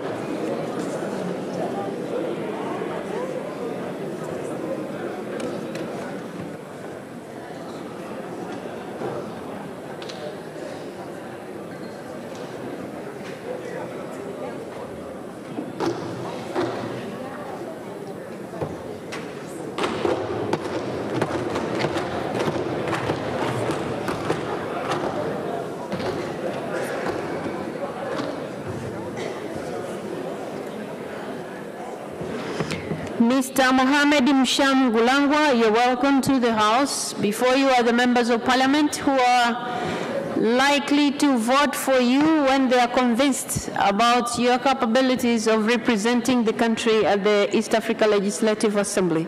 So you're given 3 minutes to express yourself. Please, you have the floor. Thank you, the Honorable Speaker, the honorable members of the parliament.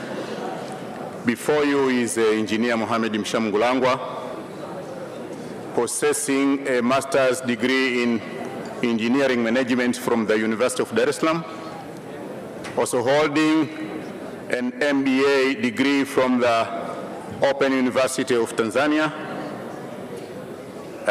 holding a bachelor's degree in civil engineering from the University of Dar es Salaam, and also registered as a professional engineer with the Engineers Registration Board of Tanzania with the registration number PE 3166.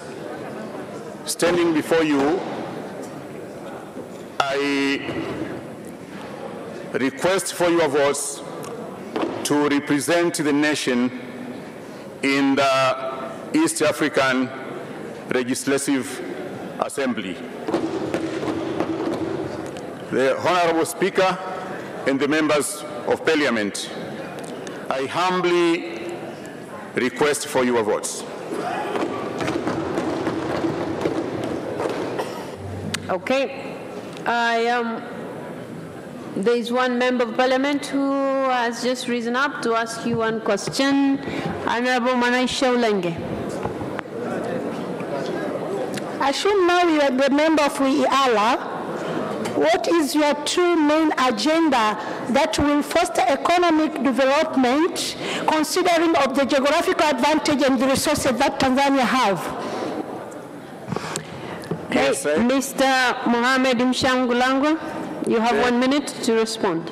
The Honorable Speaker, the members of Parliament, being a representative of the nation in the Assembly, I'll be led by the instructions from the nation because I'll be representing the same. So what I'll be doing there, I have passed through the core values of the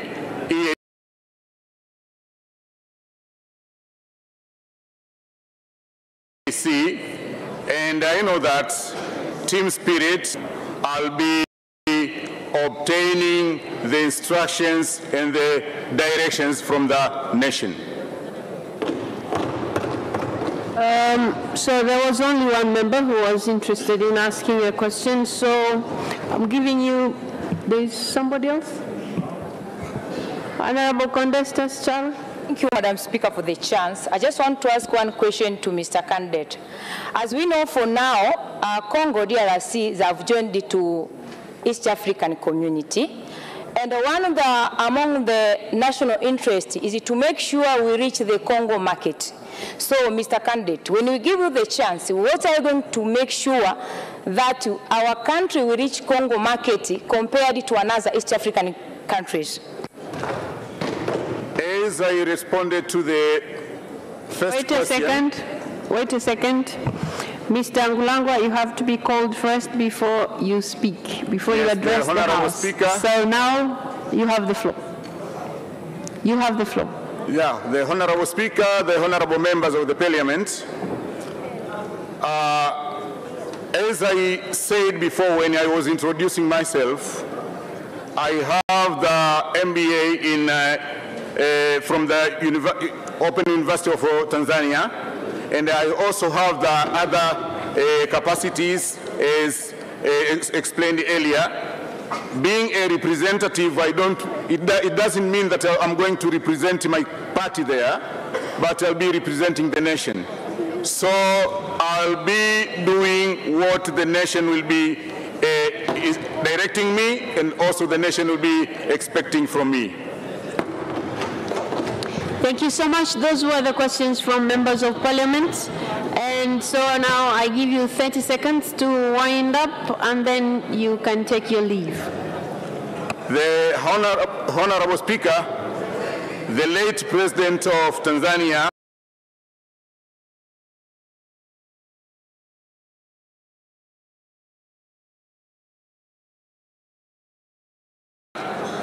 Mr. Magufuli used to say that maendeleo hayana chama. African community, kindly vote for me. Thank you so much. You may now take your leave. Thank you.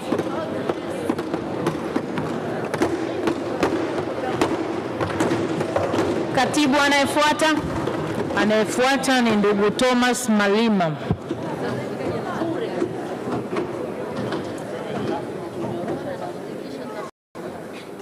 Ndugu Thomas Malima.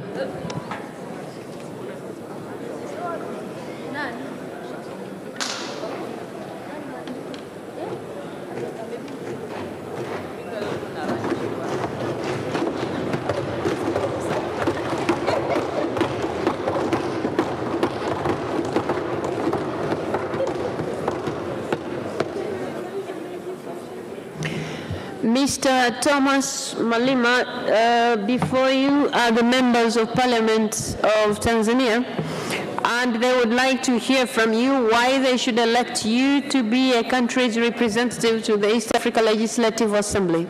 So you have 3 minutes to express yourself and convince the House. Please, you have the floor. Thank you, Honorable Speaker. Thank you, Prime Minister, and the other honorable members of this honorable Parliament of Tanzania. Honorable Speaker, first of all, I have to introduce to you My name is Thomas D.C. Malima. I'm a graduate of Bachelor of Arts with Education from the University of Dar es Salaam. And through that education, I'm also a head of school in KIGOMA, at KIGOMA. I'm here just to vie for the post of representing our nation to the East African Legislative Assembly due to the fact that, first of all, I'm a Tanzanian. I have the right to contest for this, and also I'm capable to contest for this and to represent the nation at the Assembly. I know the function of this Assembly is just to discuss various agendas and motions which are tabled in the Legislative Assembly. Also, the Assembly is responsible to discuss and approve the budget of all organs of the East African community. And so, therefore, as a member of East African Legislative Assembly, if you will elect me to be a member, first of all, I will coordinate and communicate together with other elected members from Tanzania to take the national interest to the Legislative Assembly. Here, we need a person who is loyal to the nation, a person who is cooperative to the government, a person who knows the resources of the nation and how to protect them. I'm the one who am able to cooperate with other members who will be elected and to be a member of this Legislative Assembly for the interest of the nation, so that to make the nation of our nation to grow longer. Also, as a member of this Legislative Assembly, I will make sure that I will take directives from the ministry responsible for East African community affairs in order to make sure that when we are discussing issues in the parliament, we will discuss according to the national privileges and the priorities. Thank you so much. I see no member interested in asking any question. Oh, there's one. Yeah, there's only one. Honorable Ali Mchungahela. Thank you, Mr. Honorable Speaker. This region has been one of one among the dumping place of the market. What are the strategies you have to alleviate the problem? Thank you. There was a noise. I did not understand where. Members of Parliament, he's saying he didn't hear you. Mr. Honorable Ali Mchungahela, can you repeat yourself, please? Yeah, what I say is this region is among the dumping place of the foreign market. What is your strategy to alleviate the problem of dumping in this region of East Africa community? Okay. Honorable members, I will rule that out as a question to a candidate, and I see no other member of Parliament rising up to ask a question, so I give you 30 seconds to wind up, and then you may take your leave. Thank you, Madam Speaker. As I've introduced to you, I'm vying for this post because I know there are some issues which we are going to discuss, not for my own views, but the national views to the community. Even the issue of markets, together with other elected members, with the government of Tanzania, will make the strategy to make sure that this will be our strategy to the East African Legislative Assembly. So through that strategy, we'll make sure that our nation benefits from the community, and also the East African community benefits, and will prohibit Thank you so much. the dumping commodities from other countries, not from Thank you so much, Mr. Malima. East Africa. Thank you. Thank you so much. You may now, thank you so much. You may now take your leave. Thank you. Thank you.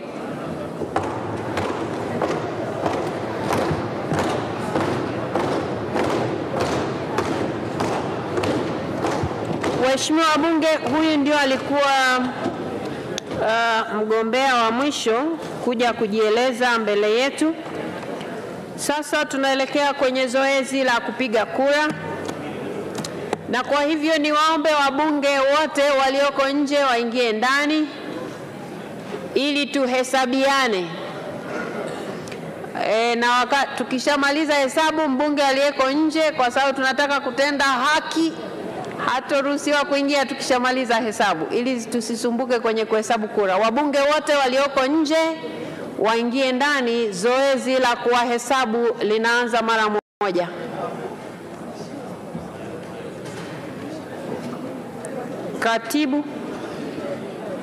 Katibu, na tunahitaji kujua ni wangapi, lakini wakati tunaendelea na hilo, waheshimiwa wabunge, tuwe watulivu kidogo wakati tunaendelea kuwasubiri wenzetu walio nje na waona wanaendelea kuingia, ili tupate hesabu yetu kamili kabla tujaanza kupiga kura.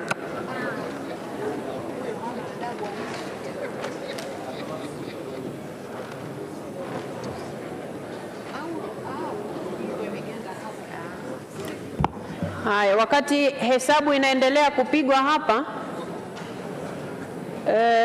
katibu na timu yake waendelee kujiandaa, kwa sababu zoezi la kupiga kura linapoanza karatasi zitagawiwa.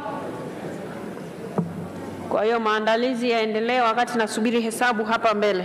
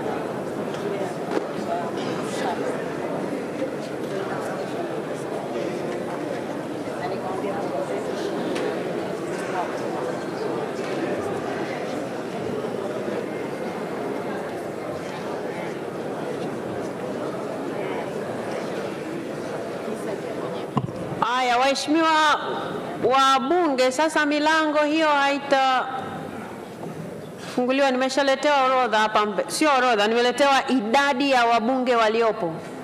Kwa hiyo wasaidizi, milango iko mitatu ya kutoka na kuingia hapa ndani.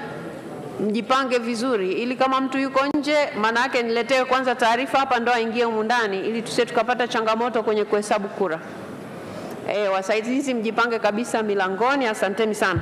Waheshimiwa wabunge, idadi ya wabunge tuliopo tayari kwa ajili ya kupiga kura ni 300.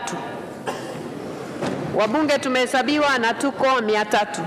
Kwa hiyo zoezi la kupiga kura litaanza sasa. Katibu na timu yako, tunahitaji sasa makaratasi yaanze kugawiwa. Tuko wabunge 300. Kama kuna mbunge anaongezeka asiingie kabla sijapewa taarifa hapa mbele.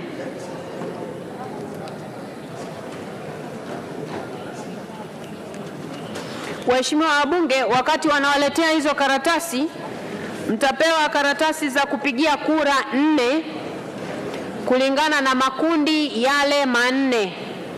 Na kila karatasi imeandikwa upige kura ngapi. Kundi la kwanza unapiga kura 3 kati ya majina 6 na mtayaona hapo. Kundi la pili mnapiga kura 2 kati ya hawa 5 walioko kwenye hiyo karatasi ya kura. Lakini kundi la 3 mtaona majina yako 3, mnatakiwa kupiga kura 1 na kwenye karatasi pia imeandikwa. Na pia kwenye kundi la 4 mnatakiwa kupiga kura 3 kati ya wagombea 6 waliopo. Na niwakumbushe, kwenye sehemu ya kupiga kura 3 ukipiga 4 kura imeharibika. Nadhani hilo limeeleweka. Na kwenye kura 1 ukipiga 2 imeharibika. Kwenye kura 2 ukipiga 3 imeharibika, vivyo hivyo na nyingine zote.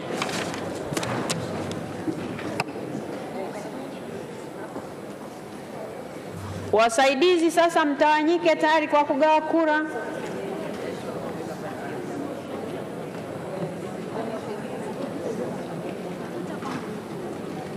Sasa ngoja tuelewane. Nyinyi mlioshika karatasi mmeshika za kundi moja moja? Mmeshika karatasi za kundi moja moja au makundi yote? Kundi moja moja. Wewe umeshika makundi mangapi? Kundi moja. Kundi A. Yule kule nyuma. Sasa kama hivyo ndivyo katibu. Ngoja njoo.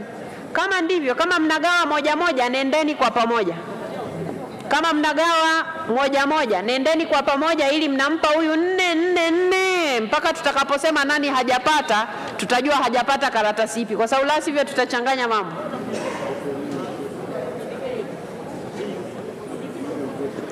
Hebu njoo, usichukue hiyo karatasi yache tu, haina neno.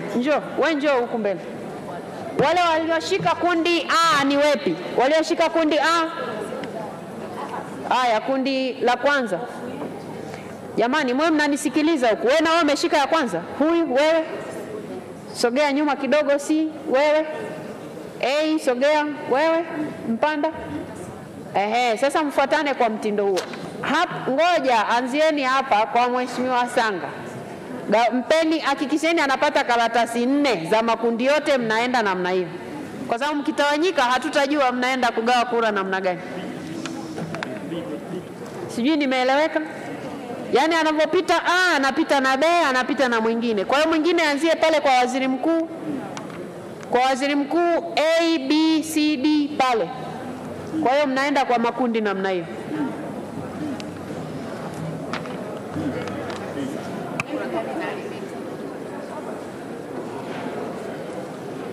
Haya, Mheshimiwa Sanga una karatasi ngapi? 4. Profesa, hapa ameongozana na profesa. Daktari 4. Haya, sawa. Mheshimiwa Spika, kuhusu ufafanuzi kidogo. Ufafanuzi wa jinsi ya kupiga kura. Ufafanuzi, karibu. Mheshimiwa Spika, ulikuwa unatangaza ufafanuzi wa kupiga kura. Nitaka kufahamu. Katika ballot paper imeonyesha kwamba kuna sehemu unapiga watu 3. Umesema mkipiga watu 4 kura imeharibika. Je, katika 3 nikiamua kumpigia mmoja?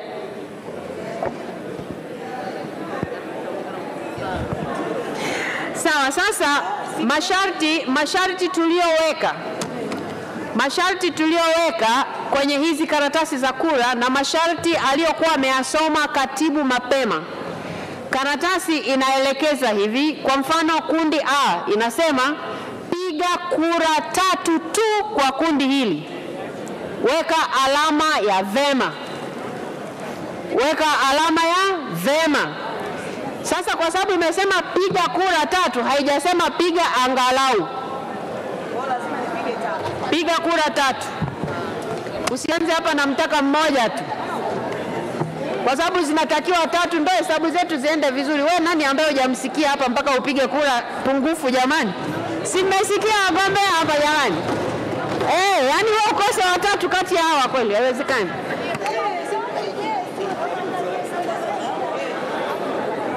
Haya, waheshimiwa wabunge, zoezi la kugawa makaratasi limeshaanza.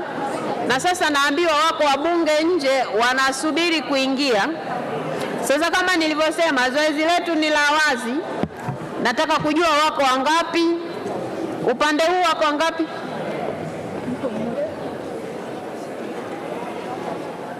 Mheshimiwa, ngoja. Mheshimiwa Mariam Kisangi na kuona unaingia. Ulikuwa umeshahesabiwa au hapana? Kwa sababu wewe msaidizi hapo mlangoni ndio unataka kunichanganya. Lazima nipee taarifa. Au ametoka upande huu anahamia huko. Asante sana mheshimiwa. Shukrani. Haya, huku mheshimiwa Mwakagenda anaingia na anatakiwa nipate taarifa kama alishahesabiwa au hapana. Mheshimiwa Mwakagenda, wakati tunahesabu ulikuwepo ama hukuwepo? Kwa hiyo waheshimiwa wabunge, ile 300 inakuwa 301. Tumeshasikilizana eh? Mbunge mmoja ameongezeka. Mheshimiwa Kamwele, naona umesimama. Sema na kisemeo. Mheshimiwa Spika, wakati wajumbe wanahesabiwa nilikuwa nje. Mheshimiwa, umepita mlango upi? Maana isije kuwa walikuhesabu alafu hapa nikaongeza idadi, isije ikaleta changamoto. Umepita upande upi? Upande huu. Upande huu? Ndio. Haya, kwa hiyo 302.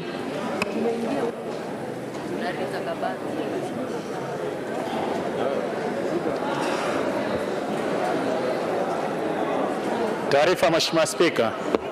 Waheshimiwa wabunge, asiingie, hata nyinyi wasaidizi huko milangoni, asiingie mtu kabla sijaambiwa. Taarifa Mheshimiwa Spika. Mheshimiwa Joseph Mwagama. Mlango mkubwa kuna Mheshimiwa Zaituni Swai alikuwa hajahesabiwa. Mheshimiwa Zaituni Swai, tunakuwa na 303. Mheshimiwa Zaituni Swai. Kwa hiyo hapo wanakuwa wameongezeka wabunge 3 zaidi. Kwa hiyo 303 jumla.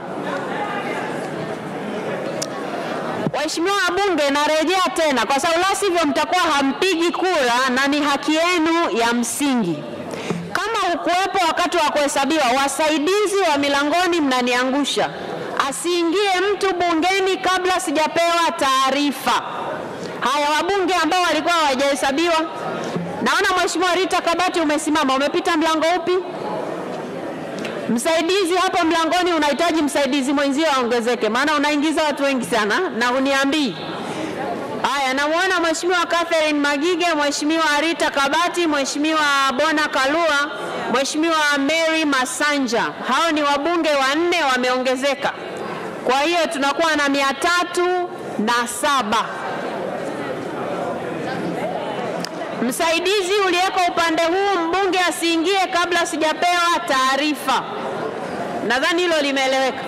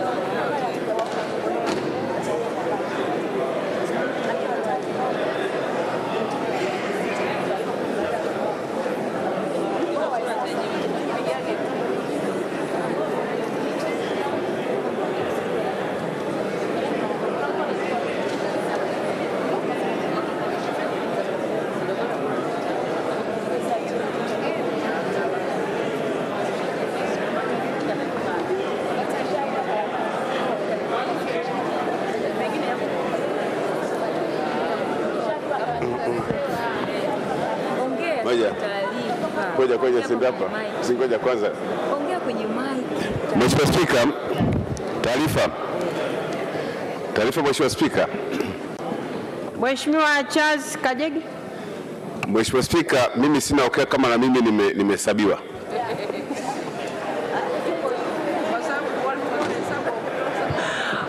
Waheshimiwa wabunge. Waheshimiwa wabunge, sawa. Sasa ili zoezi naona linakuwa gumu kama mtu anasema hajui ama anajua. Hakuna neno, tusiwe na wasiwasi. Hapa na idadi ya 307, lakini nimeshaagiza wasaidizi wahesabu tena sasa hivi.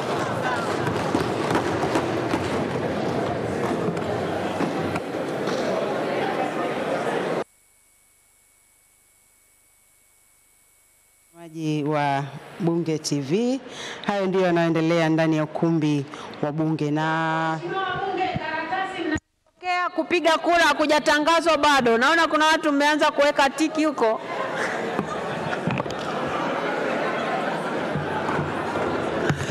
Subirini wote tupate karatasi, kwa sababu kama zitakuwa karatasi zimepelea, zoezi litakuwa litatusumbua kidogo. Kwa subirini kidogo. Subirini kidogo.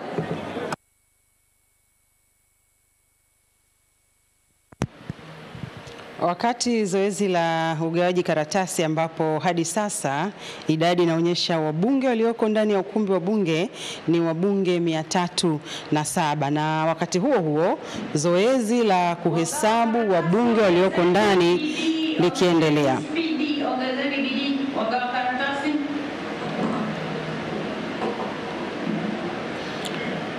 Tungali karatasi karibu mmoja zote hazipo hapa. Mheshimiwa Getere, maana yake umeingia baadaye. Jirani yako mbona anazo? Hapana, ni hizo tumepewa 2 tu mheshimiwa. Hakuna karatasi nyingine ya 3. Umepewa ngapi? 2 tu. Na wasi wameshaondoka, wameenda upande wa pili. Haya, ngoja nisaidie. Mheshimiwa Getere, nisomeza kwako ni kundi gani na kundi gani? Kundi B na kundi A. Bado C na D. Jamani, makaratasi C na D upande huu bado hayajafika. Mheshimiwa Spika, hata huko bado. Hata huko mheshimiwa. Mheshimiwa Spika, hata huko bado. 2 au 3? Hata huko bado, tumepata 2 tu.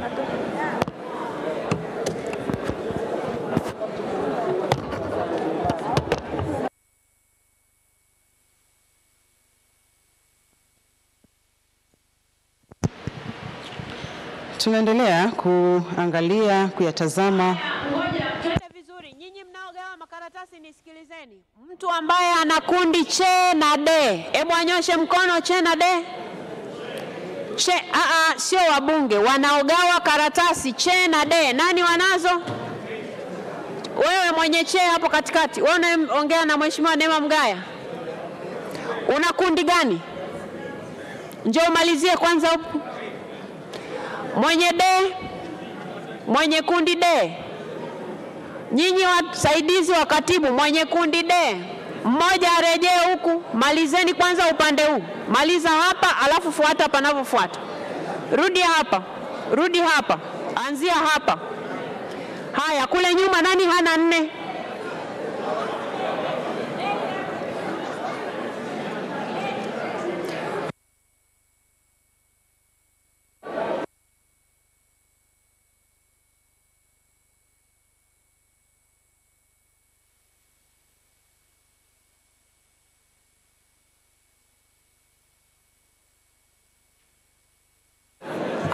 Upande wangu wa kulia hapa, kuna mtu hana karatasi na ni ya kundi gani? C huna. Huyo wa nyuma yako ana nini? Haya, C yule pale akupe. Kuna mtu hana hapo mbele. Zinakuja.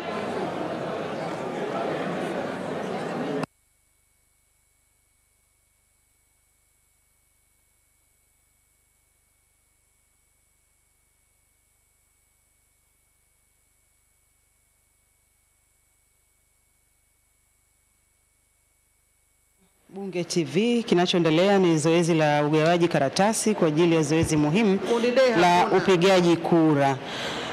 na huku wasaidizi wa katibu wakihakikisha kila mbunge basi anapata karatasi kutoka kwa makundi manne, makundi ambayo ndio ambayo yamegombewa katika nafasi hizo za wabunge. Wanaohitajika ni 9 na 9 ni kila nchi wanachama wa Jumuiya ya Afrika Mashariki wanakuja na wabunge 9, wabunge ambao kwa pamoja wataliunda bunge la Jumuiya ya Afrika Mashariki.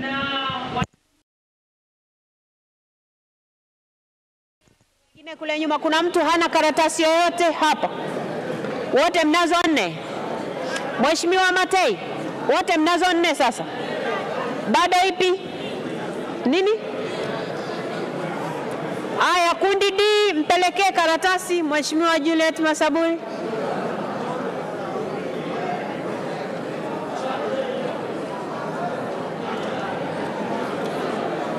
Aya, waheshimiwa bunge mlio nyuma ya Mheshimiwa Waziri Mkuu, kila mtu ana karatasi 4. Jamani, mnaojibu hamko nyuma ya Mheshimiwa Waziri Mkuu. Nyinyi wote mnazo hapo? Mheshimiwa B hatuna huku.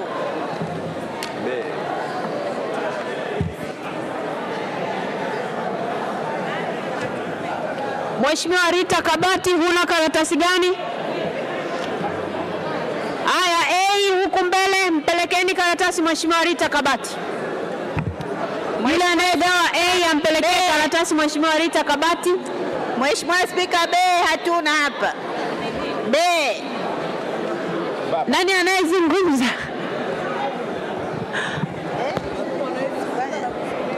Aya, Mheshimiwa Juliet Masaburi umeshapata? Mheshimiwa Juliana umeshapata? Umeshapata? Mheshimiwa Rita Kabati bado. Kundi A. Jamani, kundi A mtafutieni karatasi Mheshimiwa Rita Kabati. Kundi A. B. Kundi A Mheshimiwa Rita Kabati. Mheshimiwa Spika, kundi B. Yuko hatujapata A, B wala C hatujapata. Sijui ni nani anazungumza? Nani anayezungumza? Mheshimiwa Ridhiwani Kikwete, huna karatasi gani? Naona umenyosha. Okay. Upande wangu, Mheshimiwa mwana, huna karatasi gani Mheshimiwa Naibu Waziri? B. Yeah. Aya. Modesta, karatasi B kwa Mheshimiwa Naibu Waziri. Karatasi B kwa Mheshimiwa Naibu Waziri hana, mtafutie.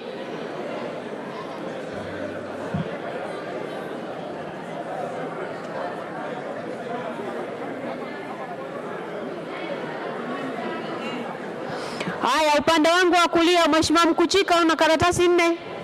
Una karatasi 4? Upande wangu wa kulia kuna mtu ana karatasi pungufu ya 4? Hakuna.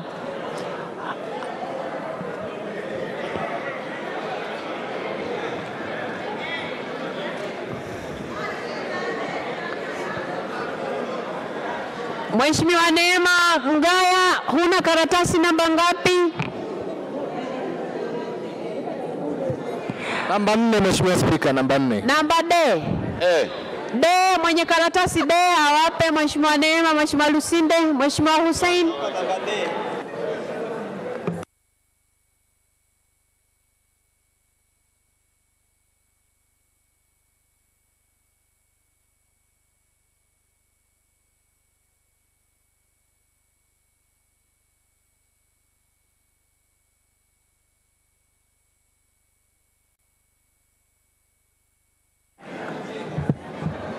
Kizingiti, nasubiri idadi ya wabunge walioko humu ndani ili nimruhusu Mheshimiwa Rose aingie.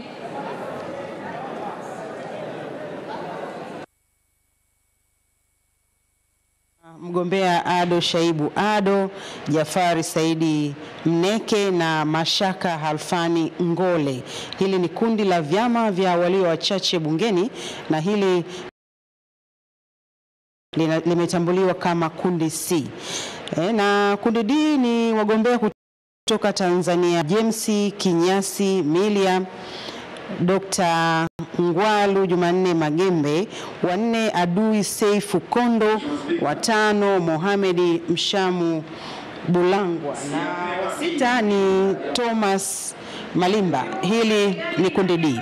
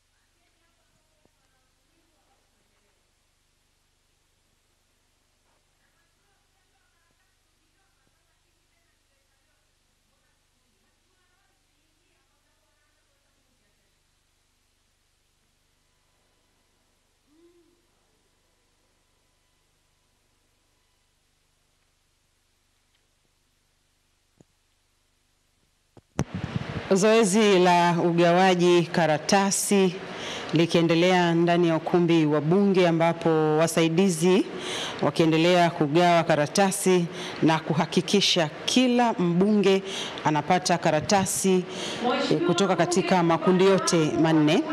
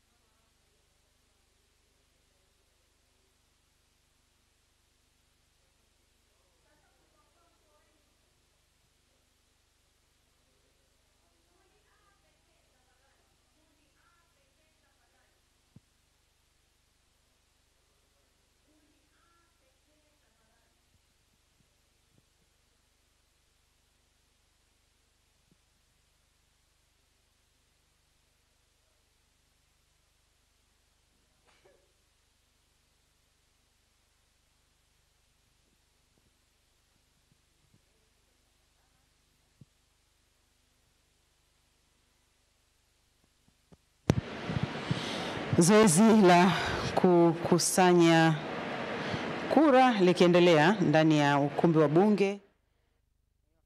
Hili likiendelea, tujikumbushe sifa za mtu kuchaguliwa kuwa mbunge wa Bunge la Jumuiya ya Afrika Mashariki, sifa ambazo zimeainishwa katika ibara ya 50 kifungu cha pili, ambapo ni kwanza kabisa, ili mtu achaguliwe katika nafasi hiyo awe raia wa nchi mwanachama husika. B, awe na vigezo vya kumwezesha kuchaguliwa kuwa mbunge katika bunge la nchi yake kwa mujibu wa katiba ya nchi husika.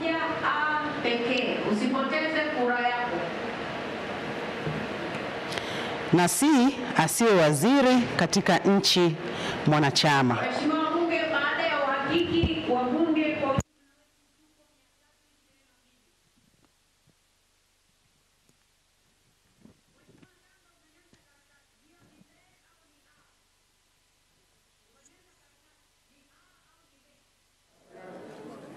tayari, asante sana. Waheshimiwa wabunge ambaye bado ana karatasi A mkononi anyoshe juu.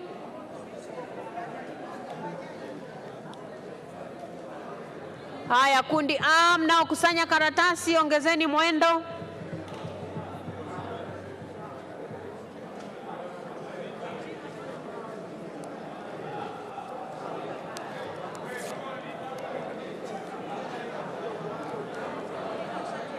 Sanywa kutoka kundi A. Kumbuka kuna makundi manne. Kuna kundi A, B, C na D. Na wabunge ambao wako ndani ya ukumbi wa bunge kwa ajili ya kutekeleza zoezi hili muhimu ni wabunge 322.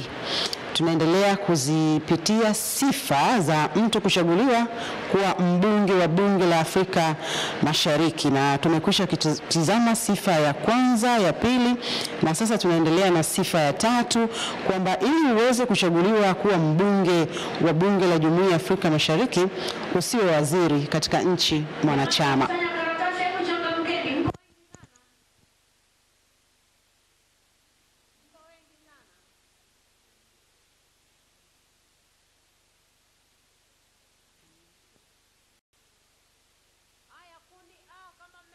Kukusanya rejeni huko mbele. Nani ana karatasi ya kundi A bado, waheshimiwa bunge? Kundi A rejeni huko mbele na mabox. Kule nyuma Modesta, kuna mtu hajapiga kura au shida iko wapi?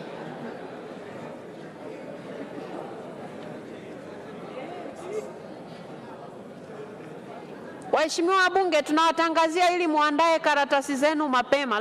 La sivyo hili zoezi litakuwa gumu sana. Humu ndani si tunajua jamani kusoma na kuandika au? Kuna mtu haioni A?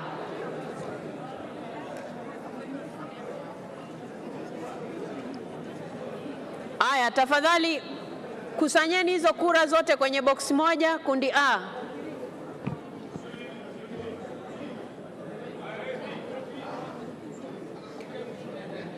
Iko hapa. Aya, funika hizo kura tafadhali. Aya, kundi B sasa.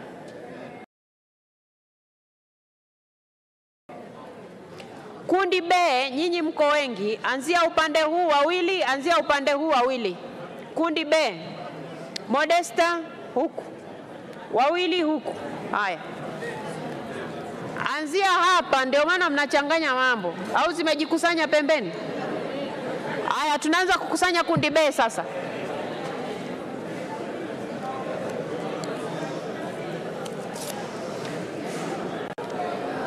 Waheshimiwa bunge, ushauri, kwa sababu kura ni siri na umeifunga, mpe mtu wa pembeni kuliko kumfanya mtumishi azunguluke kwenye viti.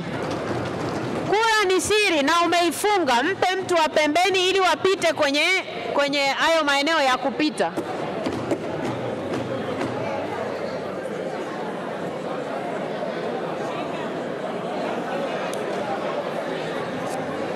Kunja kura yako, mpe mtu wa pembeni, hatoifungua.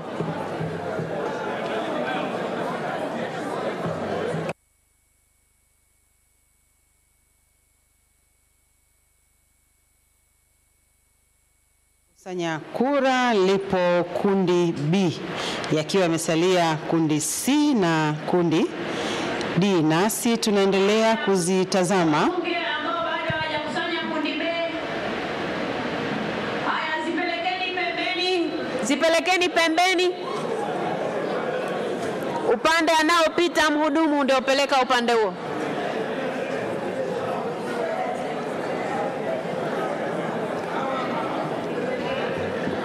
Mheshimiwa Kitila ndio uko pembeni, tukusanyie kura. Naona majirani zako bado wanapeperusha hapo.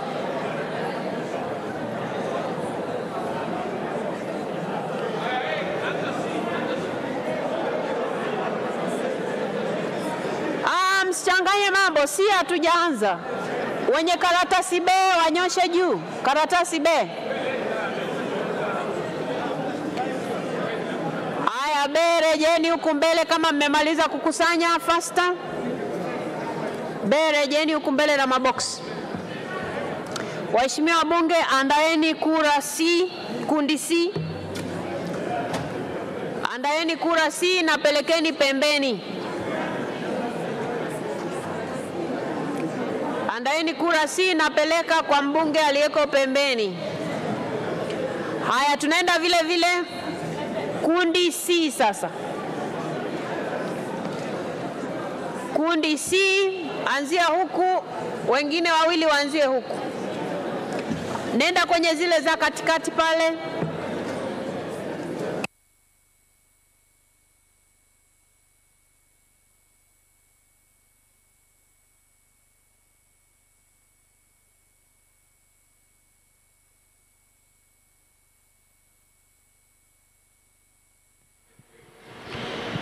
Sifa ya 4 ya mtu kuchaguliwa kuwa mbunge wa Bunge la Jumuiya ya Afrika Mashariki ni kwamba asiwe mtumishi wa Jumuiya ya Afrika Mashariki, na sifa ya 5 awe na uzoefu na nia ya kuendeleza malengo na madhumuni ya Jumuiya ya Afrika Mashariki.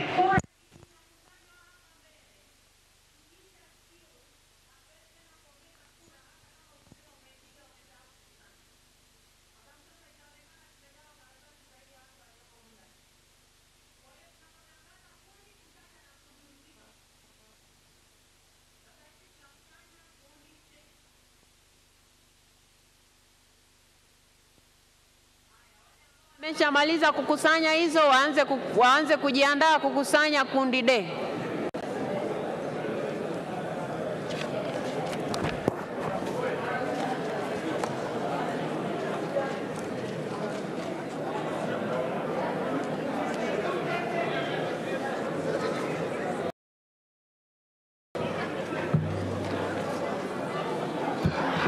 Haya, kundi C rejeni mbele haraka. Wekeni kwenye boksi ambalo limeandikwa kundi C.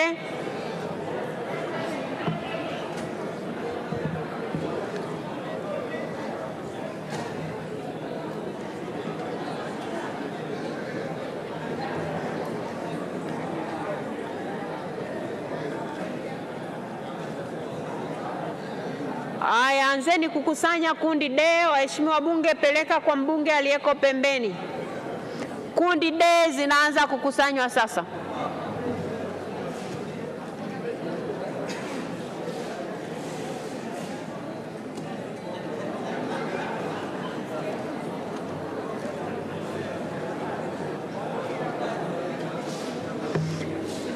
Katibu.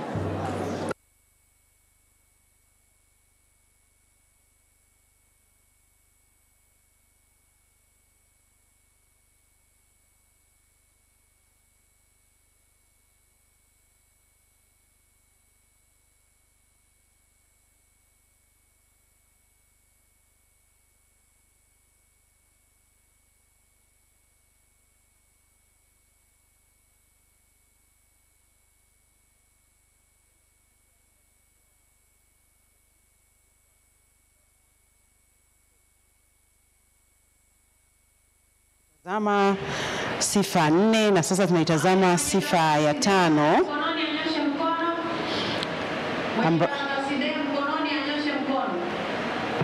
Haya, zinakusanywa hapo.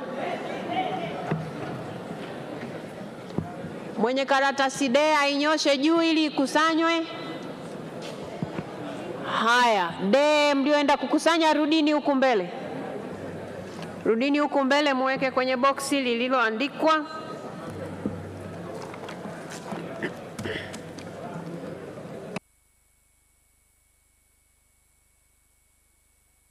Ya kifungu cha kwanza ya mkataba, muda wa ubunge katika Bunge la Afrika Mashariki ni miaka 5, ambapo mbunge anaweza kuchaguliwa tena kwa kipindi kingine cha miaka 5. Na kama ambavyo umeshuhudia wakati wagombea wakigombea wakijinadi kuomba kuchaguliwa katika nafasi hizi, wapo ambao wamesema tayari. Naam, tumsikilize Spika wa Bunge. Sasa linalofuata ni la kuhesabu hizi kura, na kanuni zinanipa mimi mamlaka ya kuchagua watu ambao nataka wakanisaidie kusimamia hili zoezi la kuhesabu kura pamoja na wasaidizi kutoka ofisi ya katibu. Kwa hivyo nimewateua waheshimiwa wabunge wawili, Mheshimiwa Dr. Joseph Kizito Mhagama na Mheshimiwa Grace Tendega. Kwa hiyo waheshimiwa wabunge wawili hawa wataenda kutazama hilo zoezi la kuhesabu kura na wataongozana na hawa wengine ambao wanaenda kuhesabu. Katibu, kwa namna mlivyojipanga sasa,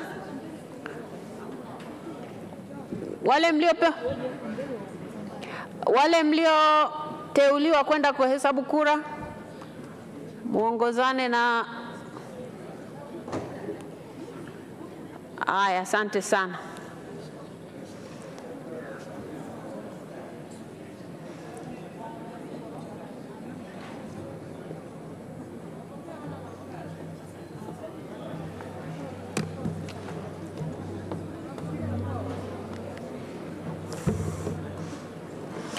Naona kuna wabunge wanajiuliza tatizo, ndio maana wanasema nikisimama hapa mwe mnanisikiliza, kwa sababu kuna maswali mnauliza ambayo yameshasomwa utaratibu hapa.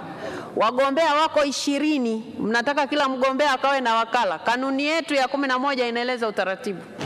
Kwa hiyo na mmesomewa humu ndani, na ndio maana wameteuliwa hao wawili kwa ajili ya kwenda kufanya kazi hiyo. Kwa hiyo msiwe na wasiwasi, msiwe na wasiwasi. Waheshimiwa bunge, sasa kura zimeenda kuhesabiwa kwa kutumia kanuni ya 5. Kwa kutumia kanuni ya 5 ambayo inanipa mamlaka ya kutazama uendeshaji bora wa bunge na mambo nayo. Na sasa hapa tuna ratiba mbele yetu na wagombea kama mlivyoona wako 20. Kwa kila mtu lazima ahesabiwe kura zake, zoezi ambalo litachukua muda kidogo. Sasa kwa kutazama ratiba yetu, tuna ratiba manake baada ya uchaguzi bado kuna mambo mengine yanapaswa kuendelea. Sasa kwa kutumia mamlaka nilionayo chini ya kanuni ya 5, pamoja na kwamba nayo yote naweza kufanya maamuzi, lakini nimeamua kufanya maamuzi leo ya kidemokrasia. Kuna namna mbili, either tuendelee na ratiba iliyoko hapa tukisubiri matokeo, au turudi saa 11 tupewe matokeo na tuendelee na ratiba. Sasa demokrasia, tuendelee na ratiba ama turudi saa 11? Tuendelee na ratiba. Tuendelee na ratiba. Katibu.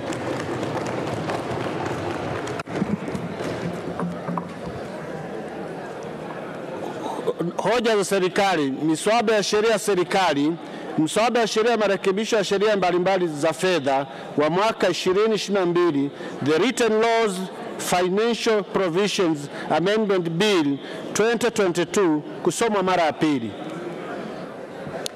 Waheshimiwa wabunge, hoja hii ilikuwa imeshawekwa mezani asubuhi, na hivyo nimuite Mheshimiwa Waziri wa Fedha na Mipango, Mheshimiwa Mwigulu Lameck Nchemba aje atoe hoja yake.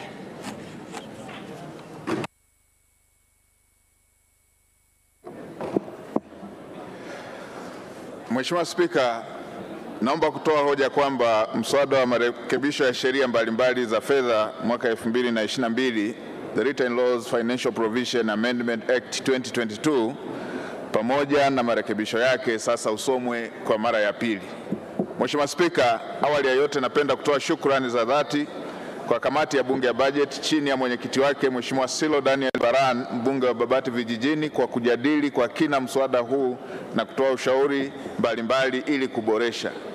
Mheshimiwa Spika, napenda kuhakikishia bunge lako tukufu kwamba mswada huu umezingatia kwa kiasi kikubwa ushauri na mapendekezo ya kamati ya Bunge ya Bajeti. Aidha, namshukuru pia mwanasheria mkuu wa serikali kwa kuandaa mswada huu pamoja na marekebisho yake.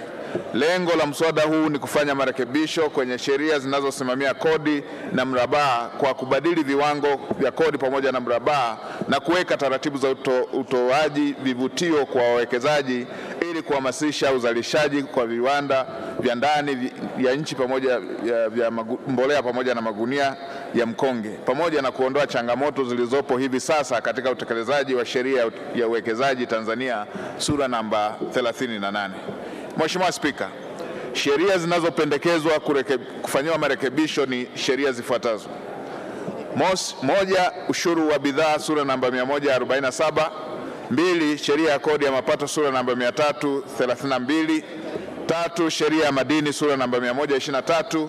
4, sheria ya ushuru wa barabara na mafuta sura namba 220. na 5, sheria ya kodi ya ongezeko la thamani sura namba 148. Maudhui ya mswada. Mheshimiwa Spika, mswada huu umegawanyika katika sehemu 6, ambapo sehemu ya kwanza inahusu masharti ya utangulizi ambayo yanajumuisha jina la mswada na namna ya ambavyo sheria mbalimbali zinazopendekezwa kurekebishwa. Mheshimiwa Spika, sehemu ya pili ya mswada yenye ibara ya 3 hadi ya 5 inapendekeza kurekebisha sheria ya ushuru wa bidhaa sura namba 147 ambayo kifungu cha 128 kinapendekezwa kurekebishwa ili kumpa mamlaka waziri mwenye dhamana ya masuala ya fedha baada ya kupata idhini ya baraza la mawaziri kusamehe ushuru kwenye bidhaa zitakazotumika katika utekelezaji wa miradi ya uwekezaji mahiri na mahiri maalum idhinishwa na Kamati ya Taifa ya Uwekezaji, yani NISKI. Hata hivyo, iwapo itabainika kwamba msamaha uliotolewa kwa mwekezaji umetumika tofauti na malengo yaliyokusudiwa, msamaha huo husika utafutwa na mwekezaji atalazimika kulipa kodi iliyosamehewa. Marekebisho hayo yanapendekezwa yanalenga kuianisha masharti ya sheria hii na masharti ya sheria ya uwekezaji Tanzania ili kuboresha utekelezaji wa vivutio vinavyotolewa kwa wawekezaji. Vile vile sehemu hii inapendekeza kurekebisha jedwali la 4 la sheria hii kwa kuongeza ushuru wa bidhaa kwenye mvinyo unaotokana na zao la zabibu unaoingizwa kutoka nje ya nchi kutoka shilingi 2466.45 kwa lita hadi shilingi 5600 kwa lita. Lengo la marekebisho haya yanayopendekezwa ni kuwezesha mvinyo unaozalishwa na zabibu zinazolimwa hapa nchini kuweza kushindana kwenye soko la ndani na mvinyo unaotoka nje ya nchi. Hii itasaidia kuhakikisha upatikanaji wa soko la zabibu zinazolimwa hapa nchini. Mheshimiwa Spika, hivi sasa wakulima wa zabibu nchini, hususan wakulima wa mkoa wa Dodoma, wanashindwa kupata soko la uhakika kwa mazao kwa kuwa viwanda vya ndani vinazalisha mvinyo ambavyo ndio wanunuzi wakuu wa zabibu yao vinakosa soko la kuuza mvinyo wanaozalisha kutokana na ushindani wa mvinyo unaotoka nje ambao unauzwa kwa bei rahisi ikilinganishwa na mvinyo unaozalishwa hapa ndani ya nchi. Mheshimiwa Spika, sehemu ya 3 ya mswada kama ilivyorekebishwa inapendekeza kurekebisha sheria ya kodi ya mapato sura namba 332 ambayo kifungu cha 10 kinarekebishwa ili kujumuisha wawekezaji mahiri ulioidhinishwa na Kamati ya Taifa ya Uwekezaji katika wigo wa maeneo ambayo waziri mwenye dhamana ya masuala ya fedha anaweza kutoa msamaha wa kodi ya mapato. Lengo la marekebisho haya yanayopendekezwa ni kuianisha masharti ya sheria hii na masharti ya sheria ya uwekezaji Tanzania ili kuboresha utekelezaji wa vivutio vinavyotolewa kwa wawekezaji.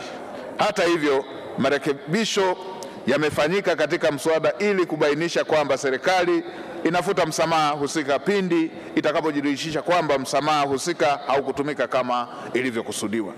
Mheshimiwa Spika, Sehemu ya 4 ya mswada kama ilivyorekebishwa inapendekeza kufanyia marekebisho katika kifungu namba 87 kifungu kidogo cha kwanza cha sheria ya madini sura namba 123 ili kupunguza kiwango cha mraba kwa malighafi za mbolea zinazochimbwa hapa nchini ambazo ni phosphate ore na limestone kutoka 3% hadi 1%. Lengo la marekebisho haya ni kutoa nafuu kwa gharama za malighafi za wazalishaji wa ndani wa bidhaa za mbolea.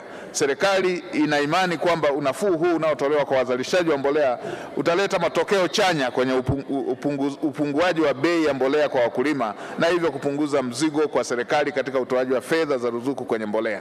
Mheshimiwa Spika, sehemu ya 5 ya mswada kama ilivyofanyiwa marekebisho inapendekeza kufanya marekebisho katika kifungu cha 8 cha sheria ya ushuru wa bidhaa na mafuta sura namba 220 ili kumpa waziri mamlaka ya kusamehe ushuru wa mafuta kwa miradi ya uwekezaji mahiri na mahiri maalum itakayoidhinishwa na Kamati ya Taifa ya Uwekezaji. Lengo la marekebisho haya ni kuianisha masharti ya sheria hii na masharti ya sheria ya uwekezaji Tanzania ili kuwezesha utekelezaji wa vivutio vinavyotolewa kwa wawekezaji.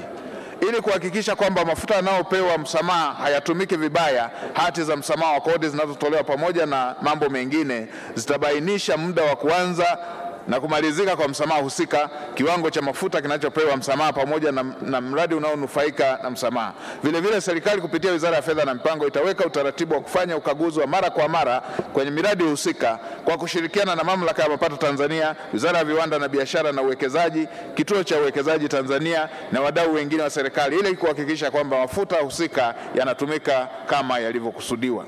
Sehemu ya 6 ya mswada kama ilivyorekebishwa inapendekeza kurekebisha sheria ya kodi ya ongezeko la thamani sura na uwekezaji katika wigo na maeneo ambayo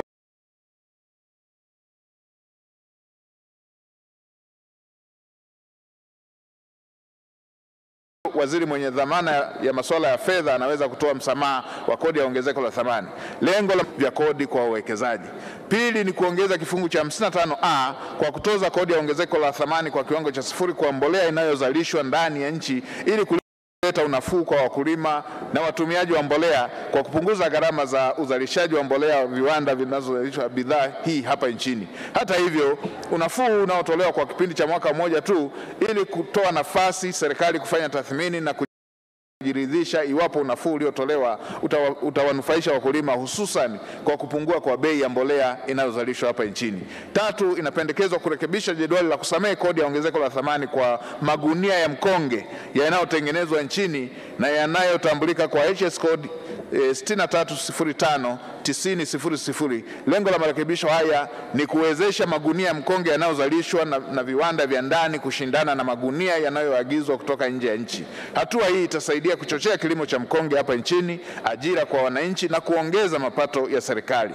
Vile vile, kufuatia majadiliano ya kina baina ya serikali na kamati ya bajeti, inapendekezwa kupitia jedwali la marekebisho kuondoa pendekezo la kutoa msamaha kwa malighafi ya kutengeneza mitungi ya gesi inayotambulika kwa HS code 7229-9000 na kutoa nafasi ya serikali kufanyia kazi zaidi mapendekezo husika ili kujiridhisha kwamba malighafi husika haiwezi kutumika kwenye matumizi mengine na hivyo kupoteza mapato ya serikali. Hitimisho.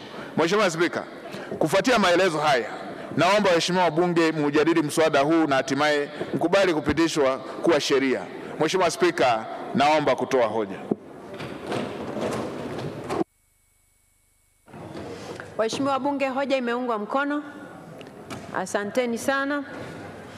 Kabla sijamuita mwenyekiti wetu wa kamati kuja kuwasilisha, tunaye mgeni ambaye aliingia baada ya matangazo ya wageni kuwa yameshafanyika ama yameshatangazwa, na huyu ni mgeni wa bunge ambaye ni mbunge mstaafu na kiongozi mkuu wa ACT Wazalendo, Mheshimiwa Zitto Zuberi Kabwe.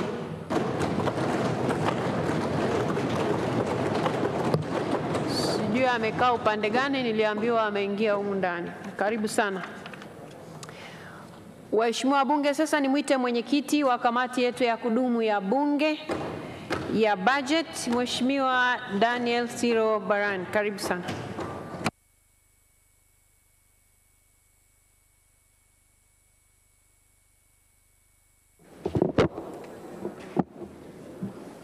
Mheshimiwa Spika, kwa mujibu wa kanuni ya 99 fasili ya kwanza B ya kanuni za kudumu za Bunge toleo la Juni 2020, naomba kutoa maoni na ushauri wa kamati ya kudumu ya Bunge ya bajeti kuhusu mswada wa marekebisho ya sheria mbalimbali za fedha namba 13 wa mwaka 2022, yani the Written Laws Financial Provisions Amendment Act 2022. Mheshimiwa Spika, tarehe 19 Septemba 2022, Naibu Waziri wa Fedha na Mipango aliwasilisha bungeni mapendekezo ya serikali kuhusu mswada wa mabadiliko ya sheria za fedha namba 13, na baada ya kuwasilisha mswada huo, Mheshimiwa Spika uliagiza kamati ya kudumu ya Bunge ya bajeti kuchambua mswada huo ili baadaye maoni yake yawasilishwe bungeni. Uchambuzi wa mswada. Mheshimiwa Spika, kamati imefanya uchambuzi wa mswada huu kwa kupitia kifungu kwa kifungu kwa madhumuni ya kujielimisha maudhui ya kila kifungu na kupendekeza marekebisho katika maeneo ambayo yanahitaji maboresho. Baada ya kujiridhisha na maudhui ya mswada, tarehe 19 hadi 21 Septemba 2022, kamati ilifanya majadiliano ya kina na Waziri wa Fedha na Mipango, Waziri wa Kilimo, Naibu Waziri wa Uwekezaji, Viwanda na Biashara pamoja na watendaji wa wizara. Aidha, kamati pia ilikutana na wadau kwa ajili ya kupokea mapendekezo na maoni yao juu ya marekebisho yanayopendekezwa. Wadau waliofika kwenye kamati ni Aliko Vintage. Mheshimiwa Spika, naomba taarifa yote ya kamati ingie katika kumbukumbu rasmi za Bunge, yani Hansard. Madhumuni ya mswada. Mheshimiwa Spika, mswada huu una madhumuni makubwa matatu kama ifuatavyo. Moja ni kuchochea uzalishaji wa mbolea nchini ili zipatikane kwa bei nafuu. Pili, kutoa vivutio maalum kwa miradi kimkakati na miradi mahiri ili kuchochea uwekezaji kwenye miradi mikubwa ili kuleta mapinduzi ya kiuchumi. Na tatu, kuchochea uzalishaji wa ndani hasa wa bidhaa za magunia na mvinyo ili kuchochea kilimo cha mazao ya zabibu na katani. Mheshimiwa Spika, kwa kutazama madhumuni haya ya mswada huo, nitoe pongezi kwa Mheshimiwa Samia Suluhu Hassan, Rais wa Jamhuri ya Muungano wa Tanzania, kwa kuonyesha nia ya dhati ya kuvutia wawekezaji na kutekeleza miradi mikubwa itakayoleta mapinduzi ya kiuchumi. Kamati naamini kwamba kwa masharti yaliyoko kwenye mswada huu, Mheshimiwa Rais atakuwa ameonyesha kwa vitendo namna bora ya kutanzua vikwazo vitakavyokwamisha utekelezaji wa miradi ya kimkakati. Maoni ya kamati kuhusu mswada wa marekebisho ya sheria mbalimbali za fedha namba 13 wa mwaka 2022. Mheshimiwa Spika, mswada huu unafanya mabadiliko katika sheria 5 za kodi ambazo ni sheria ya ushuru wa bidhaa sura 147, sheria ya kodi ya mapato sura 332, sheria ya madini sura ya 123, sheria ya ushuru wa mafuta sura 220 na sheria ya kodi ya ongezeko la thamani yani VAT sura 148. Baada ya majadiliano ya kina baina ya kamati na serikali, kamati ina maoni na pendekezo yafuatayo. Kuhusu sheria ya ushuru wa bidhaa sura 147. Mheshimiwa Spika, serikali inapendekeza kurekebisha kifungu cha 128 ili kumpa mamlaka waziri mwenye dhamana na masuala ya fedha baada ya kupata idhini ya baraza la mawaziri kusamia ushuru kwenye bidhaa zitakazotumika katika utekelezaji wa miradi ya uwekezaji mahiri na ya kimkakati itakayoidhinishwa na Kamati ya Taifa ya Uwekezaji yani NISC, pamoja na kupandisha ushuru wa bidhaa za mvinyo kutoka nje kutoka shilingi 2,460 hadi shilingi 5,600 kwa lita ili kulinda wakulima wa ndani wa zao la zabibu. Mheshimiwa Spika, kamati ilibaini kuwa nchi za jirani zinatoza kati ya shilingi 5,000 hadi 5,500 kwa lita ya mvinyo unaotoka nje. Hivyo hatua hii inahuisha viwango vinavyotozwa katika nchi wanachama wa Afrika Mashariki. Aidha, hatua hii inaleta usawa wa kiushindani kati ya wazalishaji wa zao la zabibu nchini dhidi ya mataifa mengine ambayo yameendelea sana katika uzalishaji wa zao hili. Hivyo kamati inakubaliana na pendekezo hili ambalo lina nia njema ya kusaidia na kuinua viwanda vya ndani na kuwa shindani. Hata hivyo, kamati inashauri serikali kuhakikisha inasimamia ubora wa mvinyo unaozalishwa ndani ya nchi pamoja na kuchochea kilimo cha aina mbalimbali za zabibu ili kuhakikisha kwamba malighafi hii muhimu kwa utengenezaji wa mvinyo yanapatikana ndani ya nchi. Aidha, kamati ilishauri serikali na serikali ilikubali kuweka sharti kwamba endapo msamaha utatumika kwa namna ambayo haijakusudiwa, msamaha huo utarolewa na mhusika atalazimika kulipa ushuru stahiki. Marekebisho haya yanaonekana kupitia jalada la marekebisho ya serikali. Sheria ya kodi ya mapato sura 332. Mheshimiwa Spika, kifungu cha 10 kinarekebishwa ili kujumuisha uwekezaji mahiri ulioidhinishwa na Kamati ya Taifa ya Uwekezaji katika wigo wa maeneo ambayo waziri mwenye dhamana ya masuala ya fedha anaweza kutoa msamaha wa kodi ya mapato. Aidha, mapendekezo haya yanabainisha kwamba misamaha ya kodi ya mapato itakayokuwa inatolewa kupitia mikataba ambayo serikali inaingia na ndio itatumika wakati wa kukotoa kodi ya mapato. Mheshimiwa Spika, hatua hii ina nia njema ya kutanzua mkwamo wa miradi ya mkakati ya wawekezaji mahiri. Uzoefu unaonyesha kuwa kuna baadhi ya wawekezaji mahiri wametumia mikataba yao vibaya na kuhakikisha kwamba serikali haipati mapato yake inayostahili. Aidha, kamati inashauri serikali na serikali likubali kuweka sharti la kwamba endapo msamaha utatumika kwa namna ambayo haijakusudiwa, msamaha huo utaondolewa. Marekebisho haya yanaonekana kupitia jedwali la marekebisho la serikali. Sheria ya madini sura 123. Mheshimiwa Spika, kifungu cha 87 kifungu cha kwanza kinarekebishwa ili kupunguza kiwango cha mrabaha kwa malighafi za mbolea zinazochimbwa hapa nchini kutoka 3% hadi 1%. Kamati imekubaliana na mapendekezo ya serikali. Hata hivyo, imeishauri serikali hatua hii iwe ni ya mwaka mmoja ili kuangalia endapo inatimiza malengo yaliyokusudiwa. Aidha, kwa kuwa sekta ya mbolea imepata msamaha kwenye kodi ya ongezeko la thamani kwa kutozwa kwa kiwango cha 0%, na pili kupunguzia mrabaha, ni vyema sasa serikali ikaweka utaratibu wa kupanga bei elekezi kwa mbolea inayozalishwa ndani ili kuhakikisha kwamba mbolea hii inamfikia mkulima kwa bei nafuu. Endapo suala la bei litaachiwa kwa wamiliki wa viwanda, ni wazi kwamba wana manufaa haya hayatamfikia mkulima na badala yake ya wazalishaji watajitengenezea faida ya kupindika, yani supernormal profit. Mheshimiwa Spika, kamati ilishauri serikali na ikakubali kuongeza madini ya chokaa yanayotumika kwa ajili ya kuzalisha mbolea nayo kutoza mrabaha wa 1% ili pia viwanda vinavyotumia madini hayo navyo kunufaika na punguzo hilo. Lengo la msingi ni kuongeza uzalishaji wa mbolea ndani ya nchi na kupunguza bei kwa wakulima. Sheria ya ushuru wa mafuta ya barabara. Mheshimiwa Spika, kifungu cha 8 kinarekebishwa ili kumpa waziri mamlaka ya kusamehe ushuru wa mafuta kwa miradi ya wawekezaji mahiri na mahiri maalum itakayoidhinishwa na kamati ya NISC. Uzoefu unaonyesha kwamba kama kuna moja ya msamaha ambao umetumika vibaya ni msamaha wa ushuru wa mafuta. Hivyo kutokana na uzoefu huo, kamati inaishauri serikali masuala yafuatayo. Kwanza, kuwepo na muda maalum wa kusamehe ushuru kwenye mafuta baada ya mradi kukamilika. Pili, kwa kuwa mfumo wa kuagiza mafuta ni wa pamoja, lazima kuwe na namna ama kutofautisha kwa vinasaba au uuzaji wake ili kuondoa mwanya wa matumizi mabaya. Tatu, kuweka mfumo wa usimamizi ili kuzuia mafuta yaliyokuwa yatumike kwa ajili ya miradi kutumika katika shughuli tofauti. 4, inashauriwa pia kwamba sharti la kuondoa msamaha lililopo katika kanuni za sheria hii litekelezwe endapo itaonekana msamaha umetumika vibaya. Mheshimiwa Spika, ushauri huu wa kamati ni kuhakikisha kwamba msamaha huu usije ukasababisha uuzaji holela wa mafuta hapa nchini, yani dumping. Aidha, kamati ilishauri serikali na serikali ikubali kuweka sharti la kwamba endapo msamaha utatumika kwa namna ambayo haijakusudiwa, msamaha huo utaondolewa na mhusika atalazimika kulipa ushuru stahiki. Marekebisho hayo yanaonekana kupitia jedwali la marekebisho ya serikali. Sheria ya kodi ya ongezeko la thamani, yani VAT. Mheshimiwa Spika, kifungu cha 6 kinafanywa marekebisho ili kujumuisha uwekezaji mahiri ulioidhinishwa na kamati ya kitaifa ya uwekezaji, ambapo waziri mwenye dhamana ya masuala ya fedha anaweza kutoa msamaha wa kodi ya ongezeko la thamani. Aidha, kuongeza kifungu kipya cha 55A kwa kutoza kodi ya ongezeko la thamani kwa kiwango cha 0 kwa mbolea inayozalishwa ndani ya nchi ili kuleta unafuu kwa wakulima na watumiaji wa mbolea. Vile vile kurekebisha jedwali ili kusamehe kodi ya ongezeko la thamani kwa magunia ya mkonge yanayotengenezwa hapa nchini inayotambuliwa kwa HS code 6305.90.00 na malighafi yanayotambuliwa kwa chini ya HS code 7229.9000 ambayo hutumika kutengenezea mitungi ya gesi. Mheshimiwa Spika, kamati inakubaliana na serikali kwa mabadiliko ya sheria katika sheria hii kwa lengo la kupunguza bei ya magunia yanayozalishwa ndani. Hata hivyo, ilishauri serikali na serikali ikakubali kuweka ukomo wa mwaka mmoja ili kuangalia endapo msamaha huo unaleta manufaa yanayokusudiwa. Aidha, kamati ilishauri kwamba kuhusu msamaha wa malighafi za kuzalisha mitungi ya gesi usitolewe katika kipindi hiki kwa sababu utaathiri mapato ya serikali.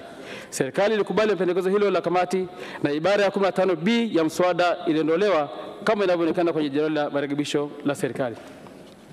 Maoni na pendekezo ya jumla. Mheshimiwa Spika, masuala mengine yaliyojadiliwa katika kamati wakati wa kupisha mswada wa sheria ya fedha ni kama yafuatavyo. Kufanya tathmini na utafiti ya faida na hasara ya misamaha ya kodi ambayo inatolewa na serikali. Mheshimiwa Spika, kamati inashauri serikali kuhakikisha kuwa inajiridhisha na misamaha ya kodi pamoja na vivutio vingine vinavyolenga kuvutia wawekezaji nchini. Kujiridhisha kwa hatua hizo ni kuhakikisha kuwa inaleta matokeo tarajiwa na sio kuipotezea serikali mapato. Aidha, kuwepo na usimamizi mzuri wa misamaha inayotolewa na serikali kwa wawekezaji mahiri pamoja na kimkakati. misamaha ya kodi kwa pato la taifa, yani tax exemption against GDP. Mheshimiwa Spika, misamaha ya kodi ni hatua ya sera za mapato ambayo huwa na malengo mbalimbali kama vile kuchochea uzalishaji, kupunguza gharama za huduma au bidhaa, kugawanya rasilimali na kuchochea ukuaji wa sekta. Hata hivyo, malengo tuliyojiwekea katika mpango wa miaka 5, misamaha haitakiwi kuzidi 1% ya pato la taifa. Hivyo ni wakati sasa kwa serikali kufanya tathmini ya kina ya misamaha yote ya kodi iliyotolewa na kuona endapo misamaha hiyo imefikia malengo yaliyokusudiwa. Serikali kuimarisha vitengo vya utafiti wa sera za mapato ili kuiwezesha serikali kuwa na taarifa za uhakika pindi inapoandaa sera za mapato. Mheshimiwa Spika, kuna haja ya msingi ya kuimarisha vitengo vya utafiti wa sera za mapato na hasa kodi kwa kuvitengea rasilimali watu na fedha za kutosha ili vitekeleze majukumu yake kikamilifu. Kamati inaamini mabadiliko yanayofanywa mara kwa mara katika sheria za kodi ni kutokana na kutokuwa na utafiti wa kutosha wa kina katika sera za mapato. Hitimisho. Mheshimiwa Spika, naomba kutumia fursa hii kwanza kukushukuru wewe Mheshimiwa Spika kwa kunipa fursa hii ili niweze kuwasilisha maoni ya kamati kuhusu mswada wa mabadiliko ya sheria za fedha namba 13 wa mwaka 2022 mbele ya bunge lako tukufu. Pili, nimshukuru Mheshimiwa Musa Azan Zungu, mbunge naibu spika, kwa ushirikiano wake. Aidha, napenda kumshukuru Mheshimiwa Dr. Mwigulu Lameck Nchemba, mbunge waziri wa fedha na mipango, Mheshimiwa Hassan Chande, mbunge naibu waziri wa fedha na mipango, Mheshimiwa Hussein Bashe, mbunge waziri wa kilimo, Mheshimiwa Exaud Kigahe, mbunge naibu waziri wa uwekezaji, viwanda na biashara, ofisi ya mwanasheria mkuu wa serikali na ofisi ya uandishi wa sheria wa bunge kwa ushirikiano wao kwa kamati. Aidha, napenda kuwashukuru watendaji wote wa Wizara ya Fedha na Mipango na ofisi ya mwanasheria mkuu wa serikali kwa maoni na ushauri wao uliowezesha kamati kuchambua mswada huu hadi kufikia hatua hii. Mheshimiwa Spika, napenda kumshukuru Mheshimiwa Omar Kigua, makamu mwenyekiti wa kamati ya budget, na vile vile napenda kuwashukuru wajumbe wa kamati ya budget kwa umakini, umahiri na uvumilivu wao katika kipindi cha uchambuzi wa mswada huu, hasa ukizingatia kwamba muda haukuwa rafiki sana.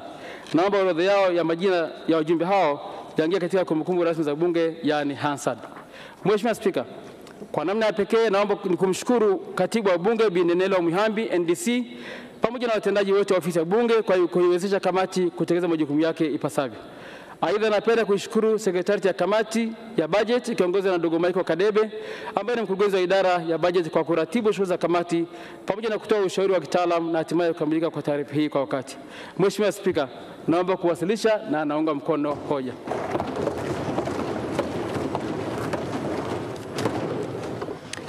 Asante sana mwenyekiti wa kamati ya budget kwa kutupa mwelekeo wa namna kamati ilivyofanya kazi kwenye mswada huu. Waheshimiwa wabunge, nayo orodha hapa ya wabunge ambao wameomba kuchangia kwenye hoja hii. Tutaanza na Mheshimiwa Joseph George Kakunda, Mheshimiwa Jonas Mbunda, atafuatiwa na Mheshimiwa Dr. Charles Stephen Kimei. Mheshimiwa Spika, nakushukuru sana kwa nafasi hii ya kuwa mchangiaji wa kwanza kwenye huu mswada. Mimi jambo la kwanza nipongeze sana serikali kwa kuja na mapendekezo ambayo yatakwenda kusaidia sana kuboresha maeneo ambayo kweli yalikuwa na matatizo. Hizi sheria 5 zilizorekebishwa zilikuwa yale maeneo yanayorekebishwa yalikuwa yanaleta matatizo ya kuchelewesha hasa baadhi ya miradi na kuchelewesha uwekezaji na kuathiri hasa eneo la wakulima. Mheshimiwa Spika, tunao miradi mikubwa ya kimkakati ya uwekezaji mahiri imechelewa kwa muda mrefu. Mradi kama Liganga na Mchuchuma na miradi mingine ya aina hiyo, kama hii miradi ambayo tunaenda kuzungumza kuhusu ujenzi wa bandari ya Bagamoyo ina elements kama hizo. Na hisi kwamba sheria hii, marekebisho haya hasa kwenye eneo hilo yamechelewa sana na yametuchelewesha kweli kupata faida kubwa kutokana na uwekezaji kwenye miradi hii mikubwa. Una sheria ya uwekezaji nzuri, imeweka utaratibu mzuri, tunakwenda kwenye baraza la ushauri ile la uwekezaji chini ya waziri mkuu mwenyewe kabisa, na mawaziri ni wajumbe, lakini wakitoa maamuzi au ushauri au mapendekezo, waziri wa fedha alikuwa anakosa power ya kuweza kutekeleza mapendekezo ambayo yametoka kwenye NISC. Kwa hiyo Mheshimiwa Spika, marekebisho ambayo yanakuja kupitia marekebisho haya yanakwenda kumpa nguvu sasa waziri wa fedha baada ya approval ya baraza, ili aweze kutekeleza mapendekezo ya baraza la uwekezaji chini ya ofisi ya waziri mkuu. Kwa hiyo mimi nilikuwa napenda kuwashawishi wenzangu kwamba tukubali, bunge likubali marekebisho haya ili kuweza kuisaidia nchi kutekeleza miradi mikubwa ambayo ina faida kubwa kwa nchi. Nipongeze sana kile kipengele ambacho kimewekwa cha kuweka angalizo ili hawa watakaopewa misamaha wasitumie vibaya. Hiyo napenda kuiomba serikali iwe macho ili hawa ndugu zetu ambao watakuwa wamepewa misamaha basi waitumie vizuri misamaha hiyo kwa mujibu wa sheria. Jambo la pili, Mheshimiwa Spika, kumekuwa na kilio cha siku nyingi sana kuhusiana na togwa la zabibu au wengine wanaita mchuzi. Tulikuwa tunabishana ni mchuzi au togwa. Mimi nadhani mchuzi ni ule wa nyama. Sasa hii kuita mchuzi wa zabibu kidogo ilikuwa inaleta shida. Kwa hiyo mimi napenda kutumia neno togwa la zabibu. Wakulima wengi wa Dodoma hapa walikuwa wanalalamika sana kwamba wanakosa soko na mambo kama hayo. Kwa hiyo hii hatua inayopendekezwa hapa ya kuongeza kodi kwenye uagizaji wa nje wa bidhaa hizi za togwa la zabibu na wines ni hatua ambayo itasaidia wakulima wetu wapate soko. Kwa hiyo ni jambo ambalo sasa na wagogo nao wataanza kupata uchumi kutoka kwenye kilimo, akina Mheshimiwa 𝒓𝒊𝒈𝒉𝒕 hapo. Kwa hiyo wenzetu hapa sasa wagogo wataanza kuongeza uzalishaji kwa sababu sasa watakuwa na soko la uhakika. Hii ni hatua ambayo ni muhimu sana, Mheshimiwa Spika. Eneo la tatu ambalo ningependa nilizungumzie kutokana na marekebisho haya, Mheshimiwa Spika, ni eneo la mbolea. Tangu tulipopata janga la uviko 19, viwanda vilifungwa duniani, karibu viwanda 6,000 vilifungwa duniani vya kuzalisha mbolea. Kukawa na uhaba mkubwa sana wa mbolea. Sasa kwa sababu sisi hatuna kiwanda cha mbolea ndani ya nchi, tunategemea kuagiza nje, gharama za usafirishaji na ununuzi zilipandisha bei ya mbolea kwa kiasi kikubwa. Kwa hiyo hatua hapa ambao kwanza naanza kuipongeza serikali kwa hatua ambayo imechukua mwaka huu ya kuweka ruzuku kwenye mbolea ambayo imeshusha bei ya mbolea, ni hatua muhimu sana. Hongera sana Mheshimiwa Rais, hongera sana Waziri wa Kilimo na Waziri wa Fedha.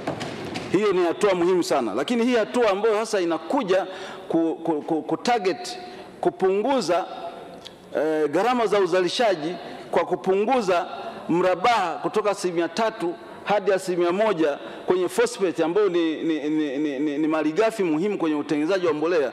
Hii ni jambo ambalo ni muhimu sana, na kwa kweli limekuja katika wakati mwafaka kwa nchi hii ambayo sasa tunaenda kuwa na kiwanda kitakachozalisha tani 600,000 za mbolea hapa Dodoma, na tuna kiwanda kingine kule Manyara kinazalisha, cha Minjingu kinazalisha nadhani tani karibu 30,000. Sina takwimu sahihi. Kwa hiyo ina maana kwamba katika muda mfupi ujao kupitia kipengele hiki tutaenda kushusha gharama za mbolea inayozalishwa nchini. Kwa hiyo hii nao ni hatua ambayo kwa kweli ni ya kupongeza sana serikali, na tukipitisha hii haya marekebisho ya sheria, basi tunaenda kumsaidia mkulima wa nchi hii aweze kupata mbolea inayozalishwa ndani ya nchi kwa gharama nafuu. Lakini la pili, nipongeze serikali, imekuwa sikivu sana kwenye majadiliano, hasa mwanzoni tulipokuwa tunapendekeza kwamba hii madini ya chokaa nao ni muhimu sana katika utengenezaji wa mbolea. Kulikuwa na debate kubwa, kulikuwa na mazungumzo marefu kwamba sasa tutadhibiti namna gani, kwa sababu chokaa ina matumizi mengi kwenye viwanda, kwenye ujenzi na kwenye maeneo mengine. Lakini Mheshimiwa Spika, chokaa yenyewe ukimwaga kwenye ardhi inaongeza rutuba kwenye ardhi. chokaa yenyewe ni mbolea. Kwa hiyo na vile vile chokaa yenyewe ni malighafi ya katika kutengeneza mbolea. Kwa Mheshimiwa Spika, hii hatua ya kukubali chokaa nayo ingizwe isipokuwa waongeze tu usimamizi na udhibiti ni jambo ambalo la kupongeza sana serikali. Mimi naomba sana Mheshimiwa Spika, bunge lako tukufu likubali marekebisho haya ili kumsaidia Mtanzania. Naomba sana niseme kwamba naunga hoja mkono. Asante sana. Asante sana Mheshimiwa Jonas Mbunda, atafuatiwa na Mheshimiwa Dr. Charles Stephen Kimei.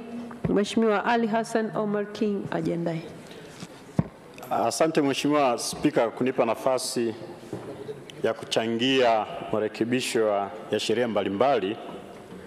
Mheshimiwa Spika, kwanza kabisa naomba nichukue nafasi hii nimpongeze Waziri wa Fedha pamoja na jopo lake kwa kuleta mabadiliko ya sheria hizi ambazo moja kwa moja sehemu kubwa zinalenga kuwasaidia wakulima wa nchi.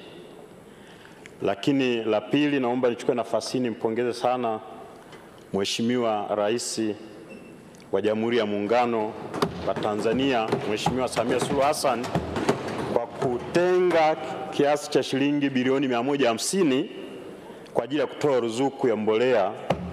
Hilo ni swala la muhimu sana na limeleta faraja kubwa sana kwa wakulima wa nchi hii. Mheshimiwa Spika, nitachangia miswada hii hasa kwenye maeneo ambayo yanagusa wakulima. Eneo la kwanza, serikali imeleta mapendekezo ya kubadilisha mswada wa sheria sura namba 123 kipengele cha 87(1) ambacho kimependekeza kupunguza miraba ya ushuru kwenye malighafi mbalimbali ambazo zinatumika kwa ajili ya kutengeneza mbolea. Swala hilo ni la muhimu sana. Jambo la kwanza ni lile eneo sikivu la serikali la kuhakikisha kwamba wakulima wetu wananufaika na kilimo katika nchi yetu. Lakini swala la pili ni jambo la msingi ambalo litavutia wawekezaji wa viwanda mbalimbali vya mbolea katika nchi yetu. Kwenye swala hili la kupunguza miraba kutoka 3% mpaka 1% ni swala la msingi sana, kwa sababu litasaidia kupunguza gharama mbalimbali za uzalishaji wa mbolea. Na kama mlivyoona kwamba kwa mwaka huu uliopita ilikuwa ni changamoto kubwa sana kwa wakulima. Kwa hiyo tunaona kabisa wazo hili la serikali litasaidia kuleta manufaa makubwa sana kwa wananchi katika nchi hii. Lakini pamoja na kuunga mkono hoja hii ya serikali, nilikuwa naomba nitoe ushauri ufuatao. Ushauri wa kwanza, niombe serikali sasa, kama wabunge wenzangu wataunga mkono na tukapitisha sheria hii, serikali iweze kusimamia kwa karibu sana ili tuweze kupata matokeo chanya na tuone kabisa punguzo hili limewasaidia wakulima. Lakini ushauri mwingine, kama patakuwa na uwezekano, serikali angalie uwezekano wa kutoa bei elekezi za mbolea kwa wakulima wetu. Mheshimiwa Spika, mabadiliko hayo tungeomba yahusishe madini zote ambazo zitatumika kwa ajili ya kutengeneza mbolea. Kwa maelekezo ambayo yametolewa kupitia mswada huu kwenye upande wa phosphate, lakini vile vile chokaa ambayo itasaidia sana kurekebisha hali ya udongo katika maeneo mbalimbali ili wakulima waweze kutumia kiasi cha mbolea kidogo sana baada ya udongo kurekebishwa. Mheshimiwa Spika, kama nilivyosema awali, hoja yangu italenga hasa kwa maeneo ambayo yanamnufaisha mkulima. Hoja ya pili, nakuja kwenye ushuru wa ongezeko la thamani. Wakulima wa mazao mbalimbali, ukichukulia mfano kahawa, korosho na mazao mengine, kwa muda mrefu walikuwa wakilipa gharama kubwa sana ya magunia katika kuhifadhia hayo mazao mbalimbali. Na gharama hizo zinatokana na uzalishaji, gharama kubwa ya uzalishaji wa hayo magunia ya katani. Tunavyo viwanda zaidi ya 100 ambavyo vinazalisha magunia ya katani, lakini wakulima walikuwa wanalipa bei kubwa sana kwa gunia moja la kuwekea kahawa au korosho kutokana na gharama kubwa ya uzalishaji. Kwa hiyo sheria sura namba 148 ambayo serikali itatoa unafuu, itatoa exemption kwenye uzalishaji wa hayo magunia, itasaidia sana kupunguza bei kubwa ya magunia na itapelekea kuwapa unafuu wakulima wetu kuweza kupata kipato kikubwa, kwa sababu bei ya gunia moja ambalo watakuwa wanatumia kuwekea mazao yao itakuwa imepungua. Hiyo nayo itaendelea kuleta faraja kwa wakulima na itaendelea kuleta hamasa kubwa sana ya wakulima kuona kwamba mazao ambayo wanalima yanawasaidia kwenye masuala ya maisha. Mheshimiwa Spika, swala la mwisho naomba nichangie kwenye jedwali la 4 linalohusu mapendekezo ya serikali ya kuongeza ushuru wa mvinyo kutoka shilingi 2,466 na senti 45 kwa lita hadi shilingi 5,600 kwa lita. Hiyo itasaidia sana kupunguza bidhaa zinazotokana na mvinyo kuingia nchini na itasaidia sana kulinda soko la wakulima wa zao hili la zabibu, ili kuweza kuwapa hamasa kubwa zaidi ya kuendelea kujali kilimo chao na kuwafanya waridhike na hali halisi ya kilimo. Lakini pamoja na hilo, nilikuwa naomba nishauri serikali kuzingatia mambo yafuatayo. Swala la kwanza, serikali isimamie sasa ubora wa uzalishaji wa mvinyo ambao tunazalisha ndani ya nchi, ili kuhakikisha kwamba tunaingia kwenye ushindani kwenye soko la mvinyo. Lakini swala la pili, baada ya kupitisha sheria hii, serikali iangalie kama mvinyo unaozalishwa nchini utaweza kutosheleza mahitaji ya viwanda vyetu vinavyozalisha bidhaa za mvinyo hapa nchini. Mheshimiwa Spika, nakushukuru sana kwa kunipa nafasi. Naomba niunge hoja kwa miswada hii. Asante sana. Asante sana. Mheshimiwa Dr. Charles Stephen Kimeiya atafuatiwa na Mheshimiwa Ali Hassan Omar King. Mheshimiwa Cecilia Daniel Pareso ajiandae. Mheshimiwa Spika, nakushukuru sana kwa fursa hii, na nianze pia kwa kujiunga na wenzangu kumshukuru na kumpongeza sana Mheshimiwa Rais wetu anayeongoza serikali ya awamu ya 6 kwa kuanza kuchukua hatua madhubuti na za kimkakati za kuongeza uwekezaji na kasi ya uwekezaji katika uchumi wetu. Kwa vile mimi naona kwamba mswada huu una maudhui ya kimkakati kabisa, na sio tu kwamba tunaona kwamba kuna kupunguza hapa na pale, lakini utaona kwamba ni mswada au ni marekebisho ambayo yanaenda kumpa Mheshimiwa Waziri wa Fedha uwezo wa kufanya maamuzi ya haraka ili kuweza kuruhusu miradi ile mahiri na ya kimkakati kuanza hapa nchini upesi bila kusubiri bureaucracy ya kupeleka kwenye bunge, kwa sababu sheria za kikodi mara nyingi zinahitaji zirudi huku bungeni, na naamini kwamba Mheshimiwa Rais ameruhusu mswada huu uje ili uweze kufupisha ule mchakato wa mwekezaji kuweza kufika na kuanza mradi wake. Mheshimiwa Spika, kwa sisi tunaofahamu ni kwamba wawekezaji wote na miradi mingi inakuwa na mahitaji tofauti tofauti ili iweze kuonyesha kwamba itakuwa na faida katika kipindi ambacho yule mwekezaji amejiwekea, na bila yale masharti au zile athari ambazo yeye anaziona kwenye mradi ule hazijawa address kwa namna ambapo yeye na bodi zake kama ziko nje ya nchi au ziko hapa nchini, basi inakuwa vigumu sana kuchukua hatua ile ya kuanza kutekeleza mradi.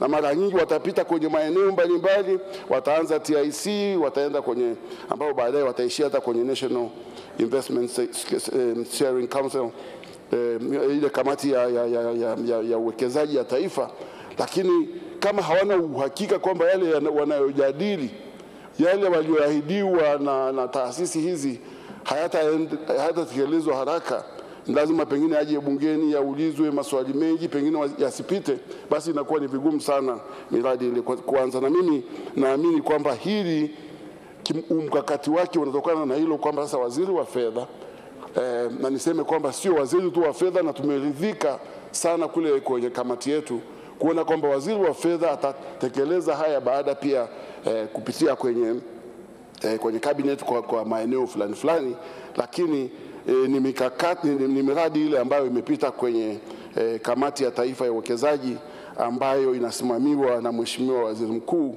na sio tu waziri mkuu, lakini pia ndani yake kuna watu ambao ni mahiri, ni watu ambao ni wazalendo, ambao tunajua kwamba wanaongoza taasisi ambazo zinaelewa masuala ya uwekezaji kwa mapana kama vile Benki Kuu na wengineo. Kwa hiyo naamini tutakwenda mbali.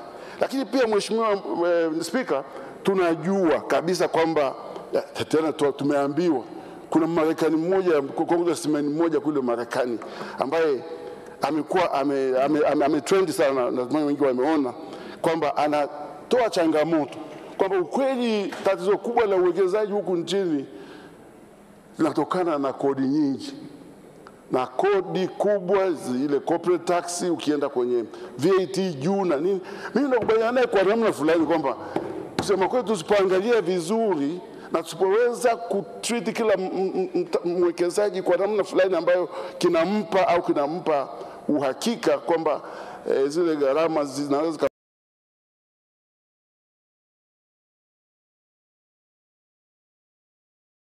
kupunguzwa, zikafanya hivi kwa kupunguza VAT kwa muda fulani, tutakaa muda mrefu bila kuona uwekezaji ukiongezeka. Capital ni scarce duniani.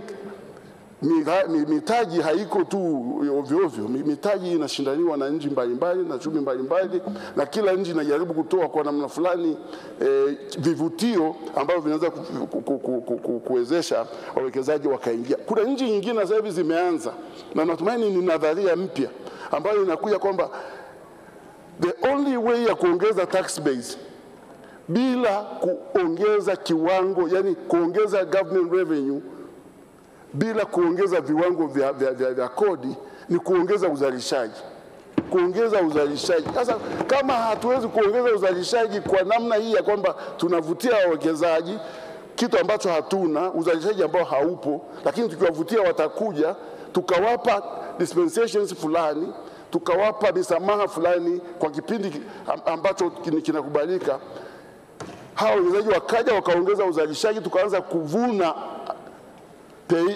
pay as you earn, yani kodi ya wafanyikazi, tukaanza kuvuna zote vile vingine ambavyo vinatokana na uzalishaji kuongezeka katika nchi hii, hatutafika mbali. Kwa hiyo naona kwamba hii nadharia, Mheshimiwa Waziri wa Fedha, nampongeza sana kwamba ameweza kuiona kwamba njia pekee sasa ya kuweza kuongeza tax base yake ni sio kuchukua tu from kilichopo, lakini tuongeze uzalishaji. Na hata kama tusipowakaribisha kwa kuwapa hizi dispensations wanazoomba, hatutakuwa nayo, uzalishaji hautakuwepo. Lakini tukifanya vile kwa muda kifupi watakuwepo, tutaona uzalishaji uongezeka na tax base yetu itakuwa ina grow na ni yake itakuwa inaenda vizuri. Lakini Mheshimiwa Spika, naamini kabisa kwamba mswada huu umebuniwa vizuri, na tumeona, kwa mfano nimeona kwamba kuna vingi vinalenga mwenye kiwanda hiki cha kuzalisha mbolea. Utaona kwamba vinalenga kila mtaji ukija utakuwa na hivyo utakuwa na vingine vinahitajika, sio kupunguza bei ya phosphate au kutoa mrahaba kwenye phosphate. Mwingine atakuja na ombi jingine kutokana na jinsi ambavyo wanawekeza. Kwa hiyo ni vizuri tukampa waziri wa fedha, na pia tukahakikishiwa kwamba kwa vile hivi vitu sio yeye anafanya mwenyewe, vitaenda mpaka kwenye cabinet ambayo Mheshimiwa Rais mwenyewe atakuwepo, basi haiwezi kuwa abused, na naamini kwamba tutakwenda vizuri. Na hiyo ndio inaonyesha wazi kwamba miradi mingine ili iweze kwenda fast, iweze kutekelezwa kwa kipindi kifupi, ni lazima tutoe uwezo kwa serikali kuweza kufanya haya mambo bila kupoteza muda mrefu sana. Lakini pia nachelea kusema kwamba naungana na kamati, nilikuwepo, na nashukuru kwamba kamati imeshauri pia kwamba kwa baadhi ya misamaha inayotolewa iwe inachapishwa na serikali kwenye gazeti ili watu wajue kwamba katika kipindi hiki serikali imetoa misamaha hii na watu wataona maudhui na kwa sababu gani hizo zimetolewa, na hakuna mtu atakayelalamika kwamba kuna misamaha ambayo imetoka kienyeji. Kwa hiyo naamini ukichapishwa itakuwa imesaidia, lakini pia ni transparency na ndio dhana zima ya uendeshaji wa serikali, good governance sasa hivi. Alafu pia naamini pia kwamba hilo ushauri ambao umetolewa pia kwamba serikali iwe inafanya tafiti za mara kwa mara, kufanya tathmini ya kwamba kweli ile misamaha iliyotolewa au ile punguzo zilizotolewa kwenye maeneo fulani ya kodi kama ni VAT au whatever, kwamba imeleta matokeo chanya yanayoendana na maudhui ya marekebisho yaliyofanywa na Mheshimiwa Waziri.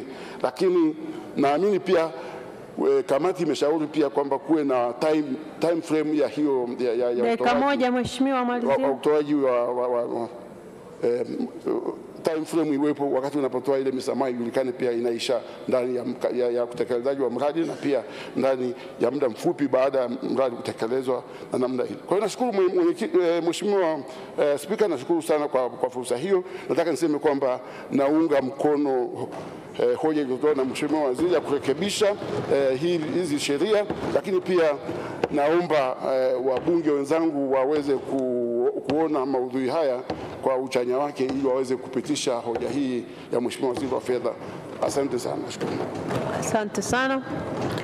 Mheshimiwa Ali Hassan Omar King atafuatiwa na Mheshimiwa Cecilia Daniel Pareso. Mheshimiwa Isa Jumanne Mtemvu ajiandae.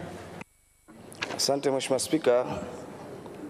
Awali ya yote nimshukuru Mwenyezi Mungu kwanza kwa kutupa uhai, na cha pili kutujalia tukaja hapa kwa wazima, lakini chengine ni kushukuru nawe kunipa hii nafasi. Mheshimiwa Spika, kwanza nianze na pongezi kwa serikali kwanza kwa kuleta mswada, lakini cha pili ni shukuru serikali kwa kukubali ushauri na kutengeneza shade of amendment baada ya kupata ushauri wa kamati katika masuala ambayo yameletwa mbele ya kamati. Na pia naunga mkono hoja zote ambazo zimewasilishwa na kamati ya budget ambayo zimelenga kuishauri serikali katika maeneo mbalimbali katika mswada huu ambao umeletwa. Mheshimiwa Spika, kiufupi mswada huu ilikuwa una sheria 4 ambazo zinakwenda kubadilishwa ili zende sanjari na ile sheria ambayo tulopitisha ambayo inahusiana na mambo ya strategic investment, ambayo inakwenda sambamba kwenda kurekebisha sheria ya excise duty, road and fuel tolls, sheria ya corporate tax na VAT kwa ajili ya kwenda sanjari ili kupata uwekezaji wa kimkakati uweze kwenda vizuri. Sasa pamoja na hayo kwamba nina ushauri ufuatao. Ushauri wangu wa kwanza kwenye punguzo ambao tumetoa, kuna sheria zimelenga kwenye kupunguza. Kwa mfano kuna sheria inapunguza royalty, lakini kuna sheria pia inaweka zero rate, lakini pia kuna pendekezo la sheria hapa ya VAT ya kuweka exemption. Kwenye sheria hizi ambazo zitapunguza, mimi nilikuwa nataka kusema msemo mmoja. Tunasema aliyeumwa na nyoka akiona unyasi anasituka. Sasa tumewahi kuwa na sheria ambazo tunatoa punguzo, tumewahi kuwa na sheria ambazo tunaweka zero rate, na tumewahi kubadilisha sheria tukaweka exemption kwa ajili ya kuwapa nafuu watumiaji ambao ni wananchi wetu. Lakini sheria hiyo baada ya kupitishwa, ikifika huko katika kutumika, hatuoni ule unafuu unaopatikana. Na najaribu kutoa mfano wa sheria hizo. Tuliweka zero rate katika kwenye VAT kwenye simu zitakazoingizwa smartphone, lakini tuliweka kwenye sanitary pads, lakini baadaye kwamba hatukuona bei iliyopungua, hatukuona unafuu ambao umepatikana. Kwa hiyo ni shauri serikali kwenye kulifanyia kazi hili, serikali at least kwamba iweke mikataba na hawa watu, na wasipokuja na solution ile ambayo tuliokusudia, na maana kwamba lengo la utungaji au kubadilisha sheria hizi hatuwezi kufikia. Kwa hiyo niwaambie serikali kwamba tujaribu kuweka measures ambazo zitathibitisha na kupata ule unafuu ulioulenga, vinginevyo ndio tutaona huyu ndio nyoka yenyewe ni yule yule. Kwa hiyo sasa hivi tunaona unyasi hapa, atakuja kutugonga tena. Jambo jingine niseme katika upunguzaji wa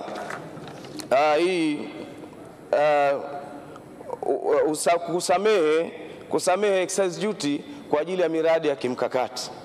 Ni kweli tumepanga bidhaa zitakazoingizwa nchini kwa ajili ya miradi ya kimkakati tuzipe tutoe msamaha. Sasa alikuwa ni ushauri serikali kabla kupitisha, kwa sababu humu ndani tuna viwanda ambavyo viwanda hivyo vinaweza vikatoa bidhaa ambazo zikawa ni same na zile ambazo tunazotaka kuzipa msamaha. Kwa maana hiyo katika miradi ile kwanza ni tujaribu kuangalia kama baraza la mawaziri au NISC wajaribu kuangalia kabla kukubaliana na hicho kitu kupitishwa, basi at least kwamba ijulikane kwamba hichi kitu kinazalishwa nchini na kipo na kinapatikana nchini, ili at least kwamba na sisi viwanda vyetu viweze kufanya kazi vizuri. Chengine katika excise duty, nazungumzia excise duty ambayo inazungumziwa katika zabibu, mvinyo. Excise duty katika mvinyo naunga mkono wazo la serikali, lakini tumetoa hii excise duty kwa ajili ya kufanya zao la zabibu litumike, ili wazalishaji wa zabibu bidhaa zile zisiweze kuwa zimewekwa tu na hazitumiki. Sasa ni shauri serikali tujaribu kutafuta matumizi pamoja na hii ambayo ni hatua ya kikodi, lakini baada ya hii hatua ya kikodi, hebu tukaangalie quality. Wanywaji wa mvinyo wanatazama quality. Kwa hiyo na sisi katika viwanda vyetu hivi, hebu tukajaribu kwenda kufanya kitu ambavyo kita improve quality. Tuki-improve quality ya wine ambayo inazalishwa ndani yetu kwa zabibu yetu, basi hapo tunaweza tukapata matumizi ya zabibu. Lakini jengine, serikali ijaribu kufikiria mbali zaidi, kuanzisha bidhaa nyingi ambazo zitakuwa zinatumiwa na zabibu, au kutoa incentives katika viwanda ambavyo vitazalisha bidhaa nyingi ambazo zinatumia zabibu. Hapo tutapata kuzifanya zabibu zetu kuwa zinatumika katika maeneo mingi, na badala yake tutaondosha zile zabibu ambazo ziko kwa wananchi ambazo tunasema kwamba zinaharibika. Lakini chengine, tujaribu kukuza teknolojia juu ya utumiaji huu wa zabibu na bidhaa za zabibu. Pengine inawezekana kwa teknolojia yetu iko chini, kwa hiyo kila tunachokizalisha hapa haizuru kwamba tutaweka excise duty ndogo. Sasa je, kama hakuna teknolojia nzuri, je, hichi kitu kitatumika? Lakini chengine ni shauri serikali katika swala hili, tujaribu kuita wawekezaji wakubwa ambao wataweza kutumia zabibu zetu, ili hizi zabibu, kwa kuwa lengo ni kutaka kuwasaidia wauzaji wa zabibu, hizi zabibu ziweze kutumika. Lakini watengenezaji wetu wa mvinyo wa zabibu hapa, huo ambao wengine wanaita mchuzi, wengine wanaita togwa, utakuja kukuta kwamba wanaustore katika maeneo ambayo sio mazuri. Kwa hiyo serikali jaribu kufacilitate ile jambo, ili storage katika masuala haya iweze kwenda vizuri. Jengine ambalo nitoe ushauri wa jumla. Ushauri wa jumla ambao ninaotoa, tumesamehe baadhi ya vitu ambavyo tumesamehe, kama vile ambavyo katika mafuta. Kwenye mafuta, huu msamaha ambao tunaoenda kuutoa kwa ajili ya wawekezaji, tujaribu kuchukua hatua kuhakikisha mafuta haya ambayo yanaingizwa ndani ya nchi hii, ambayo yatakuwa yamesamehewa, basi at least yaweze kutumika kwa lengo hilo tu. Na nashukuru serikali kwa hatua ambazo zipo katika mikataba ambazo zinaonyesha wazi kwamba nini kitafanyika, lakini tuzidi kuwa serious, kwa sababu tuliwahi kusamehe mafuta na kwenda kutumika migodini.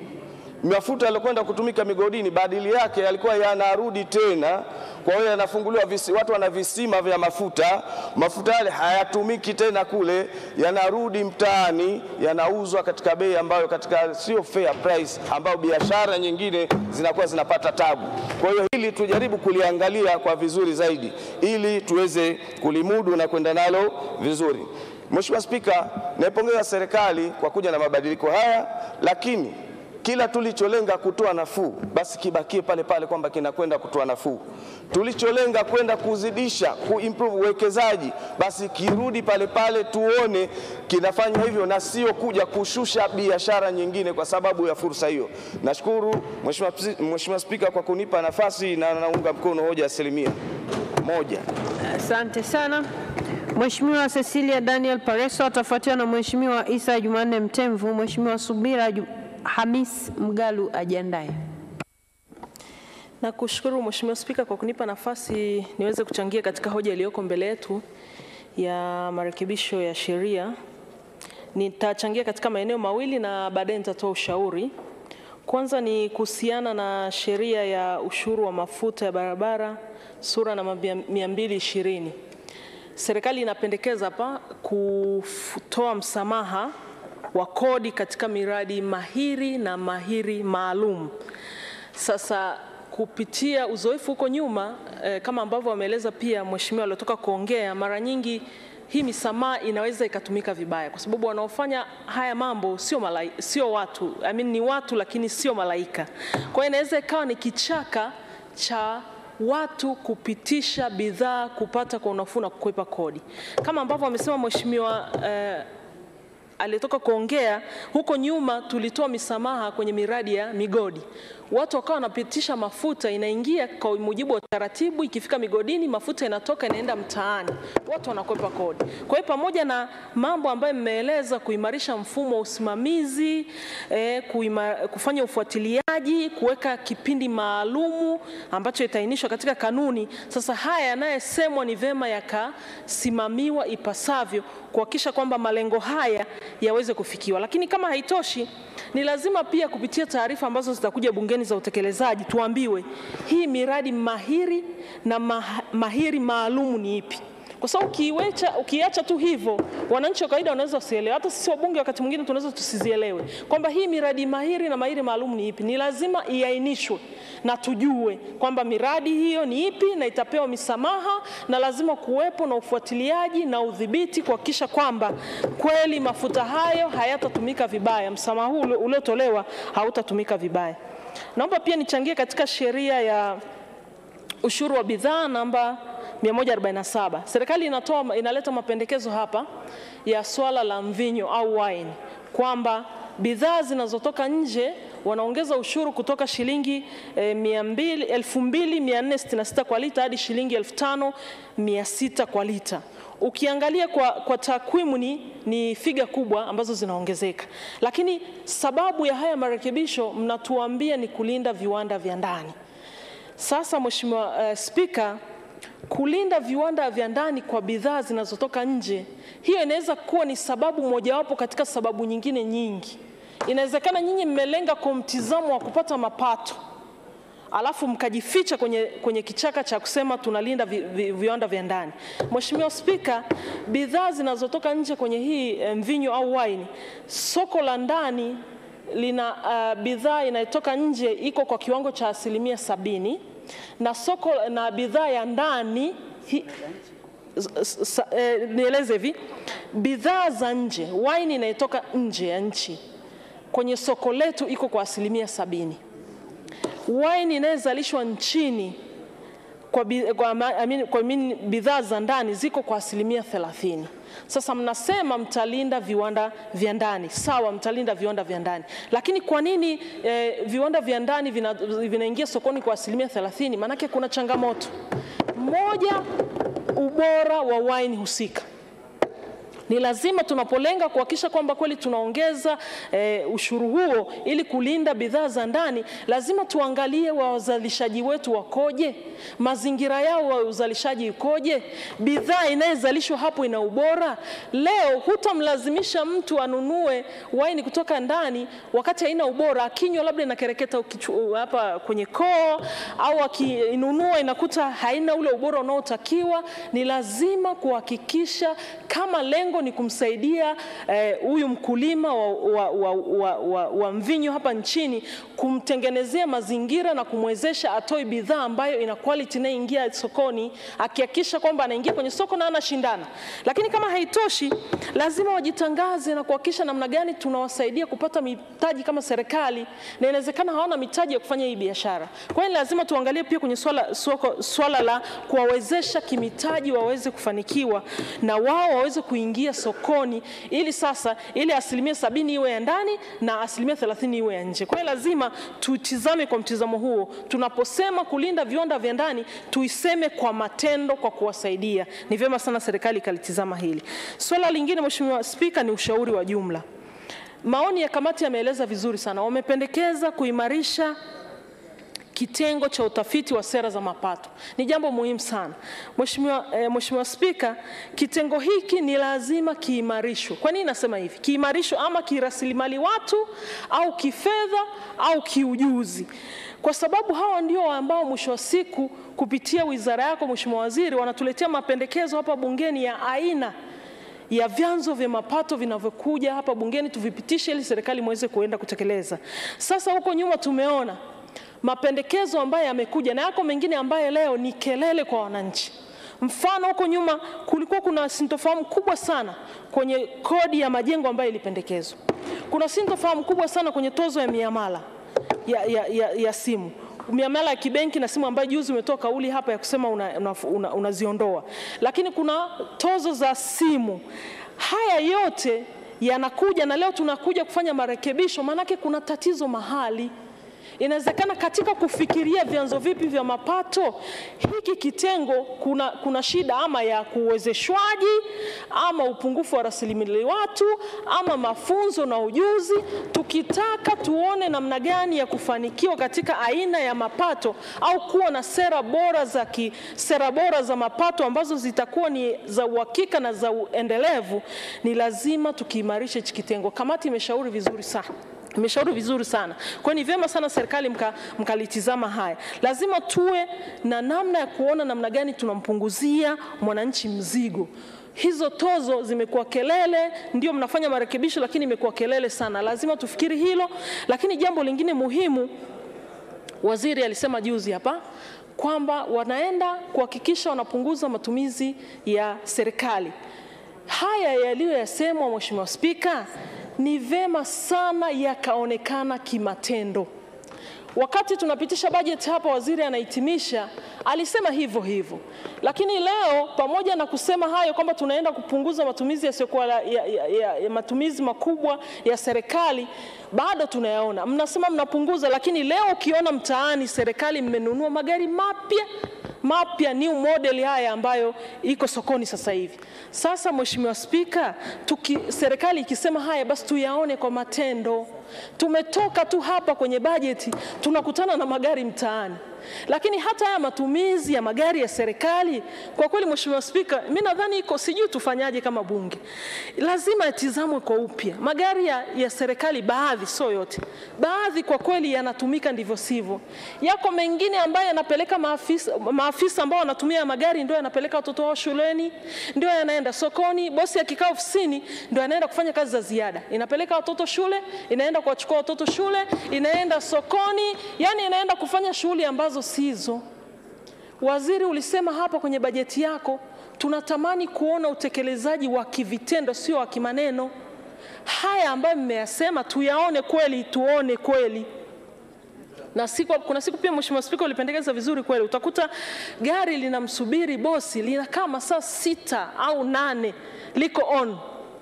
Sasa hiyo pia ni miongoni mwa matumizi ambayo matumizi sio sahihi ya fedha za walipa kodi. Tunataka kuona mwananchi anapunguziwa mzigo wa kodi zisizokuwa za lazima, na tunataka kuona matumizi yasiyokuwa ya lazima yanapungua kwa serikali. Kama ambavyo umesema Mheshimiwa Waziri, tutaendelea sisi kama wabunge jukumu letu la kushauri na kupiga kelele. Tutapiga kelele kuhakikisha yale ambayo umeyanena tunayafuatilia na tuone utekelezaji wake kwa vitendo. Asante sana Mheshimiwa Spika. Asante sana. Mheshimiwa Isa Jumanne Mtemvu atafuatiwa na Mheshimiwa Subira Hamisi Mgalu. Mheshimiwa Naibu Waziri wa Fedha na Mipango ajiandae.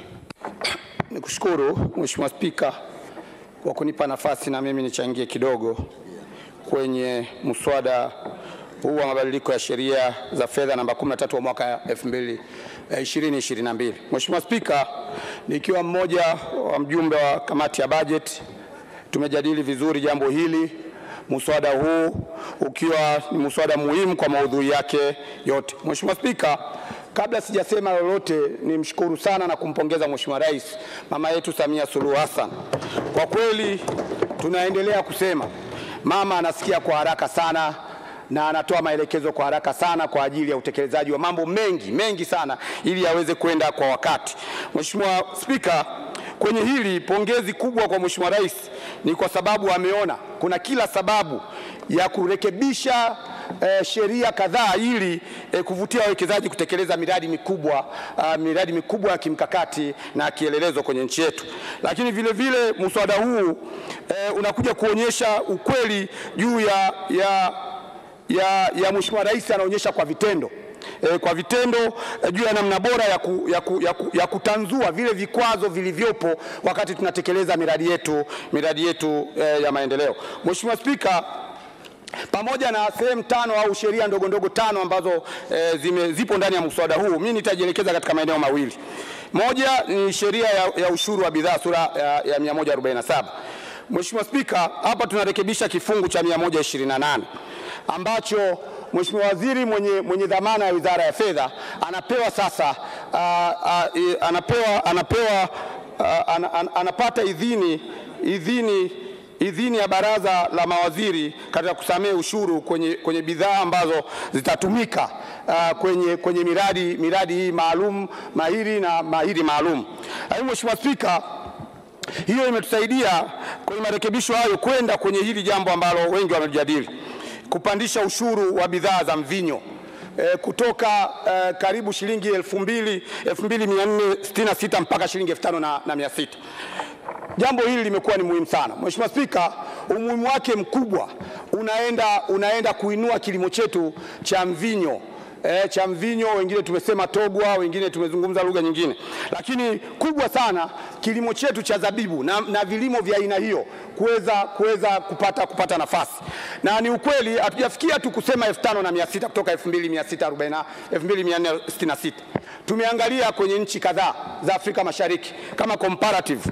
Nchi nyingi zimetokea kati ya 5,000 na 5,500, ambao unaweza ukaona kwetu kwa kuwa shilingi 2,400 na kitu ilikuwa inaweza ikasababisha hata wawekezaji wengi ambao wako hapa wakaweza kuchukua au kununua malighafi za mvinyo kutoka nje ya nchi, ambao ilikuwa ni hatari sana kwa wakulima wetu na kwa muktadha mzima wa viwanda vyetu ambavyo vinachakata zao hili. Kwa hiyo kama wazo na kamati ilivyoshauri na kukubali mawazo ya serikali au mapendekezo ya serikali kwenye mswada huu, kwa kweli ni waombe sana Mheshimiwa wabunge mlione hili ni jambo muhimu kwa muktadha mkubwa sana wa kuweza kuinua viwanda vyetu katika eneo hilo.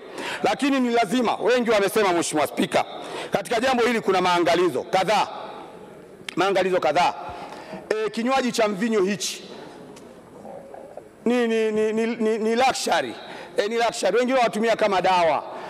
Kwa hiyo swala la ubora ni swala ambalo hatuwezi kucompromise. Ni lazima ubora ukazingatiwe sana. Lakini la pili, ili wengi wamesema, lakini la pili ni uzalishaji, production kwenye volumes. Kama mfano amezungumza sana mheshimiwa aliyomaliza kusema, ameweka kwenye 30% na 70%. Ni hatari kama tutakuwa kama taifa sasa bado tukawa tunazalisha chini ya 50%. Alafu wakati kabla tujabadilisha sheria hii ilikuwa tunapata kutoka nje zaidi ya 50%, itakuwa ni hatari. Niombe sana Wizara ya Kilimo imepewa bajeti kubwa sana, zaidi ya mara 4 katika miaka miwili hii iliyotoka bilioni 250 na kitu mpaka bilioni 900 na kitu. Kwa kweli walione, jicho lao likajielekeze katika eneo hili. Tunabadilisha mswada wa sheria huu katika kifungu hichi, lakini tayari fedha zipo nyingi na wasamia kazielekeza kwenye Wizara ya Kilimo. Niwaombe sana mjielekeze kuweka mikataba ambayo hatuwezi kurudi nyuma, tukaone ubora wa bidhaa hizi, lakini vile tukaone uzalishaji unakuwa ni mkubwa, ili tusiweze kuona tunadhurika kutokana na mabadiliko haya ambayo tumeyadhamiria. Mheshimiwa Spika, pia niweze kuzungumza kidogo juu ya sheria ya ushuru wa mafuta wa barabara, the Road Fuel Toll Act Cape 220. Mheshimiwa Spika, hapa tunabadilisha kifungu namba 8 ili pia kumpa Mheshimiwa Waziri mamlaka ya kusamehe ushuru wa mafuta kwa miradi ya uwekezaji mahiri na mahiri maalum. Si jambo baya, jambo zuri Mheshimiwa Spika, lakini tuendelee kuangalia uzoefu mwingi katika maeneo mengi. Sehemu ambayo tumepata hasara kama taifa ni eneo la msamaha mafuta. Wengi wamesema migodini na kadhalika. Lakini shukuru sana kamati ya bajeti imeliona na imetoa mapendekezo kadhaa kwenye eneo hili. Na kubwa ni katika mapendekezo kadhaa, na ni vizuri tufahamu. Pendekezo moja tumeangalia muda. Pawepo na muda maalum. Tunajua miradi inaendelea. inatekelezwa, pamoja na kuangaliwa miradi hii, lakini tuweze kujua tukiifuatilia tunajua kabisa ndani ya mwaka mmoja tuweze kuangalia ile tumenufaika jinsi gani katika miradi hii mahiri na mahiri maalum ambayo inatekelezwa. Sio tukiacha wazi, maana yake inawezekana miradi imekamilika alafu watu wakawa wanatupiga kupitia msamaha huu ambao tumeweka. Lakini vile vile tunatambua kama nchi tunatumia mfumo mmoja wa kuagiza mafuta, bulk procurement system. Ni mfumo mzuri, tumewahi kujadili ndani ya kamati vizuri kabisa. Na kama nchi tunaona bado tunafaidika na mfumo huo wa kuagiza pamoja. Sasa tuweze kutofautisha mafuta yapi yanakuja katika mfumo huo wa pamoja na mafuta yapi ambayo yanakuja kwa ajili ya miradi maalum na mahiri maalum. Ni vizuri sana, ni muhimu. Kama tutatumia vinasaba sawa, kama tutatumia utaratibu wa uuzaji sawa, lakini ni jambo muhimu sana ili watu wasije wakapitia kwenye upenyo huo kwenda kutuumiza. Lakini Mheshimiwa Spika, tumeshauri pia kuweka mifumo ya usimamizi ili kuzuia matumizi mabaya ya mafuta ya miradi. Ni vizuri mifumo ikawekwa mapema.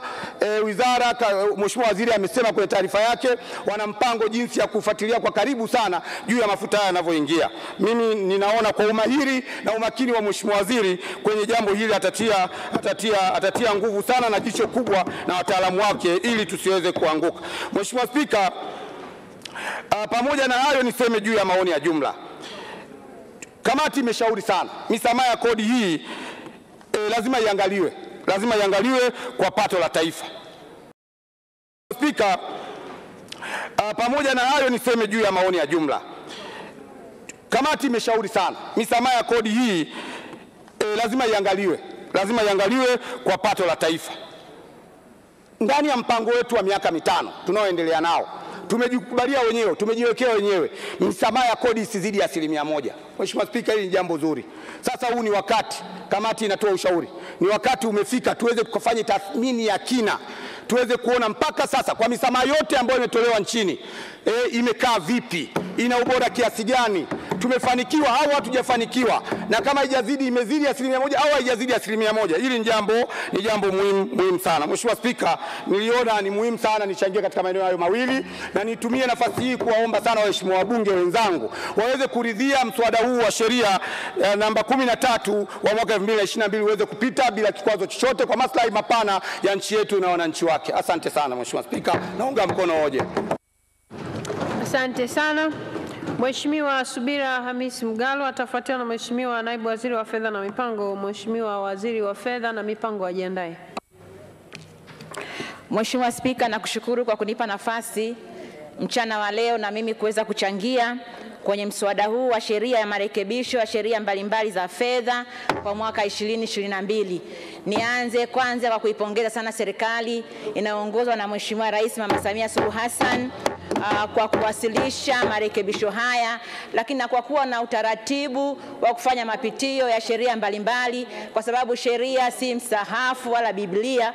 Kwa hiyo kuna wakati lazima kufanya marekebisho ili kuendana na hali halisi. Kwa hiyo naipongeza sana serikali kwa hatua hizi, lakini marekebisho haya yanalenga kuunga mkono juhudi za mwenyewe Mheshimiwa Rais za kuhamasisha na kuvutia masuala mbalimbali ya uwekezaji. Tumekuwa mashahidi wa namna ambavyo wawekezaji wengi wamekuwa wakija nchini na kujisajili katika kituo chetu cha uwekezaji, lakini kutokana na changamoto ya utekelezaji wa sheria ya uwekezaji sura ya 38 imepelekea wakati mwingine kuleta urasimu mbalimbali. Kwa hiyo kwa marekebisho haya ambayo yanaenda kurekebisha sura ya 147 ya sheria ya ushuru wa bidhaa kifungu 128 kumpa mamlaka Mheshimiwa Waziri baada ya idhini ya Baraza la Mawaziri, na yaunga mkono kwa sababu itakwenda kuondoa urasimu hasa kwenye miradi ile ya kimkakati na miradi ile ambayo mahiri. Na kwa kuwa tuna matarajio ya miradi mingi nchini kwetu ikiwemo mradi wa usindikaji wa gesi asilia, ninaamini marekebisho haya yamekuja kwa wakati mwafaka kwa nia ya kuwezesha sasa mazungumzo yanayoendelea katika mradi huu utakapoanza rasmi. Kwa hiyo vikwazo vilivyokuwa vinajitokeza vitakuwa havipo na ambao mradi tunautegemea kwa taifa letu. Lakini Mheshimiwa Spika, pia imenipendeza kuunga mkono marekebisho tutakayofanya kwenye jedwali la 4 kwa ajili ya kuongeza ushuru wa bidhaa kwa bidhaa zinazotokana na zao la zabibu, hasa mvinyo kama walivyosema wenzangu, kwamba nia hapa ni kulinda viwanda vya ndani, na hii inaendana na utekelezaji wa dhima ya mpango wa miaka 5 wa maendeleo ya taifa ambao unasema kujenga uchumi shindani na viwanda kwa maendeleo ya watu. Kwa hiyo kwa marekebisho haya ambayo yameongeza ushuru wa bidhaa kwa mvinyo unaoingia ndani ya nchi, unawezesha kwa viwanda vyetu vya ndani kuvilinda, lakini ambavyo vitatoa ajira na mwisho wa siku vitachangia kwenye pato la taifa kupitia kodi ambayo itakusanywa kwenye viwanda hivyo. Kwa hiyo naunga mkono hili, lakini sambamba na hilo naunga mkono marekebisho yanayofanya kwenye sheria ya madini sura ya 123 kifungu 87 ambako kinakwenda kupunguza mrahaba kwa malighafi za mbolea zinazochimbwa hapa nchini. Na hii Mheshimiwa Spika, jitihada hizi za kuwezesha kushushwa kwa bei ya mbolea hapa nchini, ninapenda niipongeze sana serikali. Tumeona kwanza imetenga bilioni 150 kwa ajili ya ruzuku ya mbolea, lakini kwa bajeti iliyoanza kutekelezwa tarehe 1 mwezi wa 7 2022 tumeona hatua za kibajeti za kuweka zero rated katika malighafi zinazoingia nchini kutengeneza mbolea. Kwa hiyo zote zinaainisha serikali imeweka kwa kweli mkakati makusudi wa kuinua kilimo hapa nchini, na hasa tukizingatia imeongeza bajeti zaidi ya bilioni 700 kwenye sekta ya kilimo ambacho kitatoa malighafi kwa ajili ya viwanda, kilimo kinachoajiri Watanzania wengi, kilimo ambacho kitatufanya tujitosheleze kwa chakula, lakini kilimo ambacho kitatuwezesha pia kupata mapato ambayo yatasaidia kutekeleza shughuli mbalimbali. Kwa hiyo naipongeza sana serikali kwa hatua hii, lakini rai ambayo imetolewa na kamati izingatiwe, kwa sababu zipo hatua za kikodi zenye nia ya kupunguza bei za bidhaa nchini, lakini inapokuja kwenye swala la utekelezaji, unapokuja kwenye kufanya tathmini, lile lengo la kushusha bidhaa kwa ajili ya wananchi linakuwa halifikiwi. Kwa hiyo serikali tunaishauri kwa nia hii njema iliyokuwa nayo, lakini kwenye usimamizi iwe na ukali wa kutosha na kufanya tathmini ya mara kwa mara kwa mwenendo wa soko ili kuona kwamba ile dhamira yake inatimia. Mheshimiwa Spika, pia ninaomba niunge mkono maelezo yote ambayo tumetoa kwenye kamati na taarifa nzuri ambayo imesomwa na Mheshimiwa mwenyekiti wetu, lakini kubwa kwenye swala zima la kuimarisha vitengo vya tafiti vya sera za mapato. Mheshimiwa Spika, sisi ni wabunge. Serikali unapowasilisha bungeni mswada wa sheria ya fedha na vyanzo vya mapato venye kulenga kutatua changamoto za jamii, na sisi tunatumwa kwa ajili ya kuwasemea wananchi. Utakapoleta chanzo cha mapato chenye lengo la kujenga zahanati, kukamilisha maboma ya sekondari, kujenga vituo vya afya kwenye maeneo ambavyo havipo, na ukizingatia takwimu zinazowasilishwa, changamoto hizo bado kwa kiwango kikubwa, na unaiona dhamira ya serikali, ni wazi tutaunga mkono, kwa sababu ndio lengo lililotuleta ndani ya bunge. Kwa hiyo tunaiomba serikali ifanye tathmini ya kutosha, kwa sababu ili kuondoa mkanganyiko, kwa sababu leo wanatushangaa wabunge, kwa nini wakati mnaunga mkono, lakini serikali mnafanya maboresho pia tunaunga mkono. Lakini mimi nataka niseme Mheshimiwa Spika, uendelee kujivunia bunge lako, kwa sababu unapounga mkono ni kwa maslahi ya Watanzania, ni kwa maslahi ya wananchi tunaowakilisha, na tunaiona dhamira njema ya serikali inaongozwa na mama yetu. Kwa mfano hata hii hatua ya tozo tuliunga mkono kwa sababu dhamira ya ujenzi wa vituo vya afya kwenye tarafa zote ambazo hazikuwa na vituo vya afya, na tuliunga mkono kwa sababu tuliona ni kweli zaidi ya vituo vya afya 3000, zaidi ya kata 3000 nchini hazina vituo vya afya. Kwa hiyo uamuzi wa serikali wa kujenga vituo vya afya ngazi ya tarafa itatusaidia hasa kina mama ambao tunatarajia vituo vya afya. Lakini tunapokuja wakati serikali imefanya maboresho, pia lazima tunaunge mkono, kwa sababu tunasema sauti ya wengi ni sauti ya Mungu.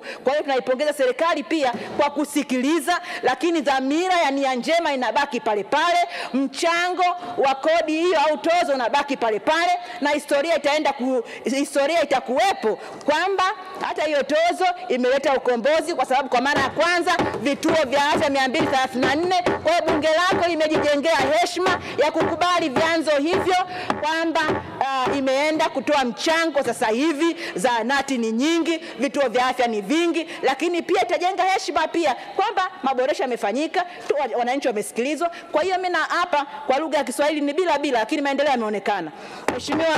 Mheshimiwa Spika, nimalizie kwa kuipongeza serikali kwa hatua mbalimbali ambazo zimewasilishwa, kwa zina nia ya kuwezesha hivyo viwanda, lakini pia nia kutekeleza miradi ya kimkakati, na nakupongeza Mheshimiwa Spika na waziri.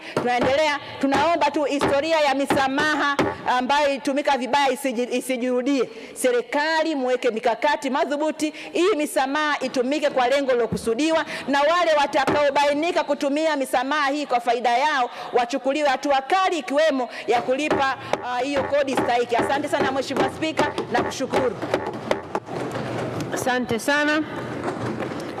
Mheshimiwa Ahmad Chande, Naibu Waziri wa Fedha na Mipango, atafuatiwa na mtoa hoja. Asante sana Mheshimiwa Spika.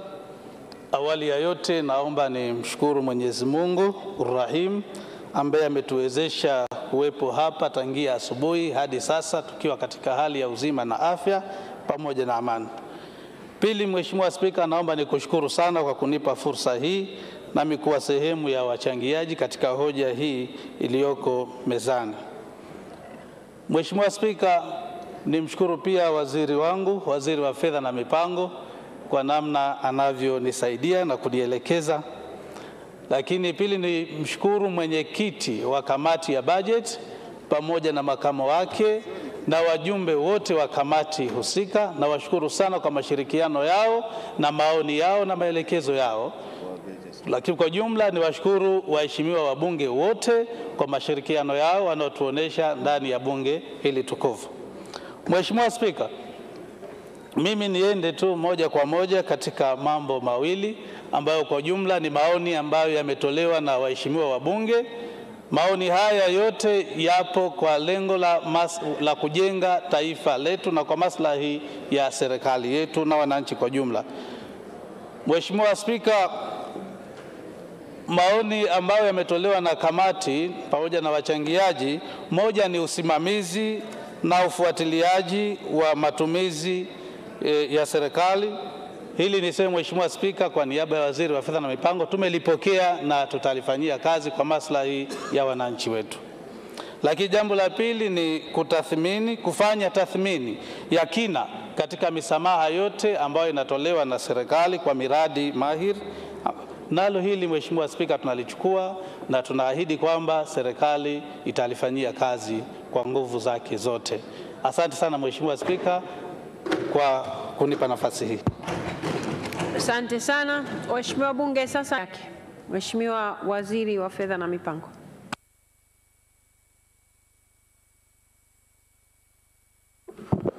Mheshimiwa Spika, na kushukuru kwa kunipa fursa hii, na mimi nianze kwa kuwashukuru na kuwapongeza kamati kwa maoni yao ambayo yametolewa na mwenyekiti mahiri kabisa wa bajeti ndugu yangu Daniel Silo. Ni washukuru pia wajumbe wa kamati, mshukuru naibu waziri, na ni washukuru waheshimiwa wabunge ambao wametoa ushauri wao. Mheshimiwa Spika, kabla sijafafanua chochote, nianze kwanza kwa kuungana na Mheshimiwa naibu waziri kuyapokea yale ambayo tumepewa kama ushauri, mojawapo ikiwa hilo la kusimamia kwa umakini maeneo yote yale ambayo yameombewa msamaha. Na niseme tu maeneo yote yale ambayo yatapewa msamaha baada ya idhini ya baraza la mawaziri, misamaha hiyo itakuwa inatangazwa kwenye gazeti, na endapo itakuwa misused kama ambavyo imewekwa kwenye sheria, basi itafutwa, na ikishafutwa aliyetumia vibaya atalazimika kulipa fedha hiyo ambayo itakuwa alikosesha serikali. Mheshimiwa Spika, la pili ambalo linahusisha tathmini na lenyewe tumelipokea. Kimsingi tuna sura mbili kwenye masuala haya ya misamaha. Sura ya kwanza, ukiangalia kwenye eneo la papo kwa papo, utaona masuala yanayohusu mapato. na ukiwa hujakusanya maana yake unakuwa umekosa mapato.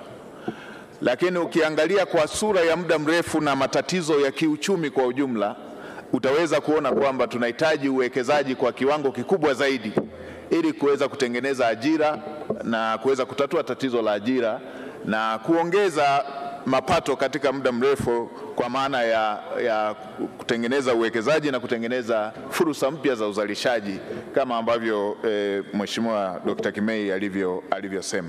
Kwa maana hiyo sura hizi zote mbili ni lazima uzibalance, lazima uziangalie kwa namna moja ili upande mmoja usielemewe. Ukielemea upande mmoja tu wa kukusanya, in the long run utakuwa hautengenezi maeneo mapya ya kuweza kukusanya. Kwa hiyo hivi vyote ni vitu ambavyo vinafanywa balance, na ndio maana unaweza ukaona kwamba maeneo yale ambayo ni muhimu sana kuwekewa vivutio, serikali inaona umuhimu wa kuwekea vivutio. Mheshimiwa Spika, jambo la tathmini na jambo la utafiti tumepokea ni mambo ya msingi ambayo mara zote kwa ajili ya kuweza kuenda na mazingira ya sasa ni mambo ambayo tunayafanyia kazi, na leo tumepokea kutoka kwa waheshimiwa wabunge na tutaendelea kuyafanyia kazi. Mheshimiwa Spika, nisemee tu kwenye eneo hili la mvinyo. Mheshimiwa Spika, hili jambo la mvinyo tumepata fursa ya kuwasikiliza hata wakulima wenyewe, na ukienda kwenye maeneo, kwa bahati nzuri mvinyo unalimwa hapa, zabibu inalimwa hapa Dodoma. Kwa hiyo hatuhitaji kusafiri mbali sana kuweza kupata maoni hayo. Ni ukweli usiopingika kwamba wakulima wetu wamebaki na mvinyo kwa kiwango kikubwa sana, na ni uharibifu pale ambapo wanakosa soko la mvinyo wao. Na kama hatua zisingechukuliwa na serikali, ni dhahiri kwamba tunakokwenda wakulima wetu wale wangehama kutoka kwenye kulima zabibu, wangehamia labda mazao mengine, na hiyo ingeendelea kuturudisha nyuma katika hatua zetu za kulima mazao ambayo yanastawi katika maeneo husika kwa kiwango kikubwa, ili tuweze kuuza katika soko la ndani pamoja na soko la nje. Habari iliyo njema, mara nyingi huwa tuna kawaida wa Tanzania wakati mwingine kujikadiria kadirio la chini. Mvinyo wetu si mbaya na wala si kwamba hauna viwango vinavyotakiwa. Hivi tunavyoongea tuna mkulima mdogo tu, ana kiwanda kidogo tu, lakini tayari amefikia soko la Zambia, amefikia Malawi, amefikia Uganda, amefikia Kenya, na kwa sasa hivi kwa takriban kwa mwezi mmoja tuna export zaidi ya makontena 10,000 yanakwenda China. Makontena kadhaa ya mvinyo yanakwenda Italy. Sasa kama hata yanaweza kufika Italy, yanaweza yakafika China na yameteka soko la ukanda wa kwetu hapa, nadhani si vyema kuendelea kutilia mashaka kwamba mvinyo wetu uko wa kiwango gani na uko wa kiwango gani. Na sasa hata vyuo vya VETA Mheshimiwa Rais alielekeza vianze kufundisha watu kazi wanazofanya katika maeneo husika. Kwa hiyo tutaendelea hata kuboresha zaidi kuweza kuyafikia na masoko mengine. Na la mwisho, Mheshimiwa Cecilia nimsikia akisema kwamba yasiwe maneno tu, iwe vitendo. Mheshimiwa Spika, moja ya wakati ambapo tuna ishara nyingi sana za vitu vinavyofanyika kuliko maneno, nadhani ni wakati huu. Mheshimiwa Samia Suluhu Hassan katika kipindi cha mwaka mmoja tu, vitu ambavyo amevifanya vingekuwa vinapigiwa kelele, nadhani vingekuwa vimevuka hata mipaka ya nchi yetu yenyewe.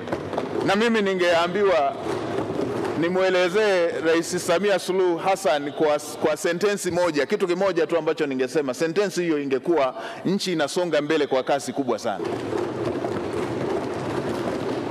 Kwa maana hiyo si maneno, ni vitendo. Yaani tunavyosema nchi inasonga, hakuna mradi mmoja wote mkubwa umesimama hata kwa wiki moja tu. Miradi yote mikubwa inaendelea, yote mikubwa inaendelea. Lakini na nyongeza katika kipindi cha mwaka mmoja tu barabara zimejengwa vijijini, na ninyi ni wabunge ndio wawakilishi wa wananchi. Barabara zimejengwa vijijini kuliko mwaka wote ule katika rekodi tangu uhuru. Tuna vijiji ambavyo tangu uhuru havikuwahi kupata barabara, lakini zimejengwa barabara hizo na zinapitika katika kipindi cha mwaka mmoja. Kwa hiyo si maneno, ni vitu ambavyo wananchi wanaviona. Lakini si hivyo tu, tuna tarafa ambazo hazikuwahi kuwa na vituo katika kipindi cha mwaka mmoja zimepata vituo, na sasa hivi hatua inayofuata ni kwenda kuviwekea miundombinu ama vifaa tiba ili viweze kufanya kazi. Lakini si hayo tu, hata hii tuliyosema juzi kwamba tutabana matumizi si maneno, ni jambo ambalo tunaenda kufanya. Tunamaliza makusanyo ndani ya mwisho wa mwezi huu. Wiki ijayo tutatoa bilioni 160 kwa ajili ya kupeleka ujenzi wa madarasa ambayo Mheshimiwa Rais amesema ifikapo Januari pasiwe na second selection. Mwaka jana hapakuwa na second selection kwa vitendo, watoto wote walienda shuleni shule zilipofunguliwa, na mwaka huu Rais ameelekeza ifikapo Januari madarasa hayo yameshajengwa, hapata kuwa na second selection. Tumeshaongea na Mheshimiwa Bashungwa, waziri wa kisekta, wiki ijayo shughuli hiyo inaanza, na fedha hizo sehemu zitakuwa zimetoka kwenye makusanyo, sehemu zinatoka kwenye kukata matumizi kufidia sehemu ile ambayo tumeisema katika kauli yetu. Kwa maana hiyo si maneno, ni vitendo, na vitendo hivyo vinaonekana na vinaongea kwa sauti kubwa kuliko maneno. Kuhusu ufuatiliaji, tutashirikiana na wenzetu wa mamlaka ya mapato pamoja na wizara zingine za kisekta ili kuweza kuhakikisha tunafuatilia, na hata jana tulipokuwa kwenye kamati tulikuwa na wizara ya viwanda na biashara, Mheshimiwa waziri wa viwanda, Mheshimiwa waziri wa kilimo pamoja na sekta zingine. Kwenye maeneo ambayo yatahitaji performance agreement tutafanya hivyo ili kuweza kufanya ufuatiliaji unaopimika, na haya tayari tumeshaanza katika sekta zingine ambako maeneo yale tuliweza kuahidi hapa katika bunge lako tukufu wakati wa bajeti kuu. Mheshimiwa Spika, baada ya kuwa nimeyasema hayo, nirejee tena kuwashukuru waheshimiwa wabunge na naomba sasa kutoa hoja. Waheshimiwa wabunge, hoja imeungwa mkono. Na sasa tutaendelea na utaratibu wetu. Katibu. Kamati ya bunge zima. Kamati ya bunge zima.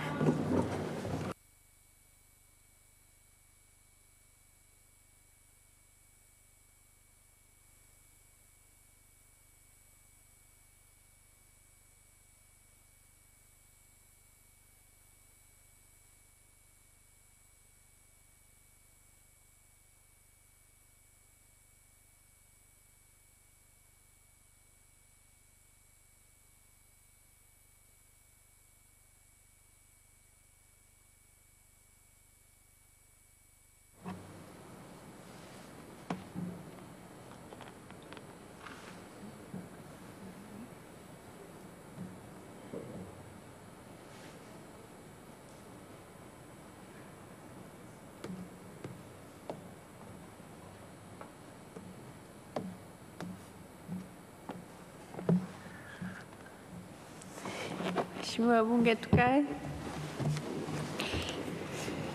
Katibu.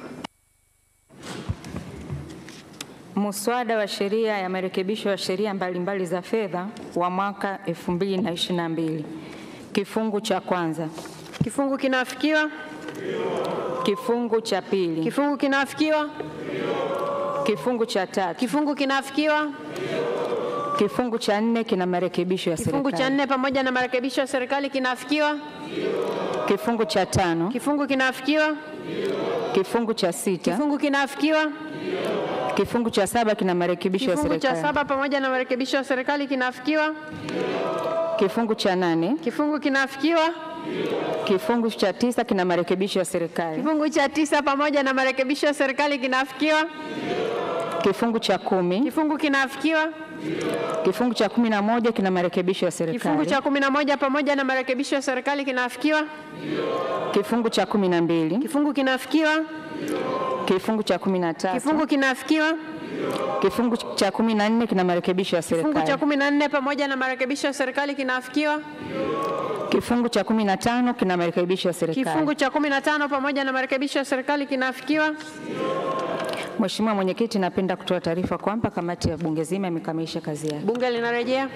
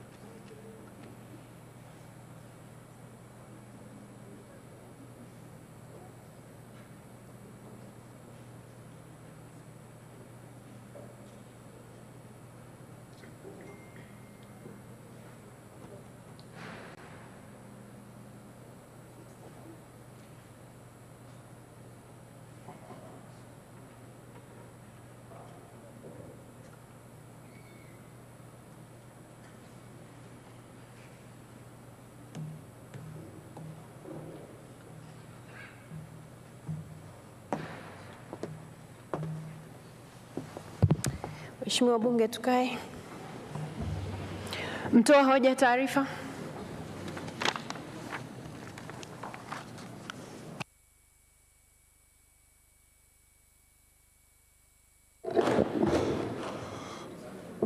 Mheshimiwa Spika, naomba kutoa taarifa kwamba kamati ya bunge zima imepitia mswada wa marekebisho ya sheria mbalimbali za fedha wa mwaka 2022, the Written Laws Financial Provisions Amendment Act 2022 kifungu kwa kifungu na kuukubali pamoja na marekebisho yake. Mheshimiwa Spika, naomba kutoa hoja. Taarifa hiyo sasa ikubaliwe na bunge rasmi. Mheshimiwa Spika, naomba kutoa hoja. Waheshimiwa wabunge, hoja imeungwa mkono. Asanteni sana.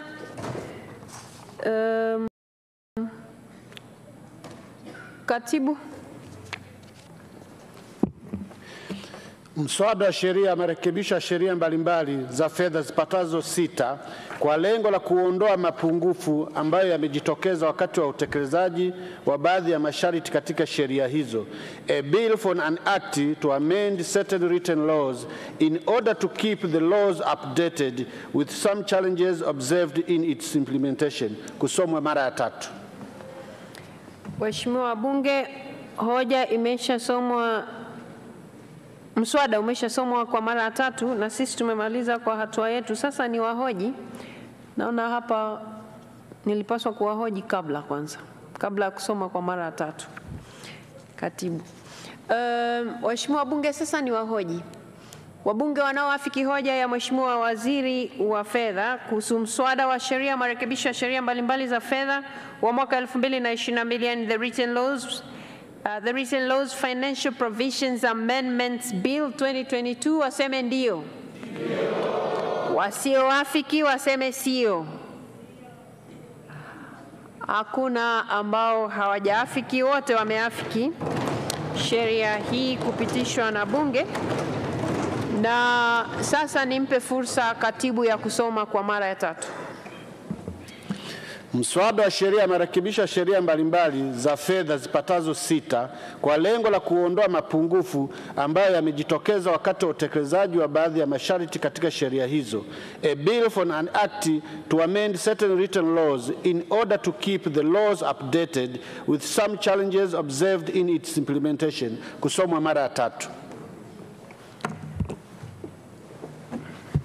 Waheshimiwa wabunge, mswada umeshasomwa kwa mara ya 3.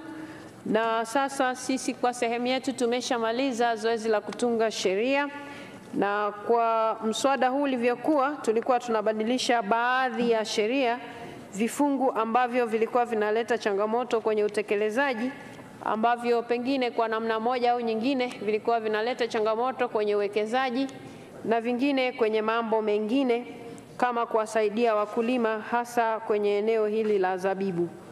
Kwa sehemu yetu sisi tumemaliza kazi na sasa tutampelekea Mheshimiwa Rais ili na yeye afanye kwa sehemu yake kwa kadri anavyohitajika kufanya hivyo, na katiba yetu ya Jamhuri ya Muungano wa Tanzania inamtaka yeye asaini, alafu akisha saini basi tutakuwa tumeshapata sasa sheria iliyo kamili. Kwa hivyo nichukue fursa hii kumpongeza Mheshimiwa Waziri wa Fedha na Mipango na Naibu Waziri na watendaji wote kwa kuyaona haya mapungufu ambayo mengine yametokana na michango ya wabunge. Kwa hiyo ninawapongeza sana kwa hatua mlizozichukua ili kuleta marekebisho haya na bunge kuweza kuchukua hatua zile ambazo zinastahiki.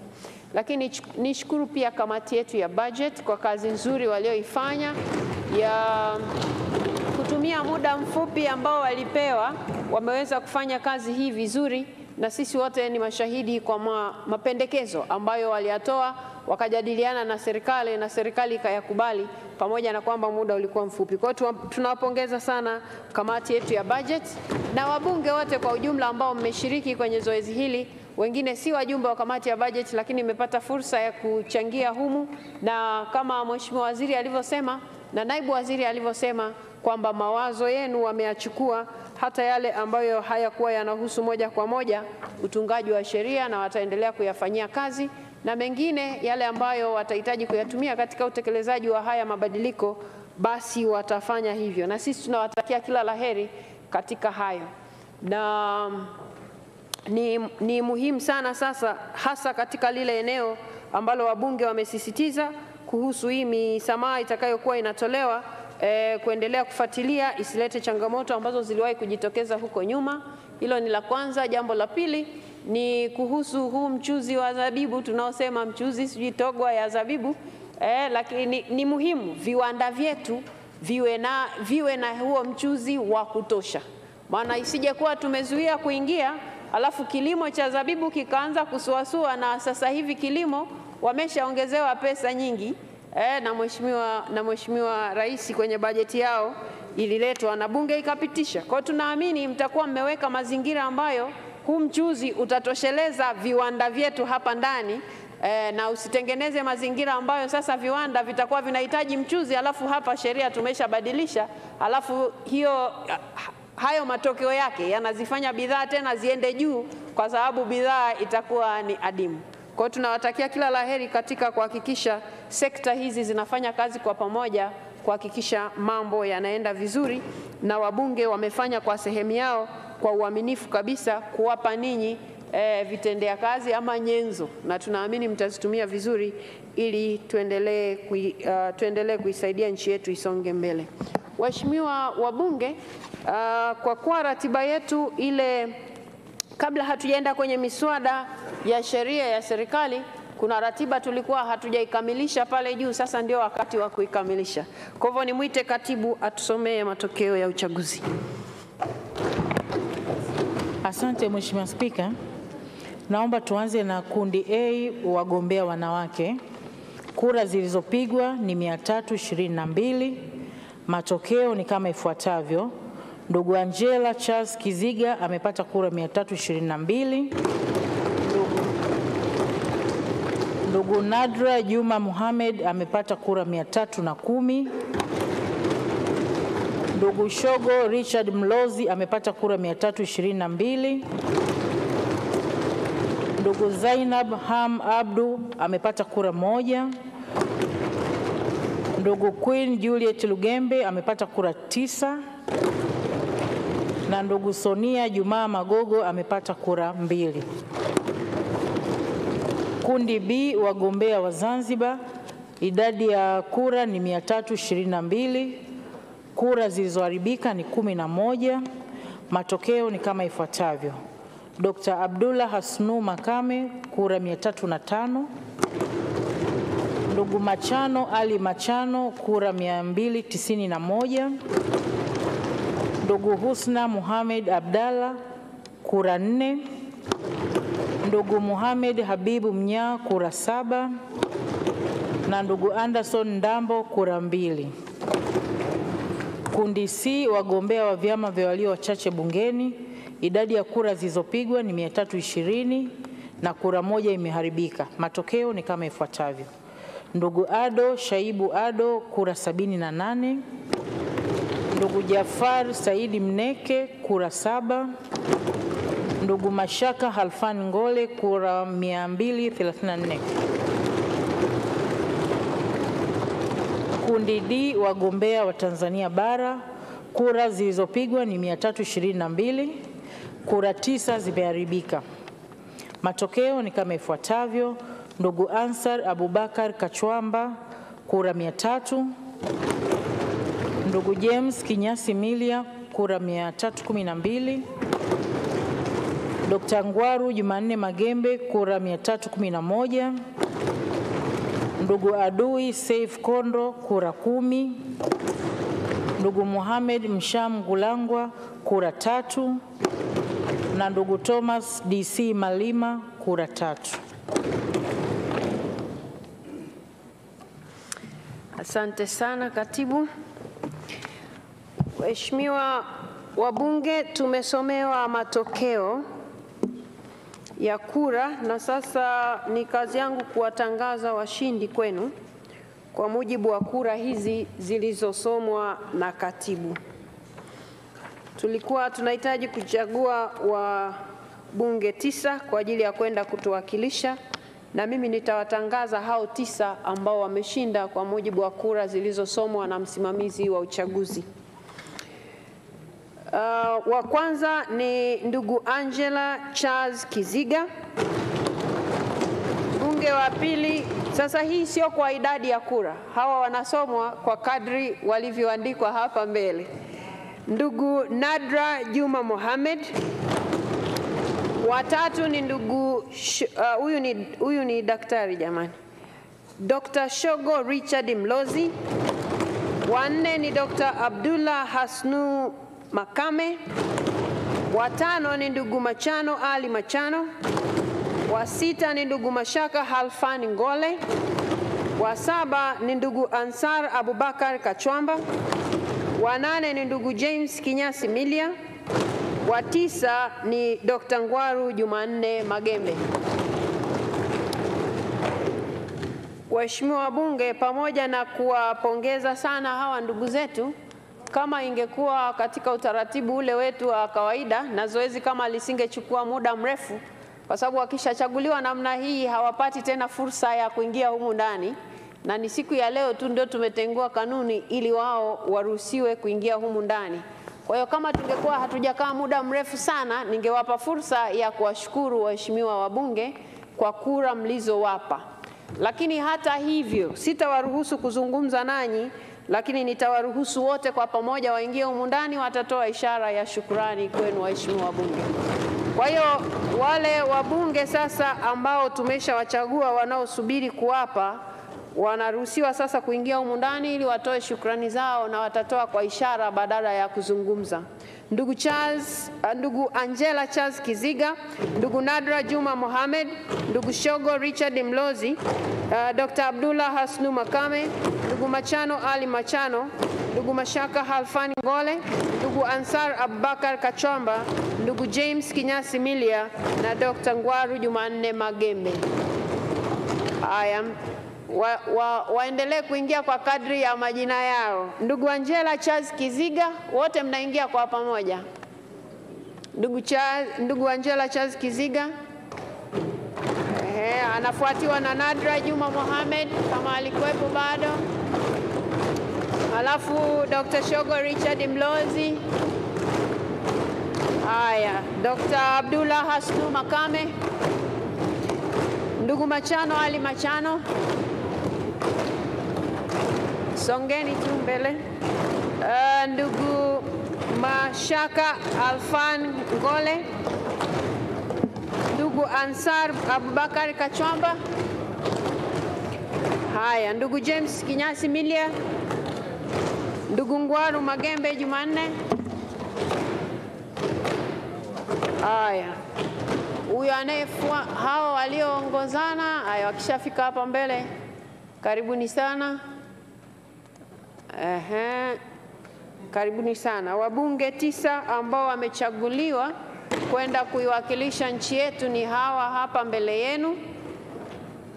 Na sasa ili muweze kuwakumbuka kwa majina na sura, atakayekuwa ametajwa msogee nyuma kidogo. Msogee upande ule. Msogeni nyuma kidogo.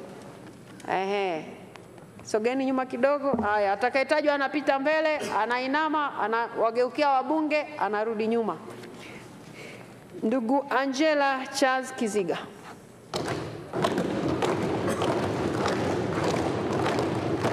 Waheshimiwa wabunge, mbunge wenu huyo mmemchagua kwa niaba ya nchi nzima, ndugu Nadra Juma Mohamed.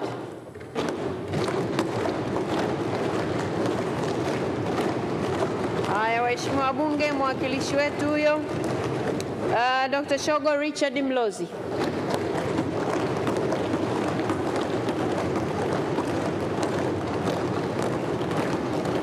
Haya, asante sana. Mwakilishi wetu huyo Dr. Abdullah Hasnu Makame.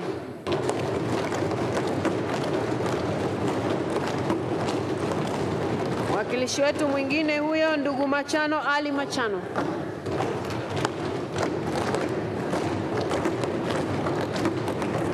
Asante sana. Ndugu Mashaka Halfani Ngole.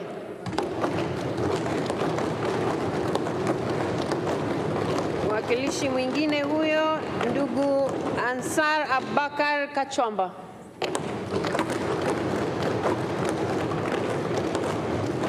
Asante. Asante sana. Mwakilishi wetu huyo mwingine ndugu James Kinyasimilia.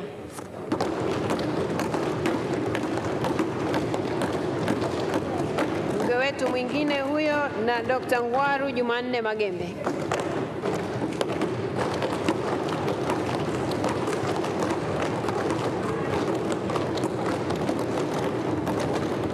Haya, waheshimiwa wabunge, hawa ndio wabunge ambao tumewachagua sisi siku ya leo kwa niaba ya wananchi wote kwenda kutuwakilisha kama Tanzania kwenye Bunge la Afrika Mashariki. Na tunawategemea mnapoenda kule, si hoja ya mawazo yenu, ni hoja ya nchi inasemaje. Na tunaamini mtaenda kusimamia maslahi ya nchi kama mlivyoahidi hapa.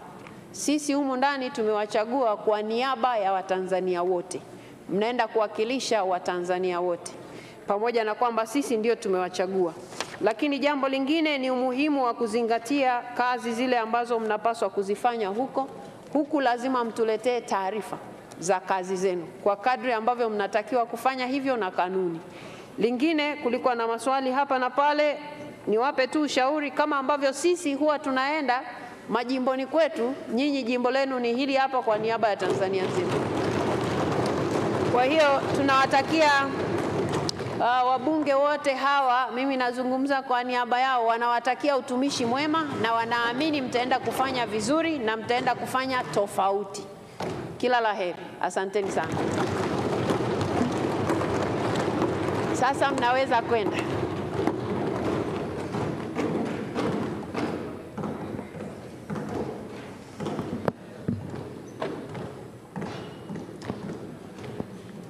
Sasa leo waheshimiwa wabunge mtakuwa mnashangaa kidogo, ni kwa sababu kanuni zimetenguliwa. Kwa hiyo ndio maana mimi nimesimama na wengine wanasimama. Kwa hiyo msiwe na wasiwasi. Leo kanuni zimetenguliwa.